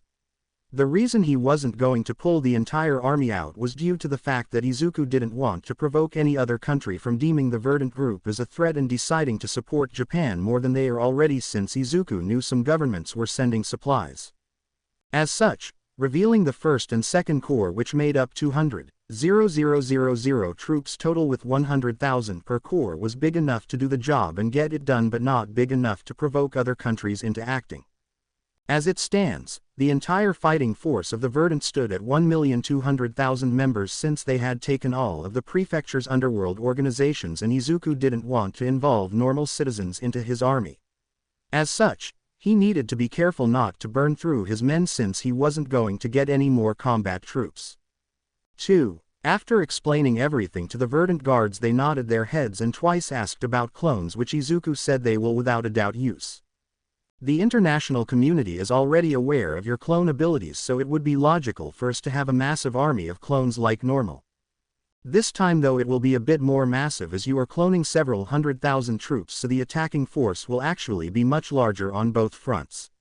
The clones of course will go in first to waste the enemy's resources and get us closer to them for our actual members to land attacks on them. Everyone ready, because we are launching this as soon as both corps are ready to move," Izuku said, and they all nodded their heads and got to work. 3. Izuku decided he would at least give Nezu a warning in advance, so he made the bug user and memory projection user come into his office to show him Ua so he could make sure Nezu doesn't tip the government off. He would make the call about 10 minutes before the actual attack, since he didn't want to risk a leak to the government by a student overhearing Nezu preparing his school for the onslaught, because even though Izuku wished it wouldn't be touched, he knew that pushing the government forces and heroes back might result in some damage. Izuku did also know that no UA students should be off campus currently unless they are already involved in the war fronts, which Izuku believes they had no one to blame but themselves, since they had the chance to not renew their provisional licenses. About 45 minutes later, the Verdant guards all returned and reported in. All of their bases across all prefectures they publicly hold have gone on alert. All front lines are prepared and the 2 corps are prepared to deploy to the front lines. Now you might think and wonder why Izuku just doesn't deploy them via a gate behind enemy lines, and well, that could be done, but you also got to remember that doing so runs the risk of friendly fire, since you would have forces on both sides pushing for the same place. Now Izuku does send in some troops further in where they will ambush the retreating forces but not directly attack from behind. This way he avoids friendly fire with quirks that would be deadly, and also aims to capture as many fleeing forces as possible. Izuku nodded his head at their reports and stood up as he made his way out of his office into the war room where they would watch the battles live. Izuku wishes he could go lead from the field, but that would invite the government to send a missile straight at him and risk the troops in any location he is at. Are the clones of the gate user ready to deploy? Izuku asked, and the main twice body nodded his head since he made sure the clones were all in place. Once the actual army arrives on the other side, the clones of Twice will start closing on a rapid pace and not stop until 3 waves of clones had been made, but they knew it wouldn't be enough since the more someone has cloned off someone, the weaker the said clone is, so 3 waves are the max of an individual person. Otherwise, it is just a waste of energy. Tell them to launch in 10 minutes. I am going to warn Nezu to lock Ua down so he can sustain as little damage as possible since they will receive damage regardless due to the fighting. Izuku said, and they all nodded their heads and sent the order as the entire base and every base across Japan went on high alert since this was one of the largest operations they would do in one large attack. While this conversation went on, all of the students and teachers at Ua had arrived back at the school about 40 minutes ago and were debriefing about everything that was talked about at the meeting. They were close to being done and would dismiss the students to go back to the dorms to enjoy the rest of their day since it was getting a bit later in the afternoon and would be dinner time soon, but suddenly Nezu's phone went off and he looked at it and frowned a bit since it was an unknown number. Unknown? Who would have my number? Nezu said as he answered it since it shouldn't have gone off for an unknown number but only vibrated. Principal Nezu of Ua, how may I?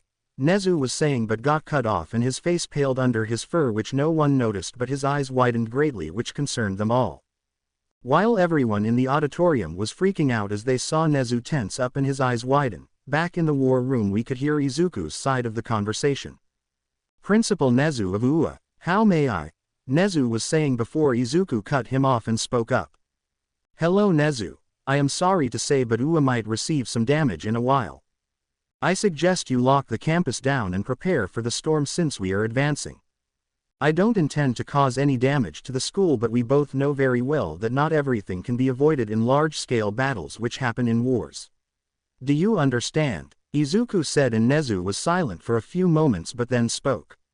When? Nezu asked, and Izuku looked at the clock and realized so many minutes had already passed and now there were only 2 minutes left before his army would set foot on the battlefield since he gave the order before he called Nezu. Izuku looked in front of him and spoke as he watched Nezu listen to the phone. Right now, Izuku said as he ended the call, not giving Nezu a chance to speak. Izuku watched Nezu from the projection they were seeing and saw him look at the phone for a second before Eraserhead asked him what was wrong, which snapped him out of his shock. Nezu jumped from the stool he was sitting on, which knocked it over, and ran to a wall that popped a computer console out of it.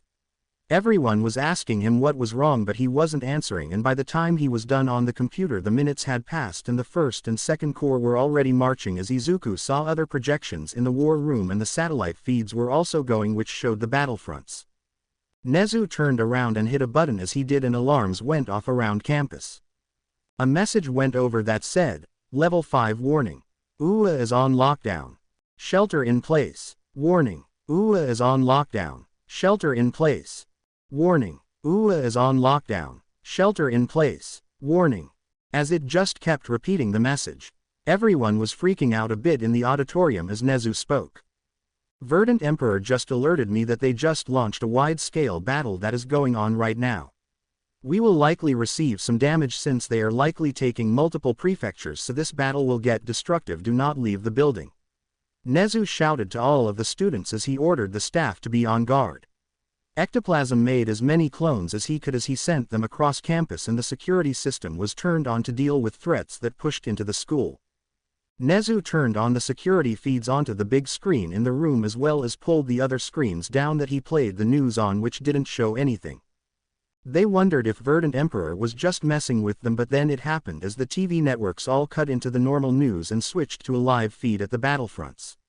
Everyone was stunned as you could see large explosions go off across the entire sky horizon as the camera crews weren't brave enough to get close, but the light show was telling enough. 6. The issue though was that there were reports of battles everywhere. There are reports online of battles going across the entire government defense line in Fukui, Gifu, Nagano, and Shizuoka, but that isn't all of it. Some reports are coming out that there is infighting going on with the naval forces in the Osaka Bay area and all the water that separates the other islands from mainland Japan. It appears Verdant is going big as they are trying to claim everything south of their current controlled land right now, as reports of ground fighting are being shown in Kagawa, Tokushima, and Fukuoka. This is going to be bloody, Aizawa said as he was reading the reports from HeroNet and online news articles that people were commenting on. Everyone was concerned about why there was such a large-scale battle going on when the Verdant group tended to go for smaller battles before pushing after breaking a defense line. 2. Nezu though had a good idea and he spoke up. He's not holding back anymore. We are now seeing the true might of their forces, because from what I am seeing on the live feeds are a sheer vast number of different quirks from their side. They aren't hiding their army strength anymore, and I believe it's due to him settling his past issues about Bakugo, All Might, and everything else. He is acting as the Verdant Emperor now and is no longer lacking confidence in his leadership. This is him being the emperor of his people as he plans to speed this war up to and bring it to an end. Nezu said, and everyone was shocked. All Might looked at the live feeds from the news network and spoke up. 3. So you are telling me everything he has done before now was him being unconfident in his leadership and skills? All Might asked as he was shocked. Nezu could only say that it was his theory, but he would be willing to bet heavily on the theory being right. Everyone just kept their attention on the screen in front of them and watched as a news helicopter got brave enough to watch the infighting of the naval forces in the waters off of Kagawa and Tokushima, as a good chunk of the forces were damaged heavily as the other forces that seemed to be under Verdant control circled around them. 4. The news reporter was talking about how they didn't know how an entire portion of the naval forces had been turned to the Verdant side, but it seemed as if their naval forces had won as white flags were raised on the sails of the government-controlled ships.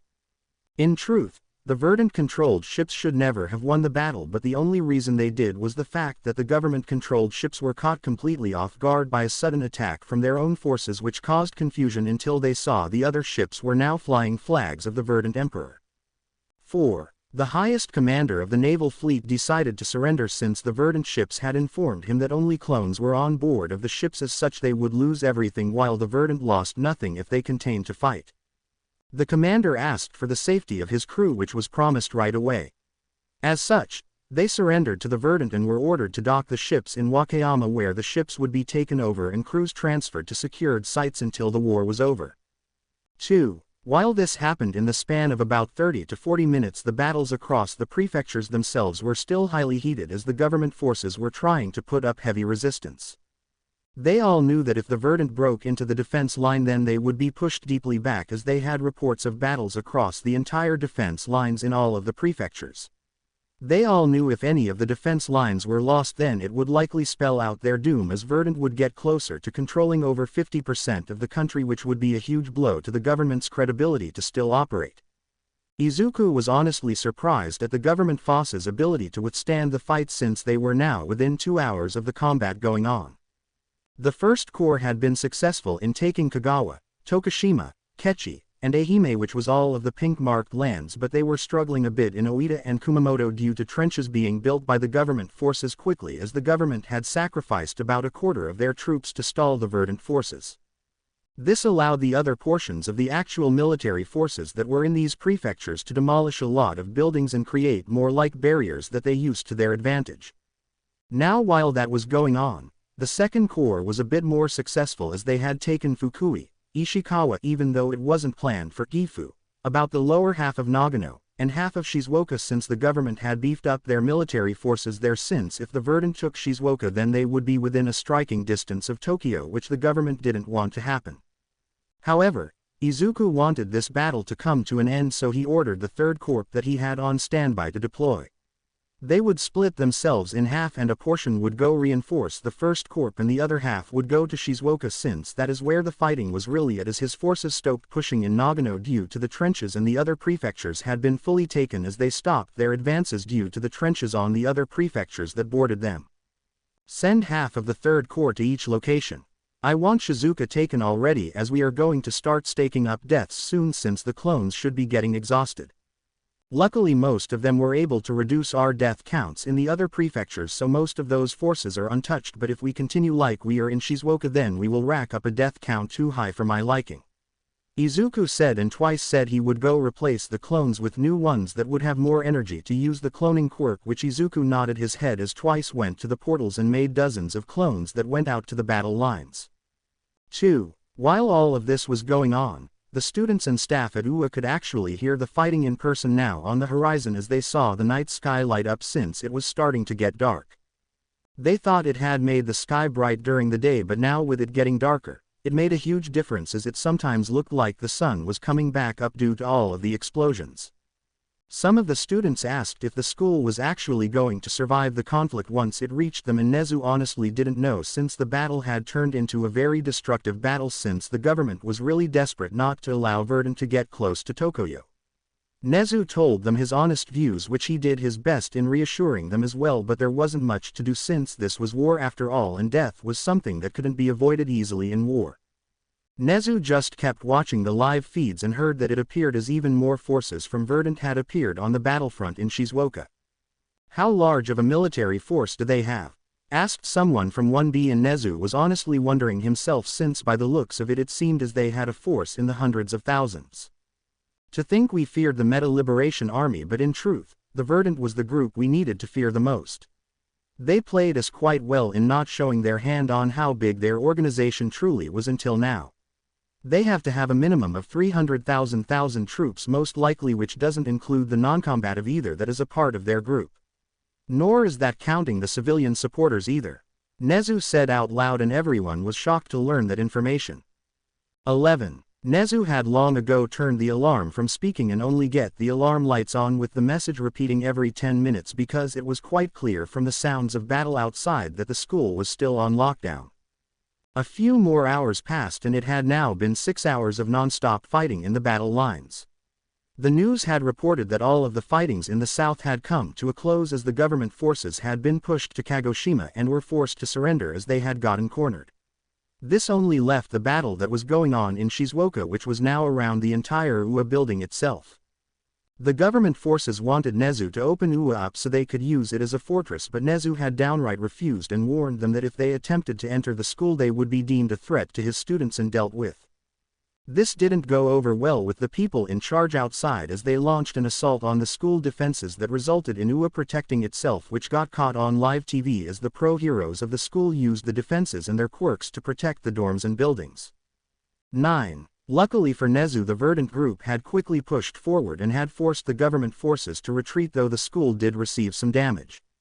The Verdant forces did not try to enter the school but instead just left guards posted around the building that defend the school. Instead, the Verdant pushed the government forces to the backside of the school where the fighting was currently going on. Nezu wondered if it would turn into a standoff as more government forces had arrived from the forces that had retreated, or at least were able to retreat from the south, as some forces were successful in escaping Verdant capture. The students were also getting really scared as well, since the battle had led to some hits on the school which they felt the shock of, and Nezu was worried as well that a random shot might destroy the building if it was from a missile or something. After the battle entered the 7th hour, the things took a turn, like a lot of the forces from the south that belonged to the Verdant had arrived and reinforced their position, which allowed them to push forward, which made the battle turn even more destructive. But Nezu noticed that a good chunk of about 500 Verdant troops was stationed outside of the school and was using quirks to block any stray shots that would have hit the school. 1. Even the news noticed it as well and was reporting the actions of the Verdant, which Nezu was sure was going to end up building support for the Verdant Emperor for his consideration of defending the school that had non-combative in it. As Nezu stayed in the auditorium working on the public statement he was sure he was going to have to quickly put out, he noticed that in the 8th hour of the fighting the sounds became scarce, and he analyzed the video feeds and noticed that the Verdant had pushed the government forces to the border of Shizuoka, with the government forces retreating out of the prefecture and preparing themselves in trenches as they did their best to reinforce their position. Nezu went over the entire school speaker system and spoke. As of this time, I am dropping the lockdown to a level 2. All students should be mindful and careful where they go on campus. Return to your dorms if you are not there, or go to the main school building if you are closer to it. These are the only acceptable areas you are allowed to be at until the otherwise told. Nezu said over the speaker system. Nezu then turned to Ectoplasm and asked him if he could have the clones inspect the entire campus for damage, which he started to make his clones do as such, since his clones did give him the memories of what they saw to him. Nezu though was downright tired from all of this fighting and just hoped the war would come to an end, but he also knew the government would get even more desperate now since they had just lost over half of the country in this large-scale battle, as the Verdant now controls roughly 60% of the country now due to all of the prefectures they just took. Third Pav. 1. Izuku sat in the war room and noticed how many hours had passed. 7 hours and 25 minutes was the official time of how long the large-scale battle had taken with all of the forces. Now, in the history of a war that might seem short compared to old-time wars, but you got to remember that they now have quirks in these wars and they are far more destructive.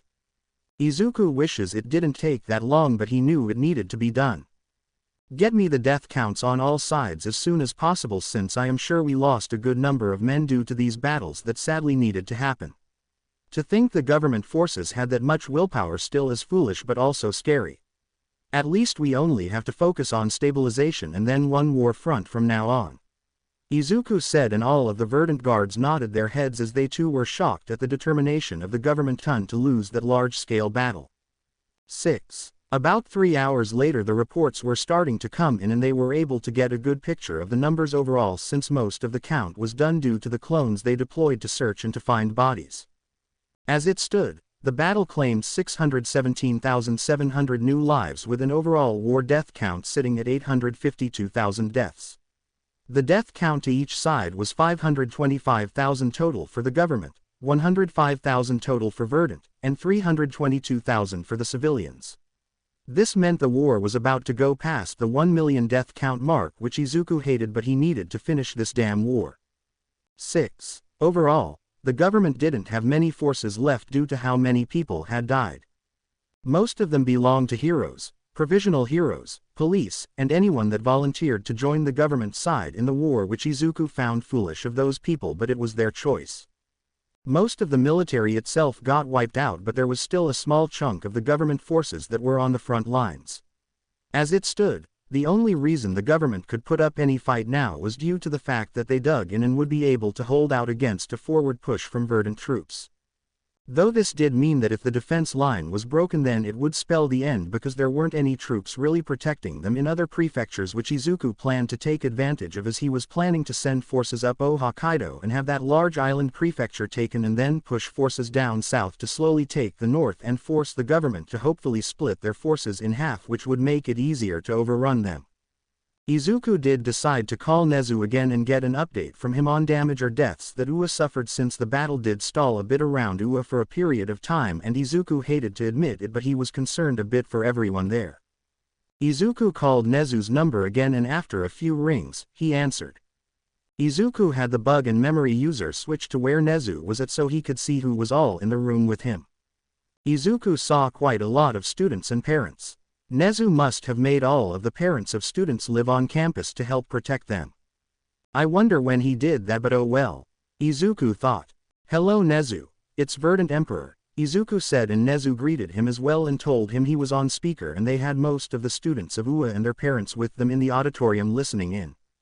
That's fine. Apologies for not being able to give you a warning further in advance, but I needed to defend against possible leaks of the attack since you saw how well fought the government forces were.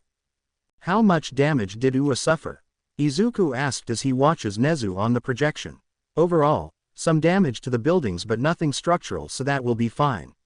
No deaths of anyone on campus, but that doesn't include anyone that held a provisional license that had been sent to the front lines sadly. Nezu said, and Izuku could only apologize for their deaths. I do know I have a large number of Ua and Shiketsu high school students that were captured in several battles. Across the front lines. I will send you a list of the students so you will know who is dead or not. They will of course be released once the war is over, but I can guarantee their safety while under our care, as I do for all other prisoners of war. Izuku said, and Nezu thanked him for treating them with care and would be watching for the list as he will forward Shiketsus to their school.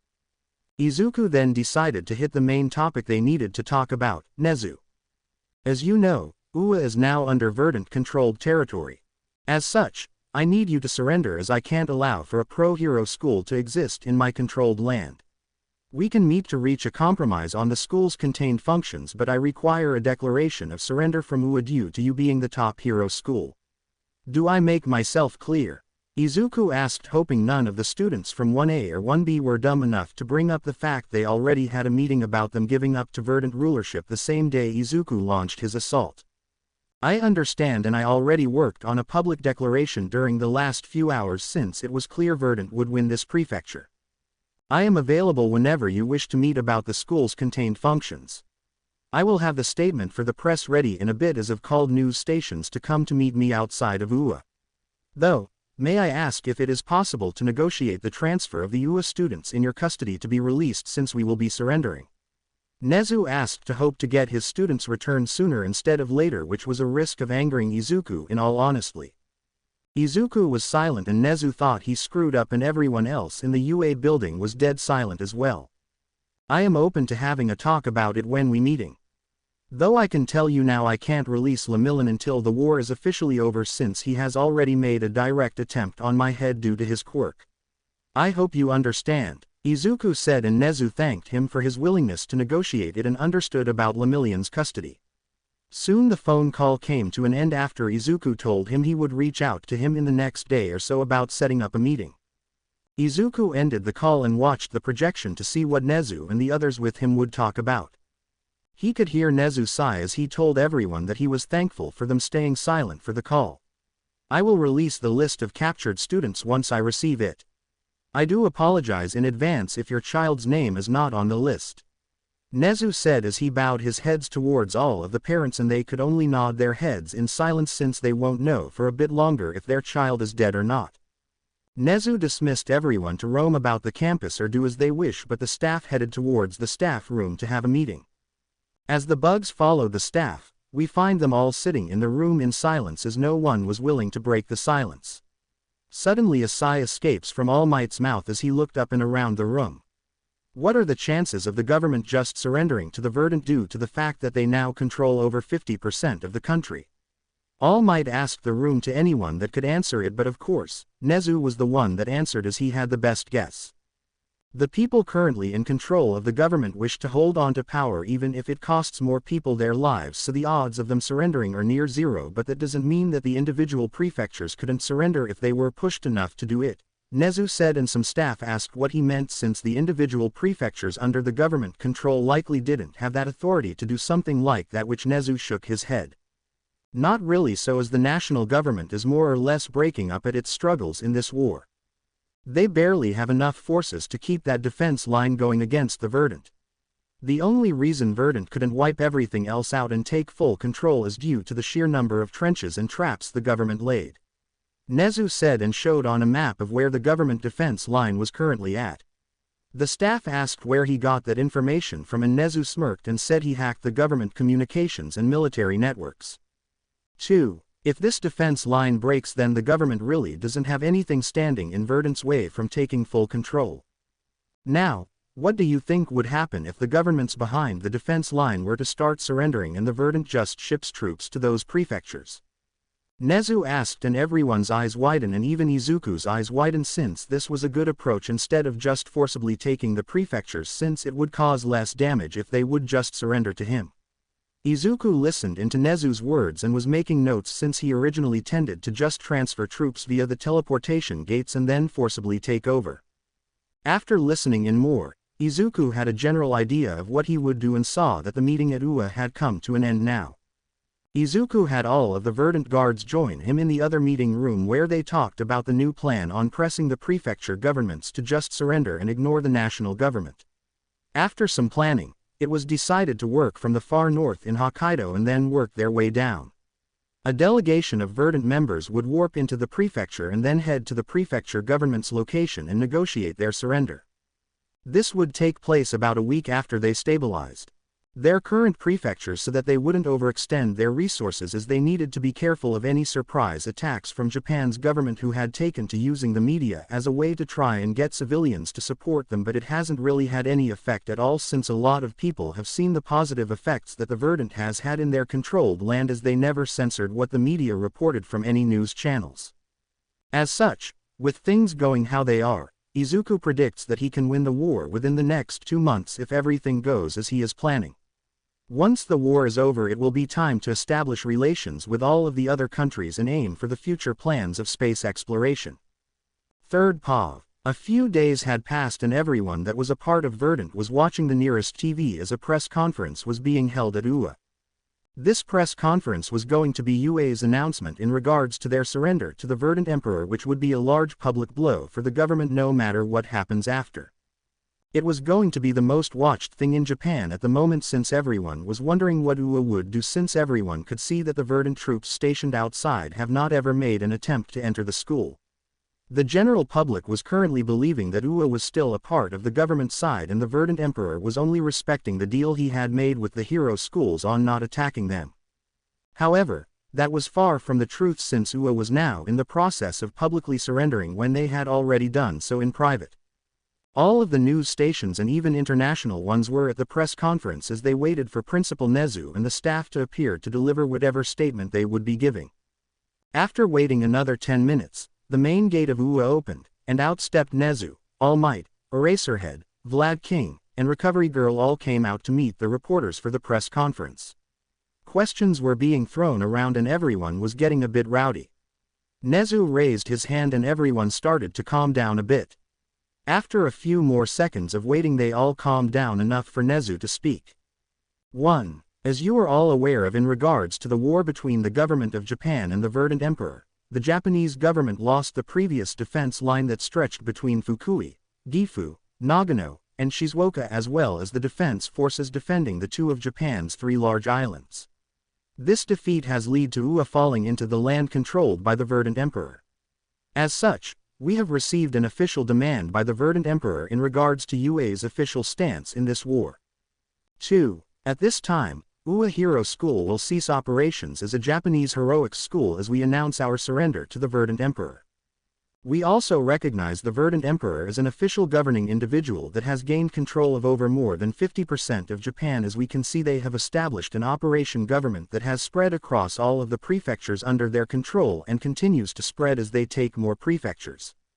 At this time, UA will be entering negotiations with Verdant Emperor in regards to converting into a new school format to help produce new special police agents that will serve the role of heroes but under police jurisdiction, as shown through the Verdant's actions in their territory. A part of these negotiations will be to negotiate the release of any of UA's captured students who had joined the war. Outside of the announcement of our surrender, All Might will also like to issue a public statement in regards to the entire war. If you would please hold all questions until he is done, Nezu said, and All Might walked up to the podium as he looked over the crowd. When all of this started I thought that this would be a normal villain attack and battling, but I was wrong because I didn't see it with the correct lens on my eyes. I was still viewing it as the #1 pro hero who had been dedicated to maintaining the status quo, or what I thought was a good period for Japan, but I was wrong. I was wrong on so many things that the Verdant Emperor had opened my eyes upon. These things include the fact that this isn't a villain organization we are dealing with. No, this is an entire segment of our country that had been pushed to the breaking point and they finally had a person they rallied under. This was a war for equal rights, a war for better treatment for those oppressed by our current society. I had the ability to communicate with the Verdant Emperor for some moments recently and I had my eyes open to many things in regard to this man. The Verdant Emperor doesn't rule with fear or overwhelming power over his followers. No, I've seen many eyes of many organizations ruled by that type of person and his men didn't have that type of following in their eyes. Instead, it was the look of pure dedication to what they believed in and who they followed behind. I believe that Japan should give the Verdant Emperor the chance to lead us into a new future, and I call upon the Japanese government to surrender to the Verdant Emperor. Continuing this war when it is clear that the Verdant Emperor forces have a far larger advantage in terms of this war and will continue to win will only lead to needless death due to the greed of the old government. We have seen via the actions of the old government how they treated the former pro-hero Hawks. We saw what they attempted to do with Inko Midoriya, we saw what they covered up in regards to Endeavor. We have seen the actions that the old government had done and would be allowed to continue due to their greed. It's time for this war to end and I call upon all of the local prefecture governments under the control of the old government still to openly surrender to the Verdant Emperor so this war comes to an end sooner so we may avoid more deaths. The time to move forward from the old system of heroics is now and I believe the Verdant Emperor can truly lead us as we have already seen results coming out of the prefectures that initially fell to his control. All Might said as he took a step back and allowed Nezu to come back to the podium, but no one spoke as everyone was in downright shock. Izuku knew All Might was going to make a statement, but he didn't know it would be like that. It was a downright damning public statement against the old government and overwhelming support for the Verdant side in the war. Izuku truly wondered how everyone was going to react, because All Might's words had worldwide effects since he was loved even in other countries. Not to the point he was loved and liked in Japan, but he was still well received in other countries as well. After a few more moments, the questions started coming left and right. Nezu pointed to one reporter who was calmer and they asked their question. Principal Nezu, All Might, can we take this as Ua will be joining the Verdant in the war against the old government? The reporter asked and Nezu shook his head. No, Ua will not be joining the war. We will make public statements and our stance is known, but as we can see via the other hero schools that fell under their control, they did not require the students or staff to join the war. Instead, the Verdant has made it clear he didn't want private citizens fighting in the war on their side, as he wanted to keep civilians' death as low as possible in this war. As such, I don't foresee him asking us to do that. Nezu said before he pointed towards another reporter. They asked him if they would attempt the release of other prisoners. At this time, Ua is not in a position to negotiate for them, as I can only guarantee Verdant Emperor that my students won't go join the government's side in the war again, Nezu explained to the reporters as everyone kept asking different questions. One question was if Ua would require their students that are still on the war front to return to Ua. At this time, we no longer have any power over the said students. These students had chosen to join the war on their own, as Ua had offered to let their provisional licenses expire, which would have stopped the government from putting them on the war fronts. As such, I am unable to help them as they do not report to UA but to the Japanese government. I would recommend to any UA students or anyone still fighting for the government to abandon the war if they can, but I don't know what the government may attempt to do if they failed, since we have seen they are not above executing innocent civilians as seen with Inko Midoriya. Nezu explained as he just blatantly painted Japan's government as a huge negative light that made Izuku laugh. 1. Soon the press conference came to an end and a few hours had passed as Izuku was sitting in his office. He had messaged Nezu that he was open to having the negotiations in a few days, which Nezu agreed with. While Izuku sat in his office, his Verdant guards entered to inform Izuku that several prefectures' governments had made connect with prefectures under their control. These other prefectures were asking for a way to contact the Verdant High Command to offer their surrender. As such, the prefectures Hokkaido, Aomori, Iwate, and Aikita had all called to surrender to the Verdant Emperor, which made sense in Izuku's mind since they were the ones that they had already reached out to physically. All Might's speech must have tipped them over to surrender. Izuku thought. There were some rumors going around that a few prefectures like Nagata, Toyama, Gunma, and others were wanting to surrender, but they were too close to the government forces to consider surrendering in fear of retaliation from the government, which made sense. No word of the other prefectures had been going around yet, but it had only been a few hours since the press conference as well. Make contact with the ones that want to surrender and get them to announce it publicly. The moment they do, we will move forces into them to set up a defense line at the bottom of Akita and Iwate, with some forces spread out across the prefectures to stabilize our control as we began the law changes. We also need to select new government members to join the Diet for those prefectures for the initial terms. Get it done, Izuku ordered, and they all nodded their heads. Izuku was overall happy because if those prefectures surrendered, then Izuku could take a lot more land without wasting human life. Once they stabilized control, Izuku could then push south from Akita and Iwate to gain most of the Yellow Land and prepare to end the war once and for all. As it stood, the only prefecture Izuku feared he would have to take forcibly would be Tokyo itself, which is where the old government still stands, even with the old Diet building being under Verdant control, which was still funny to Izuku. We can only wait and see what all effects the surrender of UA has in this war, but so far it is looking good for us. Izuku thought as he stood up and walked around the main base. Now, you may ask, where does the main base of the Verdant organization sits at? Well, it actually sits right in Tokyo itself. Izuku always enjoyed irony at its best, and when they moved out of the original base when they first started, he had purchased a tall building in Tokyo with some of the money he had purchased. Now, being in Tokyo isn't the irony part of the reason why it's funny. No, it's due to the fact that the building Izuku had purchased was an old hospital building that was being sold, which is located right behind the actual Prime Ministers of Japan building, which is right next to the National Diet building. 32. Izuku had the entire building converted by actual workers and real people not associated with him, but there was an underground area where the main base of the Verdant resides at. Above was turned into an all-office building which was sold out to numerous companies that Izuku had created under different names, where he hired the Verdant members with no criminal records. These people conducted legitimate business to help generate income for the organization, but no outsiders were ever hired to these companies to ensure no one ever found the base or tipped the government off. This is why the government could never win in the end in Izuku's mind, since they couldn't even find the main base of their enemy that was right next to their most important government buildings. 10. Anyway, Izuku was walking through the underground section and seeing how everyone was doing. Izuku was always glad that his members felt comfortable enough to approach him with any issues, though most of them go through proper channels now since Izuku is busy leading the war in the prefectures under their control. He does get a few that still talk to him when he does his walks, but most just lowers their heads slightly as he walks by. Almost there. We are almost there, as we can move to a better future, so please just hold on for a bit longer, my people. Izuku thought as he walked past everyone with a smile on his face. That was a thing Izuku always kept in his mind during this entire war. This war wasn't just because he wanted to throw the old system out because of the pain it caused him. No. He wanted to throw it out because of the sheer amount of people harmed by it, and he was glad everyone could smile so brightly due to his actions.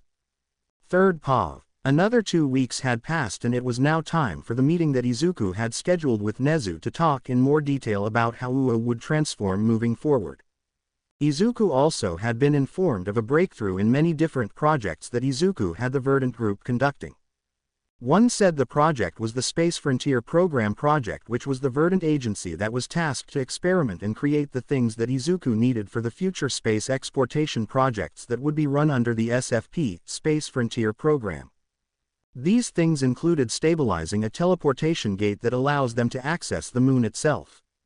Overall, they were struggling to get it to work as Izuku had to step away from the war planning and efforts to help out a few times, but finally, the scientists he had working hard on the project had made a breakthrough as they were able to figure out how to program the gate to accept coordinates that would go off of the planet. These new coordinates were called the Celestial Coordinate System, as they allowed the teleportation, or what they are hoping is the teleportation to space, which their first target would be the moon itself. 3. Now, they haven't actually conducted a live experiment because they were currently building said facilities away from any populated areas due to fears of an accident happening. The fact is that the gate would open up to a vacuum of space currently, which could or would in theory suck everything out around the gate itself on their side once they opened it. This meant they were currently building a lab facility in the middle of nowhere that would have a vacuum-secured room where they would suck the air out of it. There would also only be clones inside the test rooms as well, since Izuku didn't want any of his workers dying in a test. 3. The first test still being planned out and prepared for as they were putting the finishing touches on it, but he would be informed when the test was ready. Outside of that, the fundamental plans and test structures for the Verdant moonbase had been long completed but were still undergoing heavy tests. These were being done in an air vacuum facility as well, but on a larger scale, since they had recreated a version of what the actual moon base would be like. Over the past few months, a team of 100 Verdant members has been living in it to see how it would be like. No contact physically was given with them nor verbally. The scientists could hear everything they were saying and see everything, but they wanted to act as if quick contact was impossible to simulate if the teleportation gate had gone inactive for any reason. 2. They were almost done with the tests, and so far only some fixes and adjustments had to be made to the plans for the first moon base, but if things go correctly, then within 6 months of stabilizing, Japan would have the ability to finish the first moon base. Overall, they were a bit ahead of schedule on it, but Izuku was happy with the progress. Clones of the scientists really speed up the work, since you typically only have a limited number of minds that are capable of figuring it all out in a normal science program. Izuku thought as he reviewed the reports from the SFP agency. 2. Overall, outside of the SFP, there were still the progressing results from the special police agents that have been created from the decent heroes that had stayed in Verdant-controlled land. Overall, There haven't been any issues that rose to the need of him stepping in, but he did know of a few accidents that got resolved quickly via increased training by local police departments, which Izuku was proud of them taking charge of the situation and fixing the issues. One issue was that an agent had acted out of line and had shown some quirkish behavior which resulted in the person being fired once it was confirmed. Another issue was that a person needed an increase in rescue training, which was quickly handled. It was issued that would get worked out once Izuku could get the university program set up and require future special agents to pass from, which would have high standards. Now, outside of all of that, it was time for Izuku to head to the meeting in the next few hours, but Izuku decided to make a quick stop somewhere. As Izuku changed into his emperor outfit that his Verdant guards required of him even though he was meant to be the ruler, Izuku then took his Verdant guards with him to make a stop at the Verdant prison.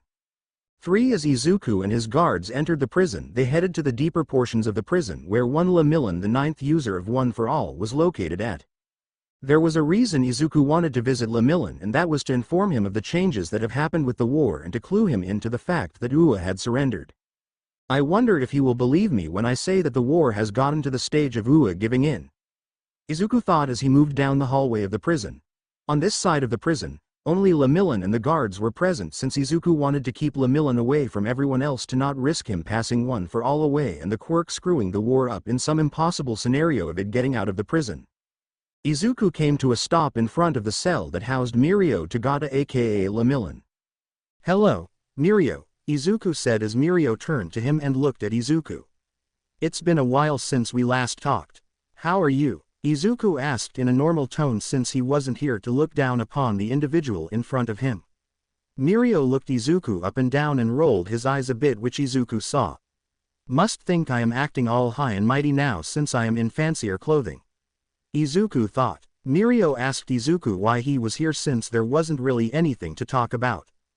"Well, I was wondering if you wanted to be updated on the war effort and join me for the meeting I am about to have," Izuku asked, since he did want to let All Might know his protege is indeed alive and safe. Mirio's eyes widened and asked what Izuku meant. "I mean that the war has entered the last stages. Ua has publicly surrendered to me and they will be joining me for a meeting to discuss their transition into new operations moving forward. I want to take you to the meeting to allow you to have a chance to talk to them before you come back here after the meeting," Izuku said, which made Mirio raise an eyebrow as he asked why wouldn't he be released since Ua surrendered and he was a student of the school. "Because there is the chance you just joining the war again. You did come after my head once already, so I do need to be careful since you hold One for All, which is powerful. It's not powerful enough to change the war but enough to be annoying for a bit of time.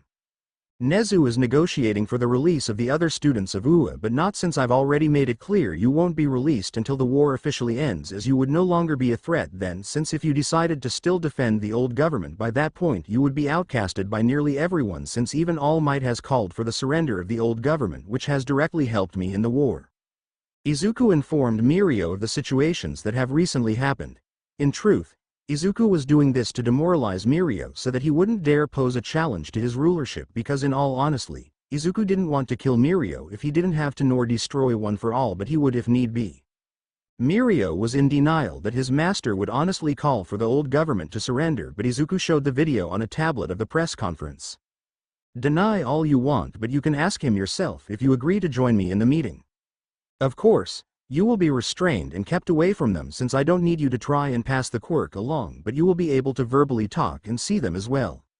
Though, I won't force you to join me since you can choose to just stay here if you desire." "What would you like to do, Mirio?" Izuku asked him and waited for a response. After a bit, Mirio agreed to join them, so Izuku had him restrained with quirk cuffs and some other restraints as well before they moved. Izuku also had him blindfolded and put to sleep for a short period of time since Izuku didn't want him to get any hints on where the prison was located at. After a while, Mirio came back to the land of the living and found himself in a meeting room of sorts. As he looked around the place, he did also notice he was inside of a glass cell thing that kept him contained with some airways for him to breathe. "Well, it's good to see you awake, Mirio," Izuku said as he sat at the table. Normally Izuku would enter the room after everyone, but today he didn't want to be that grand since Ua was already surrendered to him and would be cooperating with him. Izuku did plan to get Nezu likely involved in the future space plans once the war was finally over, but would debate about it. Having someone like Nezu would speed many things up but also has a risk since the dog, bear, rodent thing was a bit spiteful of humans for what they did to him, so there were risks of involving him in the plans. Mirio just kept silent, which was fine for Izuku since he was finishing up the paperwork he was doing to finalize the newer prefectures under his control. The paperwork was mainly appointment paperwork of Diet members that would represent the prefectures since the old ones were not welcome to the new Diet. If they couldn't get change done during their time before the war started, then what would they change after being taken over? As such, Izuku wanted people that would know the struggles of being oppressed in the Diet positions for the first few rounds. After that, the Diet positions would be voted on by the prefectures themselves, and it was Izuku's hope that the people he placed in the first few terms would be able to gather enough support with their areas to stay within the office. As the time passed, the Verdant guards entered the room if they already weren't with Izuku. Dabi came to Izuku and told him that Nezu, All Might, Detective Tsukachi, and all of the other UA staff had arrived. The first years from 1A, 1B, and Eri were also present as well, which Izuku nodded his head at.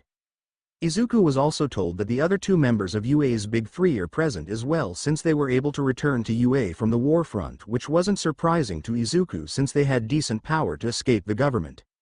After waiting a bit longer, the doors opened once again and entered was a few lines of Verdant advance team units that were escorting the people from UA and those that joined them. Izuku did notice his aunt and uncle once again, which he waved them over. They didn't even hesitate to come very close to Izuku with everyone from all sides staring at them. Ah, Auntie never cowers in front of others and Uncle seems to have gained a bit of backbone recently. Most likely after the fight I had with their son. Izuku thought as his aunt just smacked him on the back of the head as she would always do to her own son when he annoyed her, which Izuku honestly suspected for her to do to him after everything. Though everyone in the eyes of the room widens as Bakugo did look a bit scared. Was that really needed, Auntie? Izuku asked with a tired tone, and she only nodded her head as she spoke. Yes, it was you, brat. I thought Katsuki was rebellious, but you take the entire damn cake. Now where is your mother since she promised me some gossip and tea last time? Mitsuki, Bakugo said, and her husband just sighed.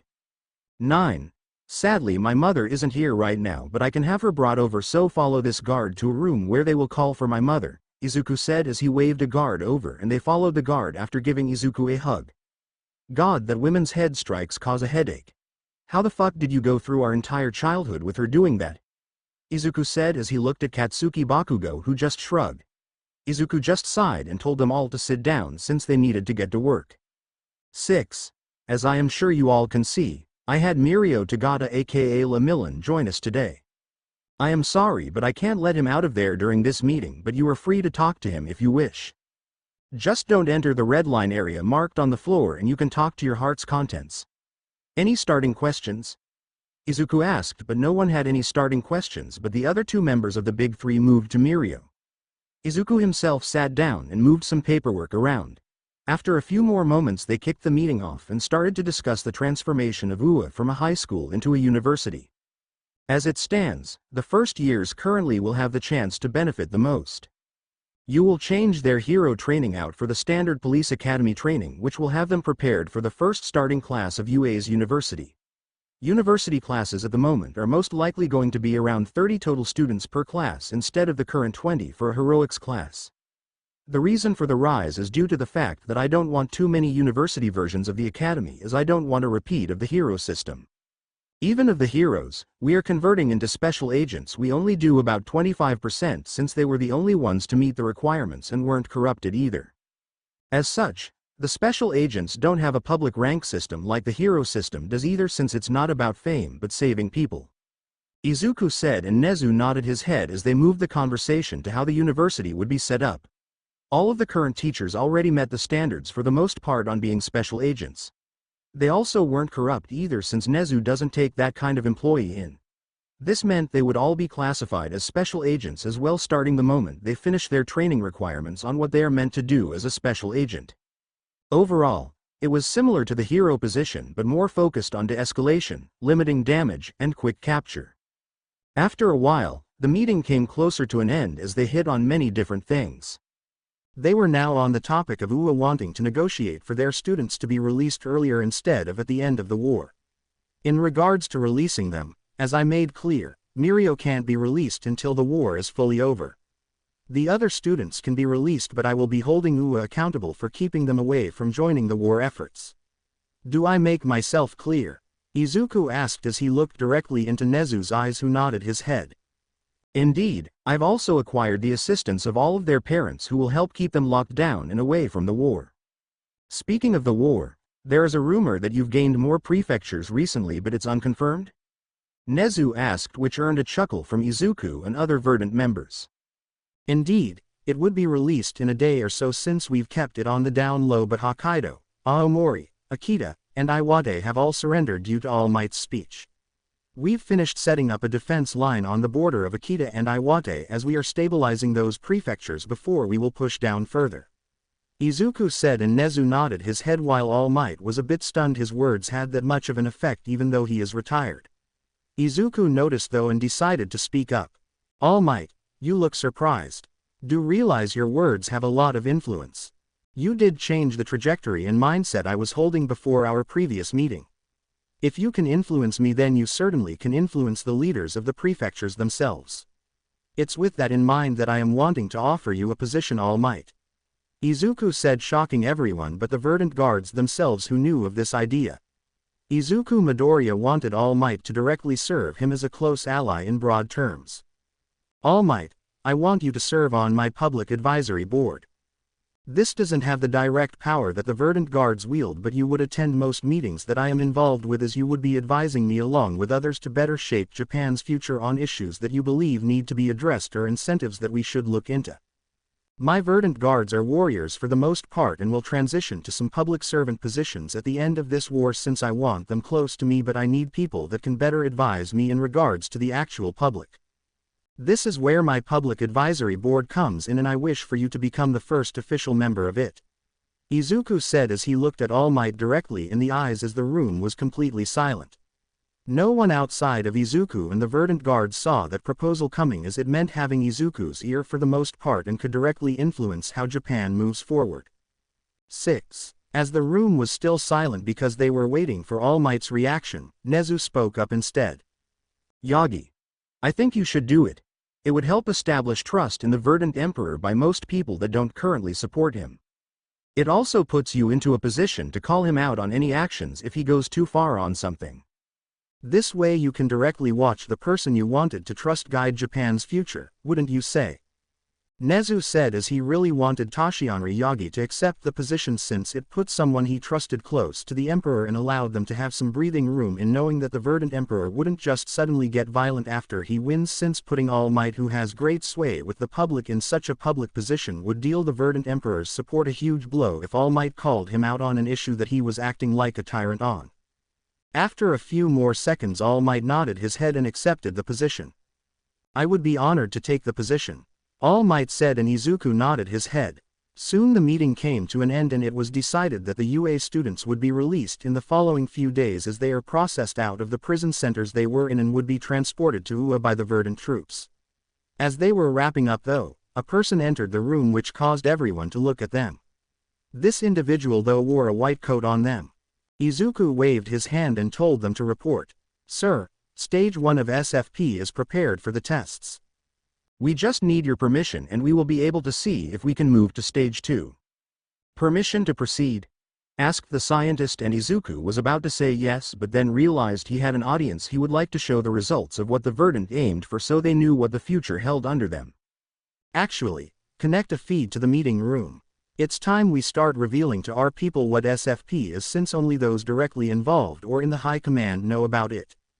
Depending on the results, we will show the video with a message from me to the entire organization. Can you get it done in the next 5 minutes? Izuku asked, and they nodded their heads as they pulled their phone out and made a few calls. Izuku looked at Nezu and asked if he wanted to join him for a show which caught all of their attention, since only Izuku and the Verdant knew of Izuku's plans. Well, Mirio did as well, since Izuku told him in that prison, but he had no way to know it was connected to whatever SFP was, which was the Space Frontier program. Nezu nodded his head, and Izuku had his mother and the other two called to come to watch as well. Time for people to see the sheer power at our hands, since the teleportation technology in itself is a dominating power that could allow me to conquer the entire world due to how useful it is. Though, I have grander goals than just the pathetic Earth. Izuku thought as he dreamed of taking his home country into space, which was becoming more and more viable with each success. Third POV. 4. As they all sat there waiting, Inko and the Bakugos arrived back. Sweetie, what are you wanting us to watch? Inko asked because she had no idea what SFP was, which made Izuku chuckled since he had purposely excluded her from the science department meetings or whenever the topics came up. It wasn't that he didn't trust her, but it was a surprise he wanted to show her, as she told him once as a child she always dreamed of going to space but believed it would never be a reality. Unknown to her, it was a part of the desire for Izuku to complete this project since he wanted to grant his mother one of her most crazy dreams.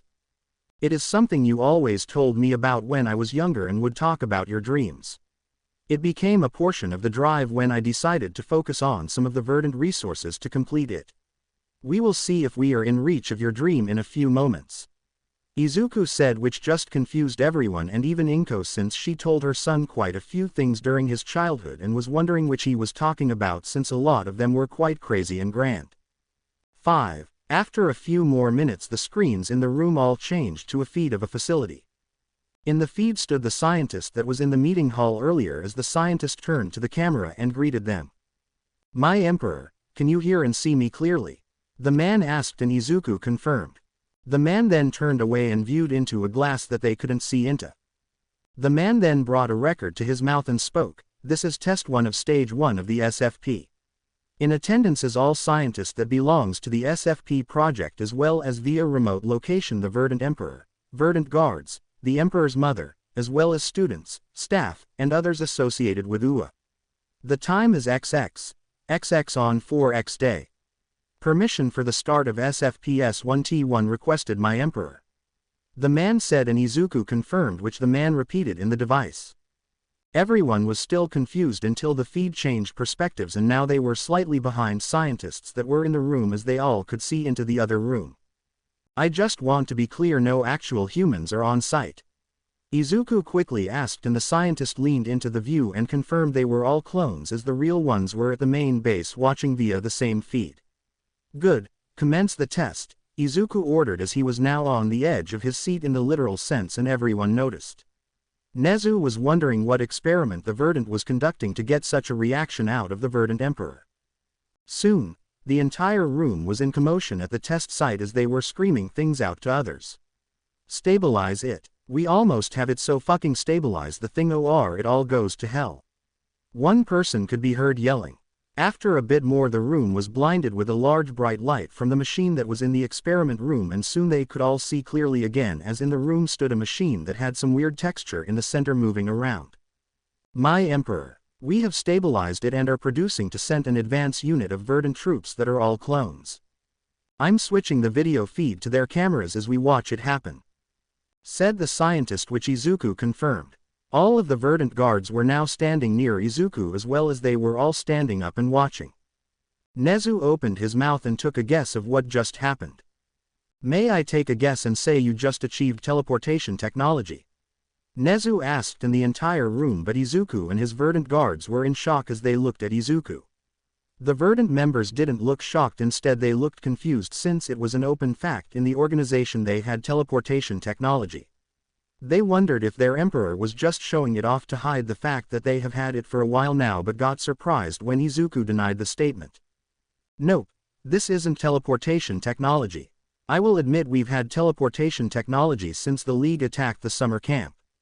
I was able to replicate the technology based on a quirk of one of my members, but this isn't a teleportation gate. No, it's far more than that, Izuku said with a clenched fist as they all watched the camera feed from one of the clones that entered the room. The thing was that the members were a bit slow and were walking funny from the camera view, but no one could understand why.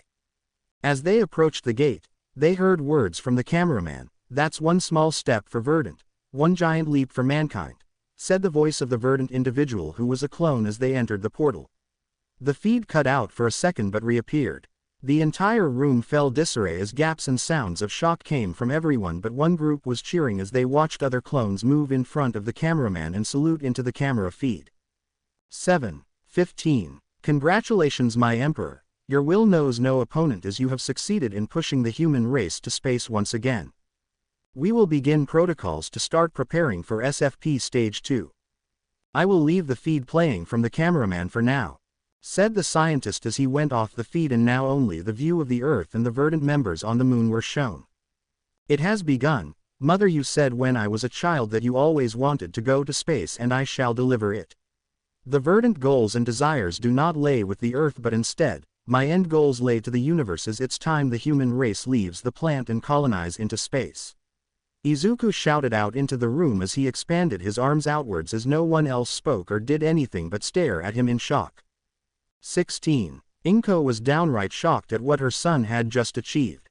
His organization had just stepped onto the moon once again, but this time without a damn rocket that limited how easily humans got to space.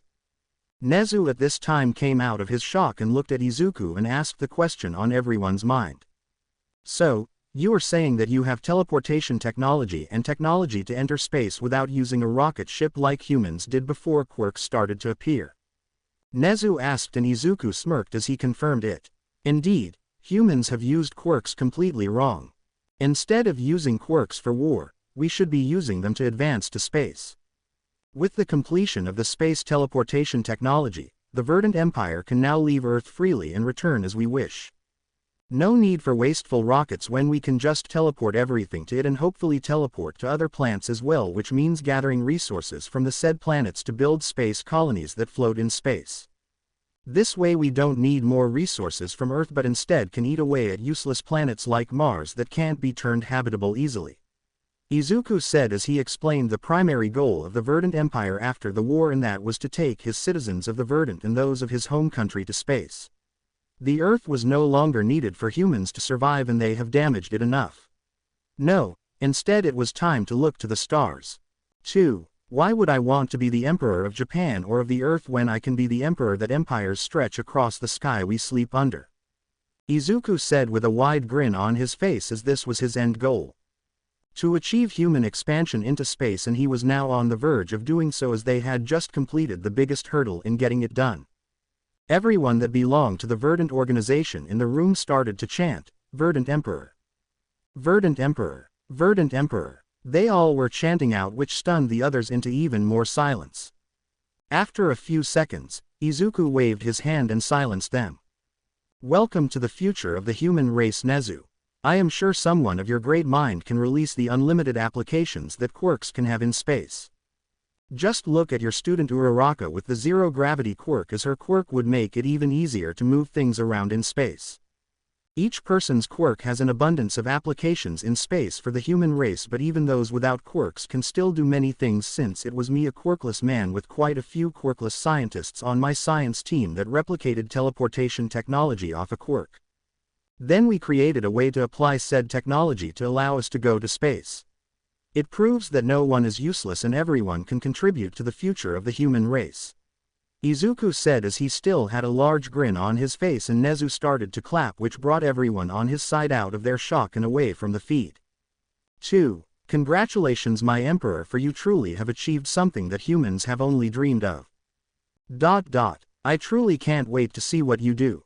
Now we just need the war to end so we can focus on the future, which is truly bright. Maybe humans can stop warning themselves for once and achieve peace, since the path you are taking, I am sure, might lead to world peace at the rate you are going," Nezu said as he had his head bowed. Soon the meeting and everything else came to an end. Those that belonged to UA were now back at the school, still in stunned silence, as they just saw the future path of the human race, and it was done by the person who had been defeating them in a war. 2. It seems we were wise to get on the good side of the Emperor.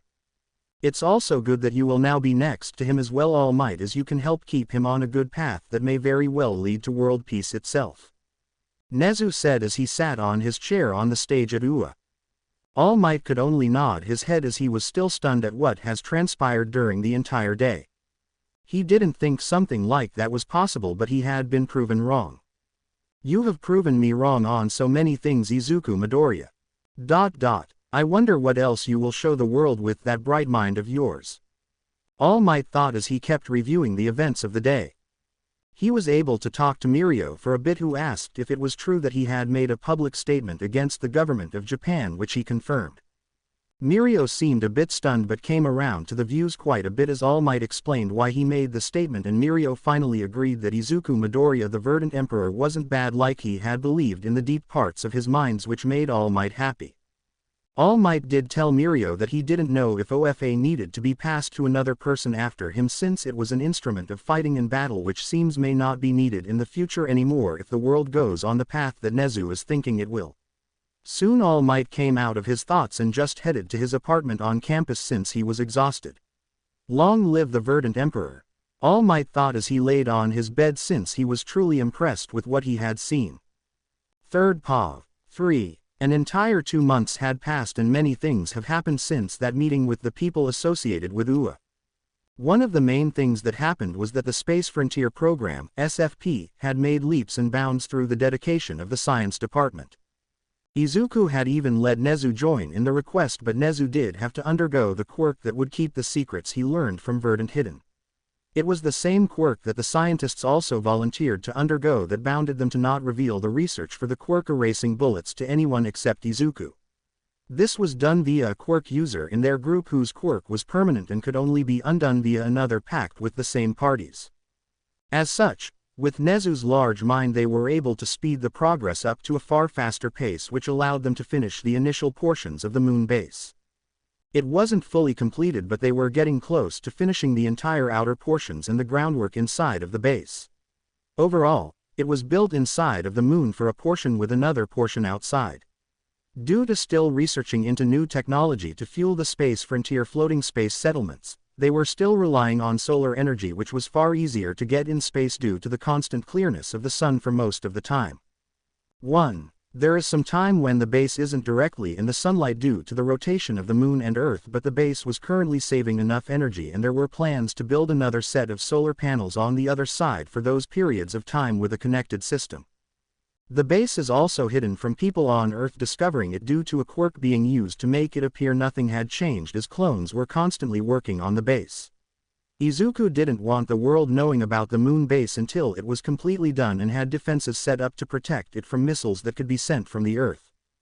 2. The internals of the base was livable, as they did have a system that creates oxygen from CO2 that humans put off or the machines they use. There is also a large amount of plant life placed into the building to help convert CO2 naturally to oxygen, as Izuku plans to expand the base into a larger one and wishes it to feel more natural. In regard to long-term living conditions, the base will be suitable for actual humans instead of clones to live on it within a few months once the rest of the base is completed. As it stands, the base is mainly aimed for science and military purposes, as it will be the stepping stone to further space travel to like Mars, where they will be able to get material to build other things instead of taking it from Earth or other countries on Earth who could try to threaten Izuku into allowing them access to the technology or into space. Outside of the advancements with their Space Frontier program, there was another major event that had happened during the 2 months that is being settled currently. This event was the fall of Japan to the complete rulership of Izuku, aka the Verdant Emperor. After having the prefectures of Hokkaido, Aomori, Akita, and Iwate surrender due to All Might, it had set off a chain reaction within the other prefectures. This led to the collapse of the defense line due to the prefectures of Toyama, Yamanashi, and Nagano surrendering. The local leadership ordered the government troops out of their land and threatened to deploy the police to help the Verdant Emperor remove the government forces, which forced the government to quickly pull their forces back to try and hold some form of defense. However, once the news broke of the government retreat in reaction to these prefectures surrendering, it only increased the other prefectures. Surrender as Niigata, Yamagata, Miyagi, and Fukushima all surrendered to the Verdant Emperor.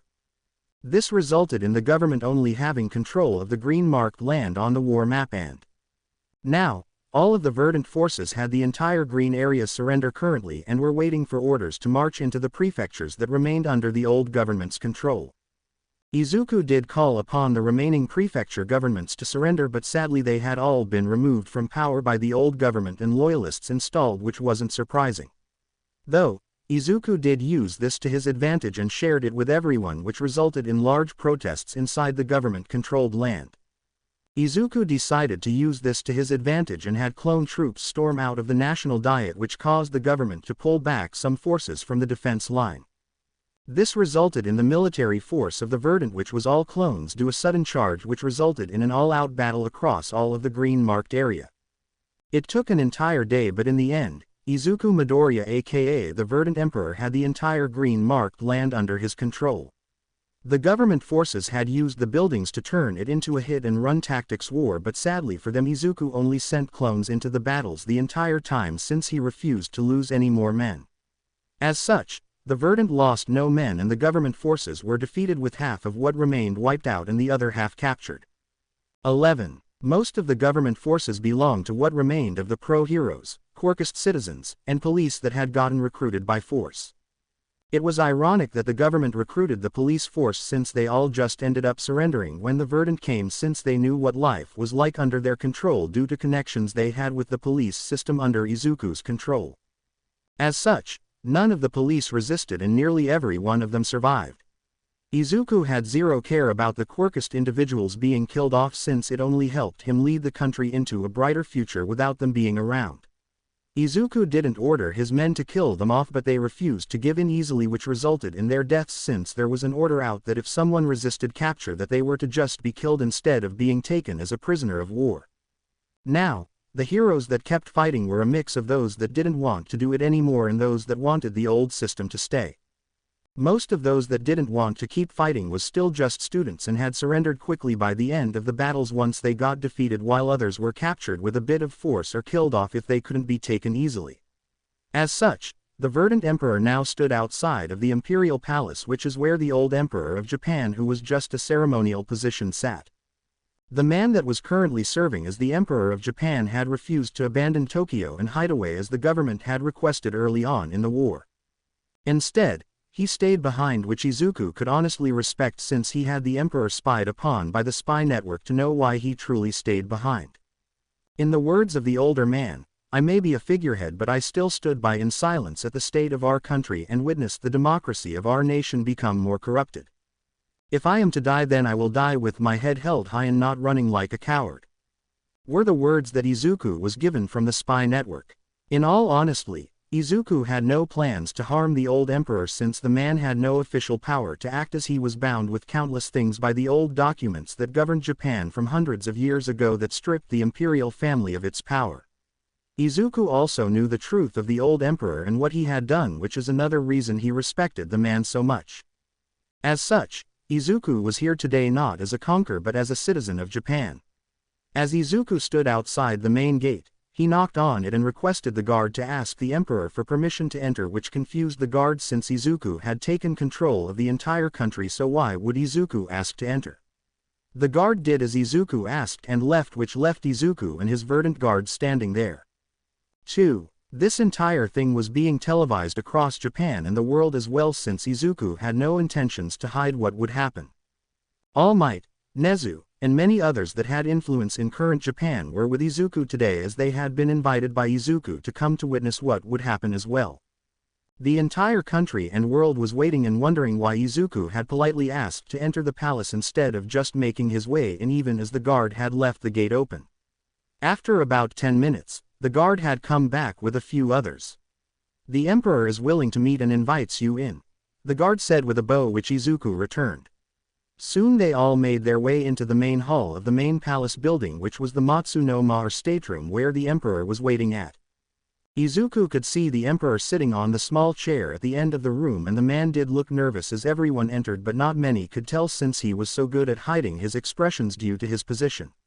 Izuku came to a stop in front of the emperor and surprised everyone as he took a seat on the ground, and then Izuku performed a psyche ray towards the emperor, which shocked everyone even more. What became even more shocking is when the Verdant guards and members of Verdant also performed it as well right behind Izuku, as Izuku had brought a few advanced unit squads in the case of a random attack on him. Everyone in the room was in silence as Izuku stayed in the position waiting. What was he waiting for exactly was for the emperor to speak to him, and the emperor realized this as he raised his hand and spoke up. "Please rise, Verdant Emperor. I believe everyone, including myself, would like to be clued into your actions," said the emperor, who was named Takashi. 6. Izuku and all of the Verdant raised themselves but stayed seated on the floor in a seiza, which was just sitting on the knees, which was an old traditional way of sitting. "Thank you for allowing us in, Emperor Takashi. Please, call me Izuku Midoriya, for I don't believe I should use such a title of emperor in front of you. Izuku said as everyone was even more confused by Izuku. Today was a bunch of downright confusion on the actions of the Verdant Emperor. The Emperor looked at Izuku in some confusion but also a slightly different light, since Izuku hadn't acted out in a manner of a conqueror normally would when taking over a country or land. 4. Would you like some tea, since I believe this will be a complex conversation? The Emperor asked, and Izuku thanked the man. As they waited for the tea, Izuku spoke up about why he truly was present. I am sure you are confused about my actions, Your Majesty. I am here today not as the conqueror of Japan but as a normal citizen of Japan, as I have a request of you. Izuku said as an attendant brought the tea into the room and served it in front of them both to show there was no poison planted in it. The Emperor took a sip to confirm to Izuku, since this was a delicate situation, that the old man knew how to walk carefully due to his experience with politicians. Izuku took a sip as well, but he wasn't a fool, as Izuku had made sure to have a Verdant guard watch the attendant in the shadows when the tea was fetched. Izuku isn't that trusting of a random person to not try to take his life regardless of the Emperor's intentions. As Izuku took a sip of his tea, the Emperor asked what Izuku was the request of him. Izuku sat the tea down and his Verdant members once again bowed in the Saikire position as Izuku spoke up. Your Majesty, I am here today to request that you abdicate the throne and entrust the future of Japan to me. I know you believe that you stood by doing nothing as Japan fell into corruptness, but I also know you tried as best as you could within the laws that bounded you. Izuku said as he then raised his head, followed by the others behind him. I know that you started as many charities and organizations that were aimed to fight quirk discrimination against those with weaker, so-called villainous quirks, or even those without quirks. I know about the advocating of new laws you had performed via these organizations, even though they hardly became successful. You still tried to do as much as you can, but I ask you now to entrust the future of Japan to me and rest, Your Majesty. Izuku said as he looked straight forward at the Emperor, who had an expression of shock. The man asked how Izuku knew of what he had done, since even those in the palace hardly knew of it, since he went to great lengths to keep it a secret. I have eyes and ears everywhere, as my Verdant members are quite skilled in gathering things that people want to be kept hidden, Izuku said, and the man chuckled. Everyone watching was shocked to learn of the actions that their emperor, even though a figurehead, had done. This created newfound respect in the man with most people, but even Izuku gained a lot of respect from the older generations who prided in honor of Japan's history and traditions that were becoming lost. The emperor calmed down and looked at Izuku in the eyes and saw the determination in them. He was silent as he stared at Izuku, but slowly he nodded his head. You truly are intriguing. I was surprised when All Might had made his statement and thought him of a fool to turn his back on his country, but now seeing you in person, I can look into your eyes. Did you know, they say the eyes are the gateway to the soul, where you can see what truly defines the man across from you? The Emperor asked, and Izuku nodded his head as the Emperor smiled. I see in you a man of determination and strong willpower, but what more I see if a man true to his word that surrenders himself with those he trusts to keep him on the path forward. I can see why All Might has put his faith in you, as our former symbol of peace has put his faith into you, so shall I. The Emperor said as he stood from the chair he was sitting on and walked to Izuku. The man then sat down on the floor and performed a Saikire towards Izuku. 1. I entrust you our future and I pray for your success. I, Emperor Takashi, hereby announce my abdication from the throne of Emperor and appoint Izuku Midoriya as the formal Emperor of Japan. Said the now former Emperor as he came out of the Saikire, and Izuku did one more Saikire to the man and thanked him. Thank you for entrusting the future to me. I ask that you join my public advisory board. Currently, All Might is the only member of this advisory board, as I am still finding the right people for it, but I believe you would be perfect for it. This advisor board helps advise me on issues that Japan faces or things that you believe we as a country should look into. Will you be willing to help lead the country in a more direct way, Takashi? Izuku asked the former emperor, whose eyes widened at the request. The man thought it over but nodded his head. 3. I would be an honor to help lead our country with you. You truly are an honorable man, only if this all didn't have to come from war.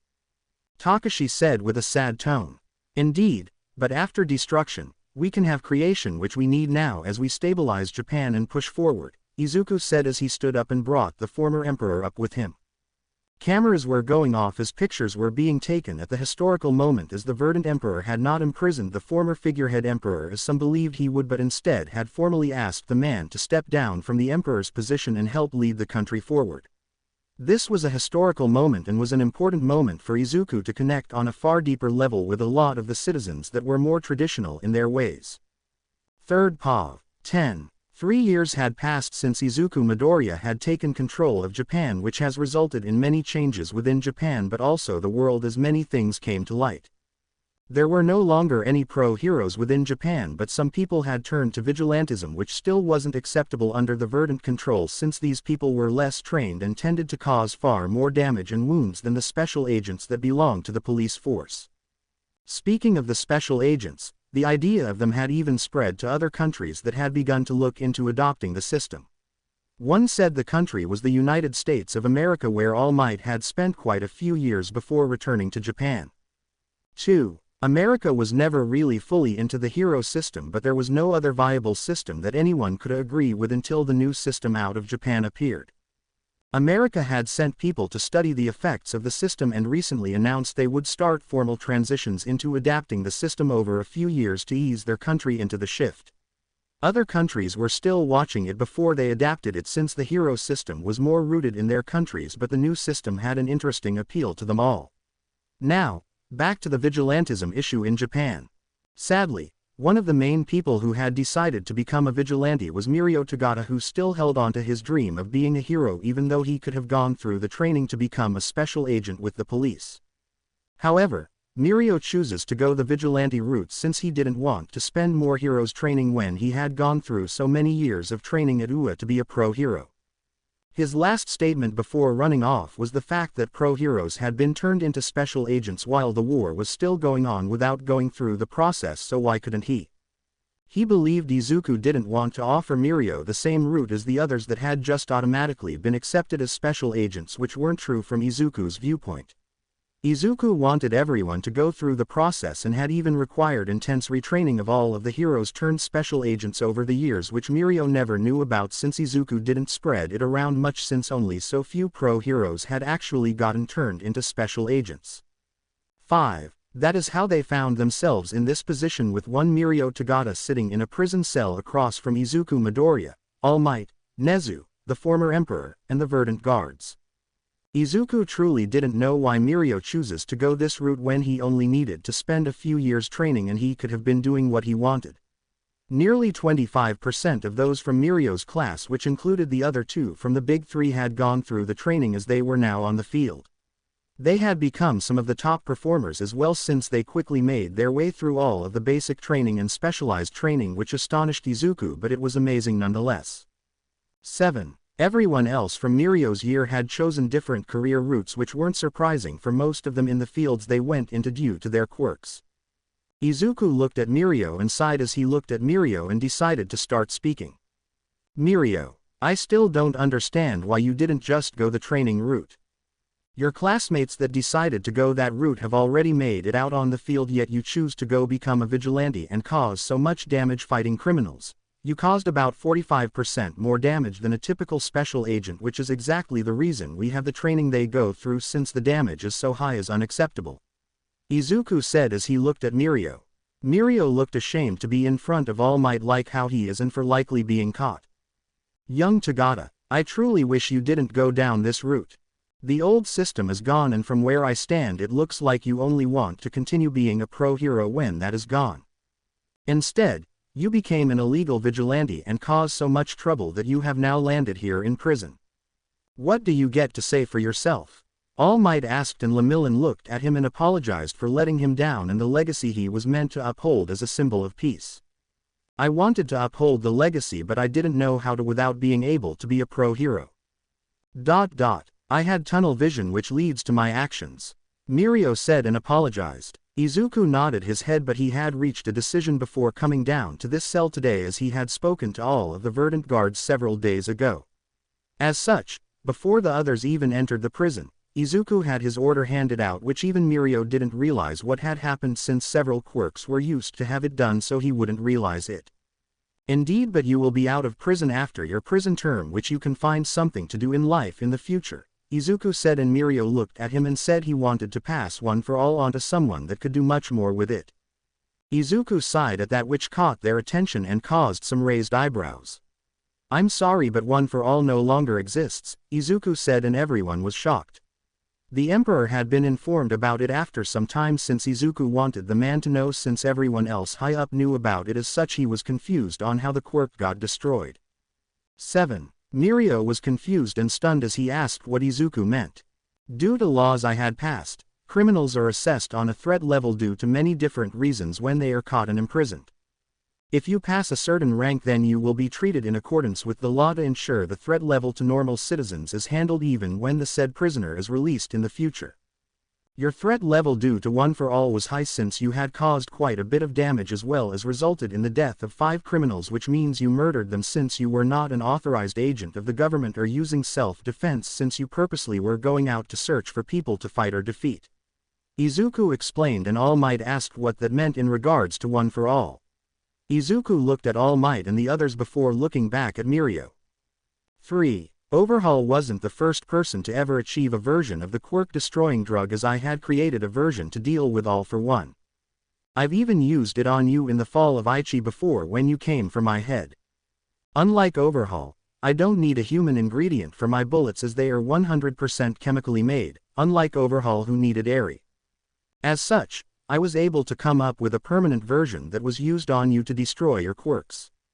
It's what we did to nearly all of the criminals in Tartarus, like all for one, due to the threat he posed to the world.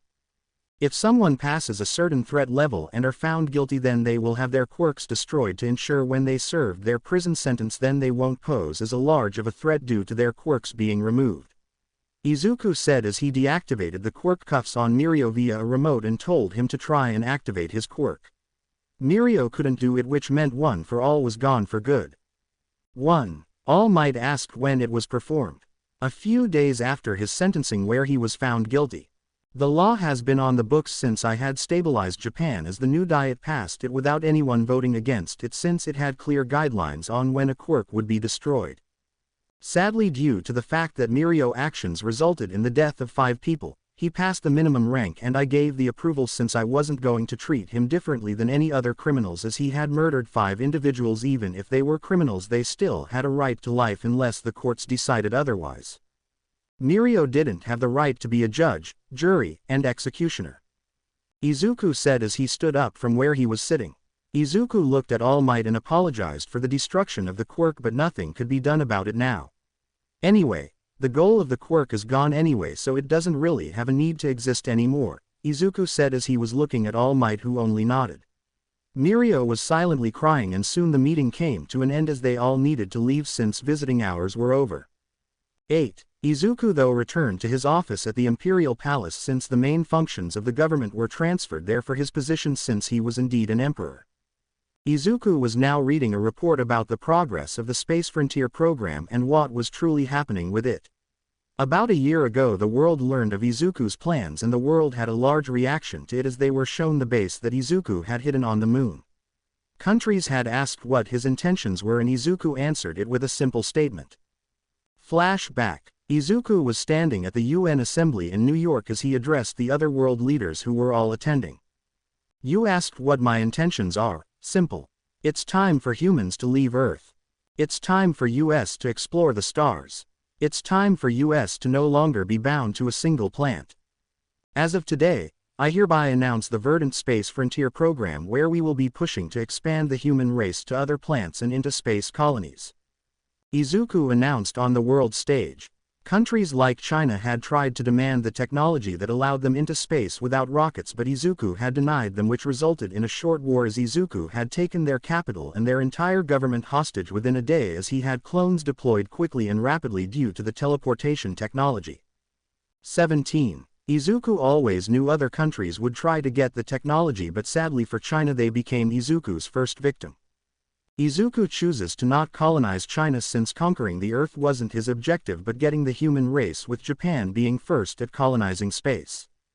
Izuku instead made them give up mining rights to a lot of the precious minerals that Izuku knew he needed for a lot of his projects until they could take them from other plants. As such, It became perfect for him, and it only cost Japan only a few million yen for the entire war to happen from troop deployment, food, and other things. In return, they gained nearly all of the minerals Izuku needed for the Space Frontier program, which allowed him to speed it up. 3. Flashback end. That brings us to the reports Izuku was reading as the final stages for his main project in the Space Frontier program were nearly finished. The final stage was the planning and construction of the first space colony. The design of the colonies was made to be a cookie-cutter format, as the parts could connect to each other to form a larger colony with separate nodes that connect. As such, the construction was quickly done with clones, which Izuku was always thankful for. 11. The first colony was nearing completion and would be done soon, but the fact was that each colony node that was made for housing people could house about 100,000 people, depending on what was all put inside of the node, as the intersection could be designed as they needed for different needs. For example, the first node that was almost done would house about 30,000 people, since it was going to be the factory node, so they can do most of the construction, assembly, and other things in space instead of on Earth, with the risk of other countries gaining the secrets, as everything was now being done on the node in regards to future nodes. One other things were also completed, such as a sustainable power soul to fuel said colony nodes, and also the new spacecrafts to build and travel in space. This energy source was actually based on an old concept before Quirks came around, which was a fusion reactor. No one at the time was able to create a fusion reactor, and Quirks made everyone abandon the research at the time, but Izuku, with the help of Nezu, was able to create such a device. This allowed the creation of the colony nodes to begin last year, which Izuku was thankful for, as he offered Nezu a position as one of the leaders for the space program, which he accepted. Nezu was a creature that craved knowledge, and going to space to explore other planets and the stars was one thing he couldn't pass up. 8. Outside of all of this, Izuku had also learned that they had successfully finished the completion of the largest mine on Mars. They had several mines on Mars, which is where they got nearly all of the materials for the colony node, but now the largest mine, which could equal the same amount of mining from all of the smaller mines, was completed, which meant they would be able to produce the nodes faster, as Mars was just going to be stripped of its resources. Izuku had looked into terraforming the planet to be livable, but sadly the cost and resources needed to terraform wasn't something they could do easily right now. It would also take time for the plant to create an atmosphere to contain enough oxygen for humans to breathe. As such, Izuku focused everything on making the nodes. This was the way of the Verdant Emperor, as one should always throw their entire will into getting the job done. This was how Izuku Midoriya, also known as the Verdant Emperor, had conquered Japan and started to establish the Verdant Empire within space, as the first node for the Space Frontier program was completed on the 4th year university of Izuku taking over Japan, which set off the future expansion into space. Long live the Verdant Emperor! 1. The time of the heroes is over, but the time of space exploration has only begun. Verdant Emperor Izuku Midoriya, year XX24, said during his speech on the 4th year anniversary of the Verdant Empire founding. The end. I hope you guys enjoyed this video. Drop black hearts in the comments so I can know who watches the video till the end, and make sure to like and subscribe to the channel. Now we will see you in the next video.